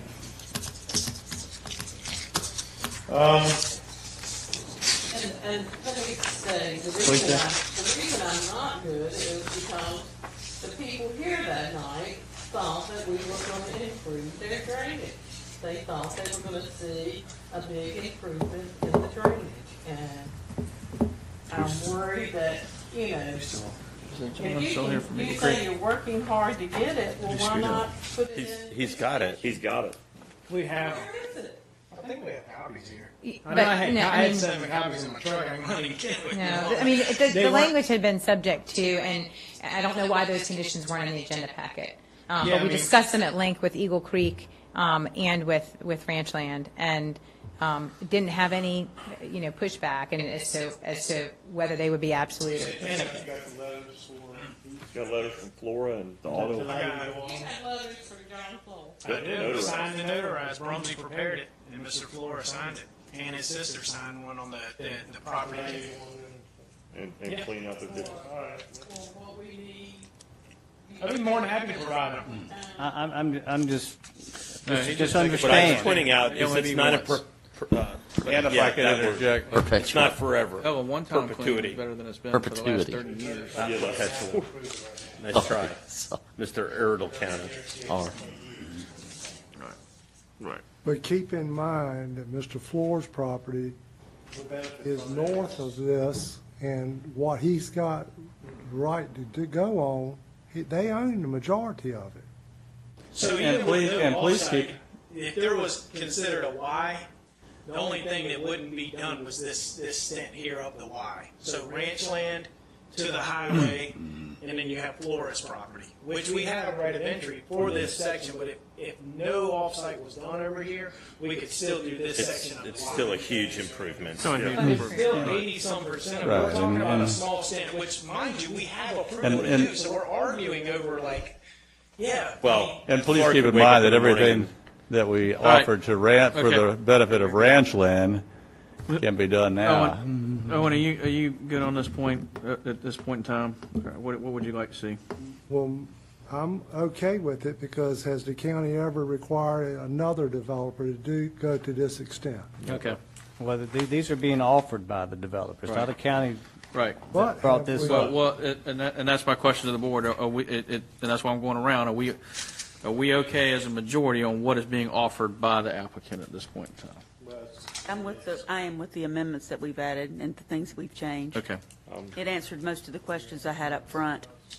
Okay. So on off-site stormwater, we need to probably go through the took rest the of letter that of just to credit make out. sure. You got criminal error and snag, improve survey road. I think you do need to go into overall stormwater conditions because there's a couple other items they've completely removed that they Okay. said they would do at the public hearing. All right. Okay. So, under the overall stormwater conditions, J1 was the former B8. J2 was the former B11.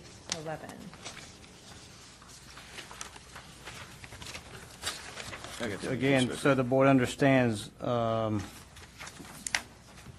again, at the end of J2 is the ditch that drains the outlet will be improved as necessary, subject to obtaining the right of access. So it's an issue of whether they're going to have the right of access to do that. And if memory serves, that was one that Mr. Weatherly said was kind of draining okay at this time. Is that right? I believe so. That was the one that we had pictures of that showed clear, we showed Eagle Creek clear, and then we showed this. I believe the county actually cleared and snagged this portion at one point years ago. Okay. So if they have those rights of easement, we can get that. I think the point there was that we didn't, The easement would not apply to you. Right. I think our point there was that we didn't think that ditch needed as much maintenance as the other improvements. Right. Yeah, once it got on the other side, it was decent. draining okay.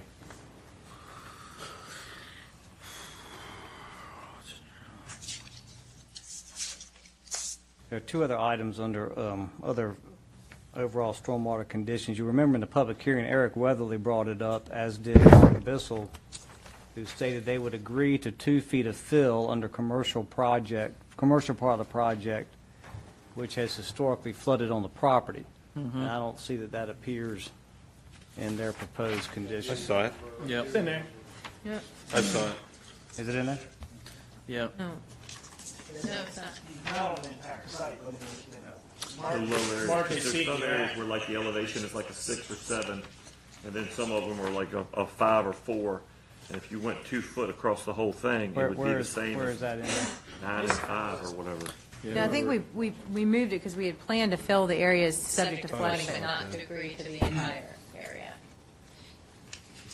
Right, the commitment that we made at the public hearing was that we would place fill in those areas that have historically shown evidence of flooding. By the road. I think 2 foot was actually stated, though, in that meeting and agreed to. Is that correct? In the low areas. In the Yeah, lower we're fine. areas, right? In the And lower you were areas. okay. Yeah, You're we're okay fine with that? but Okay. not across a And- mat. Okay. But the condition that came out was The entire property. commercial Well, town Eric Weatherly area. said, in commercial area, the lowest spot of development should have at least 2 feet of fill over the entire area of the lowest spot of development, and Mr. Bissell agreed to that. 2 feet of fill, he said, under the commercial project, Which which is the property front has road. historically flooded.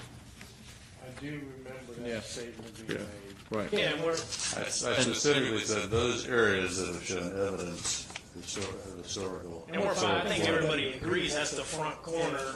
Yeah, I mean, we're fine with the 2 foot. Okay, so we just need to put that condition back in here. It's Yeah, not- where's it at in here? Added, the low area added up to the front. What section is that And in? we the- can't really tie that to a specific elevation at this stage without having done the modeling. Paragraph 9. The grading plan, the backwater analysis, and establish a safe elevation for the building pad. Paragraph 9, you said? In fact, But it's saying. what the staff condition did was The way the reference staff wrote their it was plan. 2 feet of fill over the whole track. Well, it said shall be used for areas designated on the Fast Track Plan Development Residential Master Plan. It came from their plan. So whatever their plan showed was what the condition was. Yeah.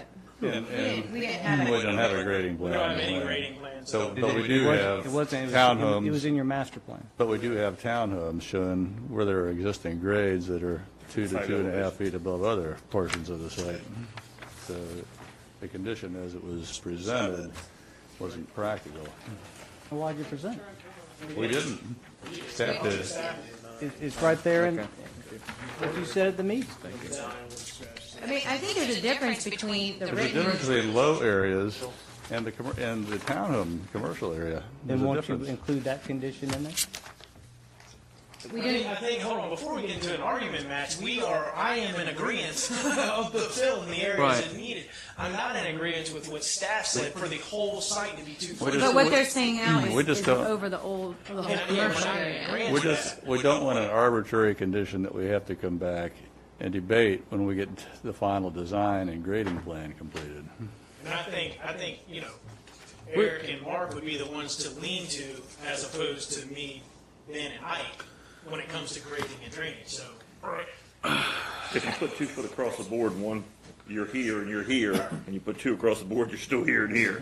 So, I mean, It's not practical. it would have to be into that wasn't added to the the low requirement. areas. It's what Mark said, I mean, it's there because that's what he said. Right. Yeah, and I think that's a good example of something that we intend to do, but is very difficult to write as a zoning condition. I would say add 2 foot of low, 2 foot of fill to low areas added towards, which historically is typically the front of that property sits lower. Well, In the commercial. and like I said, I'm trying to clear it up so we don't have vagueness to it, because I don't want to I've been in zoning issues. When you say the low areas, how are we defining? It's not in here. Okay, it goes on to say, all lots and areas to be built upon as shown in the master plan shall be elevated with fill to provide freeboard for storm events greater than the 10-year storm event. That was the rest of that paragraph addressing the fill. And that's where that elevation will change depending on the topography that's there now. And that's why we put that condition in. We didn't put that. We didn't put that condition. Oh, we did. No, both of those were, I mean, Just have a condition about fill in here? no. So, okay, they. No, so we okay. didn't, I mean, it's another example of something that we can predict at site plan, but it's very difficult to write as a specific zoning condition. And I'm in agreement to add the fill. So it's crafting the language. Okay. I just don't agree with the whole 200 acre being 2 foot. Okay, so, It says the entire master plan. It says No, master plan, the master plan were commercial and townhomes. Neighborhood commercial in town. We can't agree to that. But that's the higher portion of the property. Because Okay. Can we add some Okay. kind of verbiage where They're still building, and they have to follow flood. they have to fix it either they have way, to. right? They do. I don't have it here in front of me. I don't know what the flood map looks like for that parcel. We all know that the flood maps in Currituck County, Are so accurate. we have, but there was language that you spoke to, Commissioner Beaumont, about freeboard above a 10-year storm. That's what staff wrote. Yeah, I don't remember discussing that, yeah. I guess my question is, their on grade has to be, okay, they wouldn't get conditional use permit, or when you go to more design, that's going to have all of the elevations associated. That's when we'll know And exactly. and that gets reviewed, right, Eric? So It's that drainage, it fixes itself. we don't need to specify where they're putting fill on something that none of us are qualified to speak to. Again, this was, they offered it, we I- accepted, now it's being withdrawn. I think, Fine. well, Understood. Yeah. Yeah, I think Eric made a comment. Mark in the talked meeting too that much. Yeah. Right. We're in agreement on that. Once again. Right.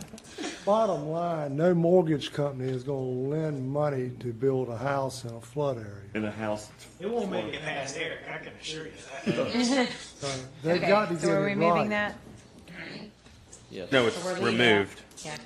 Yeah, it's already been removed, so. Secondly, there was an issue about the slow rate of pond drawdown. A question was asked during the public hearing, what happens when a second storm is coming? Mr. Dillon Right. said we're going to provide flashboard risers on pond outlets so that the pond is half full, and word that a number of storm is coming, you can pull those boards and lower those ponds to pre-storm conditions, which I don't see that in the proposed conditions. And I think you're okay with that. I think Justin said he was okay with that. As written? Yeah, but they could put those back in. So add that back in? Yep. Number 10, former number 10. And I'm going to add that as J3, right? Wait a minute. Yeah, J3. Yep. 10, the flashboard risers. Oh, and you're responsible for maintaining this. Yeah, we can add it. All right.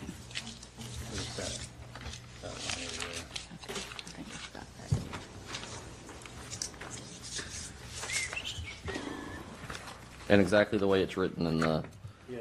okay. I don't know about y'all, but I'm going to take 5.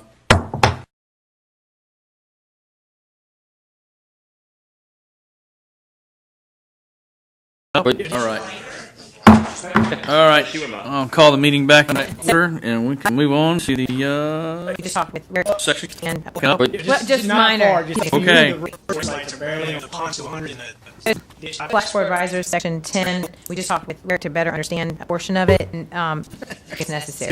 increase in the pond 200 in the ditch 500, he said that's necessary. Well, I mean, if it's not necessary, let's just leave it. I mean, if we don't need to change, let's just leave it alone. We added it in. He's saying that it causes some operation issues that make it a problem. Eric? I don't want to speak So, for Eric, him. you say we should remove it now? If they're not necessary, I guess it causes It's more, gonna create more a problems than problem? it's worth. It's more, yeah, it's Okay. having somebody manually go do these things. All right. I was concerned about the operation of the flashboard risers and who's responsible. Right now, we've got one example in this county, and it's Justin. And Justin is the one that goes out there and controls the flashboard risers. And You're welcome. and it's written out that before a hurricane, Justin can go out there and remove the board and drain the pond and create more storage. But we're at his mercy of being able to control that. So Creates a I'm problem. nervous about Okay. the maintenance part of it and the ownership and responsibility. Now, you mentioned a professional entity was Well, going to. it's kind of in limbo, like he said. Right now, there's really nobody to do it until the HOA, like a United Properties Association or a professional management company, takes over. So, and then You're not again, I mean, Somebody's got About the to. operation of it. exactly. Well, I see that being a problem. Or if they open it, remember to go close it. Exactly. Just though, Eric, you're not, it's not needed. You're saying you have concerns about the operation of it. Well, actually, with the size of the stormwater pond and the ditches that they're putting in, I don't feel like that is needed Okay. as much as I could So go in your either way on opinion, that. this whole section can be taken out. Yeah, and to be clear, that was not one of my conditions. To be honest, that was Mark. But you'd rather Mark not see again. it. Mark. I would. All right. To be honest with you, All I'd right, say done. strike it. Just pull it out. It's done, gone. Pull it out. Gotta keep marking. Okay. It's done. Yes, ma'am. Okay, go. All right. Okay. From staff, just a couple other minor things. J2, toward the end of the second to last paragraph, there's a sentence, implementation of this plan will improve drainage for neighboring properties compared to existing conditions. That seems to me to be a conclusion that is not really condition language and should be stricken. Strike it. Much like we said earlier, there's no guarantee that's going to happen anyway. I'm sorry, what would you say that was again? Got it.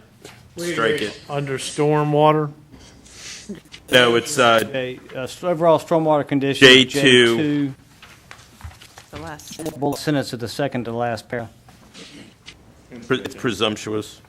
And then in L, and 1, 2, 3, fourth bullet point, it's just a question. Staff didn't understand what the addition of the southern buffer may include a pond was for or intended to do. To the south, the compatible residential development is being proposed. The southern buffer may include a pond. Is that what you're saying there? Yes. I think that was just that we thought a pond might need to be. There's a pond shown on the final version of the map. It's part of the buffer. Strike it or leave it? Strike it. I'm not, it's just a just clarification an statement. understanding of why it was there, so that I don't, doesn't make sense. Any value added? Strike it. I think that we As long did. as there's not anything that prohibits putting a pond in a buffer. Right. I guess they're just seeking permission to have a pond in the buffer, right? If Well, need be. I think the issue would be from a zoning, from a UDO standpoint, is there a buffer, and I can't remember the plan off the top of my head, but would there be some kind of screening buffer requirement around that area so the pond couldn't go? Yeah, that particular boundary backs up to residential, Okay. existing residential. There's a farm buffer. Yeah, so yeah, if it stays residential, the pond would be fine to. So we really. It's only in. So we're leaving it. Yeah, leave it in there. Only if it's stuck. And then the only other, sorry. Yeah, ready? Yeah. Go ahead. Go ahead. The only other thing was striking section 5, which said, and that's down by the attest signature. This property shall be subject to the standards applicable for the agricultural-based zoning district of the Unified Development Ordinance and the official zoning map. We weren't clear why that was added if we're rezoning the property to. That's the general language, because the base zoning district is agricultural, as shown on the official zoning map, I believe. Right. It's subject to standards of ag. It conflict with the standard proposed and everything. Yeah. We're not closing it over there. It's a rezoning. Well, it's a So it's on the very last page of conditional, the- Planned development residential.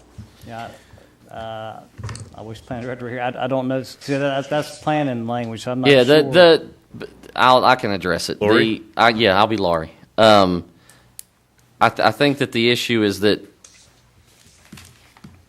normally when you have a conditional zoning district, it is tied to a base district. Right. The issue here is that the base district, the language that the planning department had in, was the ag district with these extra things, with the planned PRD on, with it. What they're proposing is that the base district is the PRD, and the conditions and the plan are what govern it. Now, the UDO would still apply in every realm except for what is spoken to in these conditions. But I think the issue is you've got to have a base district, and I don't know that our PRD district, I think all it leans on is the site plan. And so there's some things that come to. Yeah, the PDR actually would be the new zoning district. And you cannot actually do Changes a the map and PDR in an ag Yeah. district. Yeah, so it contradicts itself. Yeah, so the issue is I think that language coming out is probably appropriate. I think the confusion came. On. Okay. Yep, go on. Go on. All right. I think the date change is accurate. I better hope so. Any problems with that? Not in another We're not there 45 yet. minutes. Yeah, quick. Oh, don't count them chickens yet. We're not. We got 50 minutes. Right? Do you need another break? I'm good. We're going to take it into the home stretch. That's it, isn't it? Okay. I think that's all we have. That's it. At the risk of, I know everybody's been here real late, but Should we go through it again? I just want to go through the things that changed from your draft to make sure we're all on the same page. I run. And I'll go quick, but bear with me. So we're just reading from the clean version, right? From the clean version, but what's either been added or deleted. So Section 1, Section 2, subsection C, the statement was made that if improvements can be made to drainage systems on off-site properties. added before the semicolon. Correct. Section 4, subsection A, notwithstanding the foregoing, the first phase of development shall not exceed 70 residential units. Okay, in section 4, subsection C, we struck the language that said attached and in the supplemental report for the master plan. Or sorry, not the attached would stay, but and in the supplemental Now, report for the master plan. Again, let me just bring up, and we did strike that, but that language staff put in with the old paragraph 6, G. If, in my opinion, anything that makes it so that if you all are comfortable with it, anything that makes it fine. That's fine. Okay.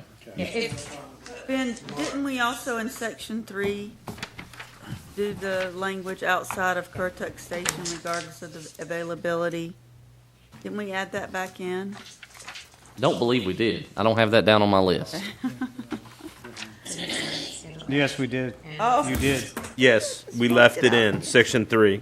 Section 3. Currituck Station. Yeah, we did. That's because that came out of the land use plan. Yep. All right. Small Okay. town. Okay. Let me rewrite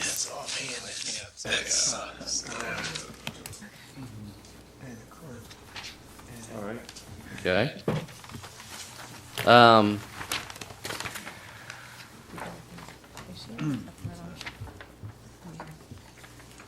The next section that I have is section 4, subsection H, section VI. Is that right? Is that what everybody else has? And it's to strike shall be to provide a letter of credit. We're Basically, striking it's letter of credit. Letter of credit, yeah. Letter of- Provide or- a Letter of fee credit in or- lieu Or a of. letter of credit. Letter of or- credit or And that's the bond. subpara 6. not Sorry. VI. VI, I got you. Yes, sir. Some of us haven't done that in a while. VI works just fine, thank you. It's been Like VI, Eighth VI. grade, ninth grade. Oh.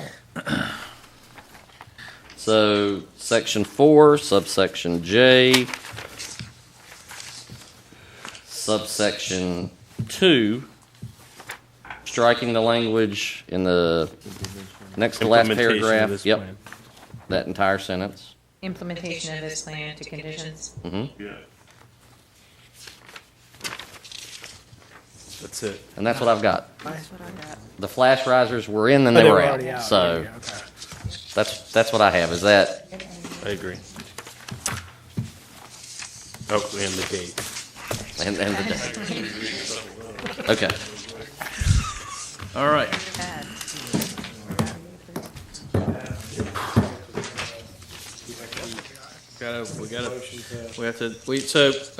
Just, you guys are good, everybody's good, right? You're agreeable to all this? You're agreeable to terms. Can you give, we are, We just want to see what that clarify supplemental one thing. marks. It's always Mark. I'm sorry. Just give us 30 seconds. Whatever bonus you're paying him, Don't take be it back. Don't be digging in that book that we don't have. Yeah, exactly. Exactly. They're gonna torpedo it to this one. Section 8, Mark can't see.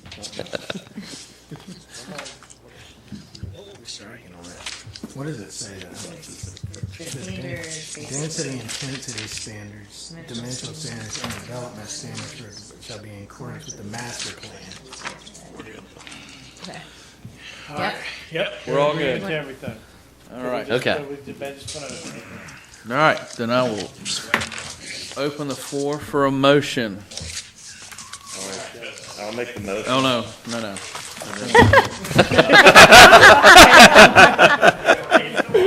Come on. Oh, my gosh. Come on, birthday boy, let's go. I'm going to make the motion. And we're going to read it like an auctioneer. I got to read the whole. No, we've gone through it. We're So gonna enter into it as We're gonna presented enter- by staff. We're going to enter. My applicant, motion is alternate for director. approval of. Hold on, let me grab my paper. PB 18-3. PB 18-23 false track conditional rezoning of the 228.83 acres from agriculture to planned development residential on property located in Mayock Township on the west side of Currituck Highway and north of Ranchland subdivision, pin 0015-000-0086-0000 based on agreements between commissioners, the applicant, and staff. Just commissioners and Just applicants. commissioners and applicants, strike the staff word, to everything that we discussed the last. Not everything, just applicants, Applicants. alternate draft ordinance. Alternate draft ordinance. With conditions. As agreed upon. As agreed upon conditions. Very good. I second it. We have a second. Any further discussion? All in favor? Aye. Any opposed? Yay. The ayes have it. One opposed. Thank you you. very much. Thank you guys. We appreciate you staying late. Sorry. No, no, no. You don't get to Not done. leave till You we don't get to leave. Oh, we're not? No. Yeah. Oh, yeah. Well, I was thanking you for staying even later, actually. All right. All right. All right. We'll give you guys just a minute, and then we'll pick up our next agenda item here. Yep. Thank you guys. Anything else? Yeah, we'll just get it printed up and, yeah. I don't know. Just luck of the draw, I guess. All right. Next item on the agenda, under new business, is purchasing policy. Ben. So, what you have in front of you is a purchasing policy. We have to have that adopted in order to go forward with the air pack purchases that we received from the Assistance to Firefighters grant. Without it, we struggle to make a purchase with that grant. Okay. It's a template from the School of Government. Any questions, comments, concern? Move for adoption. Second. We got a Second. motion and a second. All in favor? Aye. Any opposed? To attend the National Association unanimously. Next item, approval of Commissioner travel. Commissioner M. Etheridge and Commissioner Jarvis to attend the National Association of Counties Annual Conference in Clark County, Las Vegas, Nevada. And I think Miss Etheridge probably should enlighten us. Well, I want the opportunity. I think Commissioner Etheridge has told me how much she has learned, and I know how much I learned at the School of Government.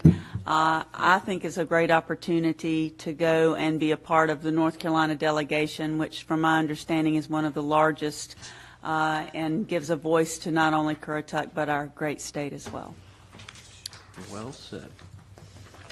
Anything else to add this evening? Nothing? You did a great job. She did a great I'll job. make a motion to approve. Do we have a second? Second. You can second yourself? I'll second. Second from Mr. McCord this evening. All in favor? Aye. Any opposed? Ladies, learn lots of good stuff out there. Item C, automated weather operating system, is that correct? Observation. There you go. Thank you. I was close. This is a budget amendment to move revenues to be able to expend funds to clear trees so that we can turn back on what's called the AWAS at the airport. It reports wind, speed, and direction to aircraft that are coming into our airport. There are two things that have motivated this. One is the safety of the pilots flying into the airport, even if there is a windsock, so you can still observe that, and it is the responsibility of the pilot to take that step. However, we also have a charter company that's going to start to fly flights into our airport from urban areas in the Northeast. And if they do not have an AWAS active whenever there is bad weather, they would have to divert to Elizabeth City. And I'm concerned that if they had to divert to Elizabeth City too often, we would lose what we're trying to build at the airport. And this is one step towards that critical mass that we've talked about. Having said that, this recommendation comes before you with the understanding that if we waited until January 2020, there is a Department of Aviation grant that would fund a considerable part of this project. We do have the funds available to do it now. Okay. The one thing that I'd like to bring up is that I've been going to the aviation breakfast now. I missed the last one, so the previous 2 months. This has been something that we've been aware of, and we've not been very diligent in getting this thing fixed. So pilots have been complaining about it, been pointing it out. I think before then, how long has it been going on? A year? We've had a request with the Division of Aviation for at least 9 months requesting the funding and, the approval to undertake the Right. project and then the funding to go with it. So, yes. And we've had everything from people die in the middle of processing the paperwork. Not kidding. Yeah, that is an Hope you accurate can't statement. make that up. Yeah. We had a staff person that left, and one of the people that was processing the application passed away in the middle of the process. And we have had several near misses, and that typically somebody turns on the runway to take off and somebody's landing in the opposite direction. Now, what Ben said is accurate. The pilot in command is responsible for the safe operation of the flight and landing in the correct direction. That said, if there were to be a mishap, this piece of equipment not functioning, especially considering how long it's not been functioning, will be cited as a contributing factor. And since we'll probably have deeper pockets than the pilot that landed or took off in the wrong direction, we're the one they're going to come after. And we have the funds for this at this time. Yes, sir. I'll second it. Any further discussion? All in favor? Aye. Any opposed? Hearing none, passes unanimously. Consent agenda. I move for approval. Second. All in favor? Aye. Aye. Any opposed? All right. County Manager's report. So I'm going to do that tonight. I had prepared Assistant County Manager. I had report. prepared a lengthy report, but it is 11:20, and so. All the night's young. Go ahead.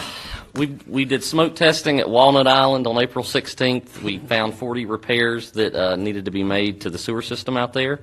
At the end of this week, we expect the Ocean Sand Sewer Plant to be finished, so we're going to move forward with that.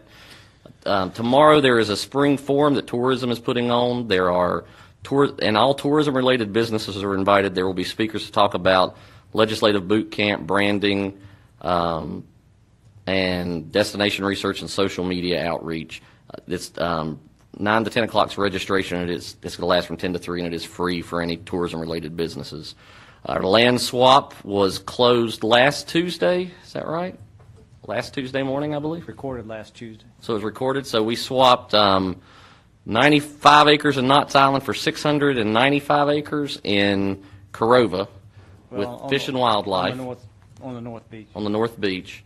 So, and then we also got a clean water grant that covered half of the costs that we spent to buy the property in Knott's Island. All this was done to secure the access into Currituck along the beach. It helps.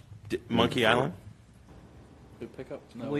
Well, Monkey Island would continue to be tangled up in archaeological survey and study by U.S. Fish and Wildlife. So rather than continuing to delay this, and we're about to run to the expiration of our grant with the state, we said pull that out for the time being, and we'll make it a later phase of conveyance. But we don't want to hold up the conveyance of the mass amount of property and Hey, and the federal tract that's on the beach used to be part of that tract. That is separate now. Well, it's called the Monkey Island Tract, which is one of the parcels that the county received in the conveyance. And so Monkey Island, I guess, and some of those other islands adjacent to the tract, we did not get those in this conveyance either. How about the beach? Yes. The federal beach? Yes. Yes. We got that. Monkey Island Tract from Sound to Ocean. Okay. Yeah. And so that opens The up Monkey Island tract minus the Monkey Island. Yes. Correct.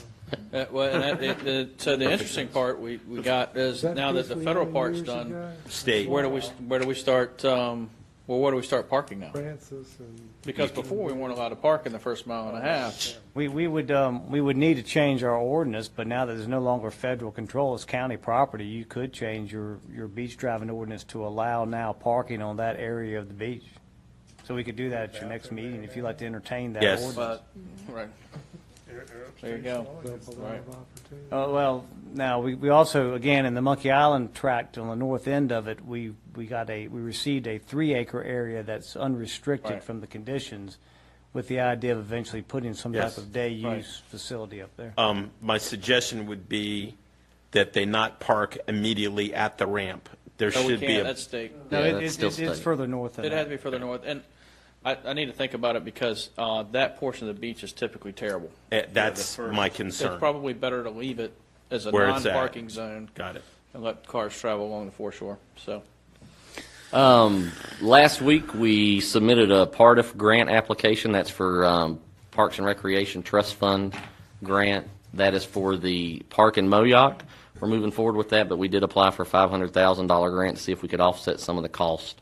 We'll find out about that, I think, in September is when that'll be decided. Regardless of whether that grant is. The park will still happen. Park is still happening. And construction, I think I read, was September or October. Yeah, so construction will start, I think that's when bid documents will go out. Bid documents will be opened, I think, in August, with construction hopefully to start sometime in September or October. Okay. Staff currently has a shoreline study in hand. We're evaluating that. We had 3 submittals. That is to do a 3-year study to see what is happening with the sand on our beach, to see are we gaining sand, losing sand, is it staying where it is? It's a fairly extensive study that'll run potentially from somewhere in Pine Island up to mile marker 17, I believe. So, and find 2 other things. The boat museum, historic boat museum, the bid opening will be this week. So we'll have an idea on the cost for that project. Nice. And finally, just to allude to it, Chairman White mentioned it. We did meet with Representative Hannick on Senate Bill 650. That's the sales tax bill. So if anybody wants to contact the legislator, they need to reference Senate Bill 650 or to make sure that that language doesn't end up in the budget, because they think that it'll be part of the budget as it passes back over to the House. That concludes my report. Okay, thank you, sir. Yep. Would the county manager like to add anything? Okay. All right. Do we have a motion for adjournment? Do we have a second for an adjournment? Second. All in favor? Aye. Any opposed? Didn't think so. Special meeting, we'll now open the special meeting of the Ocean Sands Water and Sewer District, and turn that over to, Ben, that's right. I got to quit looking that way. Yeah, it's for a man that wasn't going to say anything, you were awfully chatty tonight. Slip sliding away. Slip sliding. All right. So this is a budget amendment to move money from the contingency fund for the Ocean Sands Water and Sewer Plant that would allow us to do perimeter control, access control, some landscaping, and odor control on the plant. So we're asking to use those contingency funds to do those things. Okay. Make a motion to approve. I'll second that.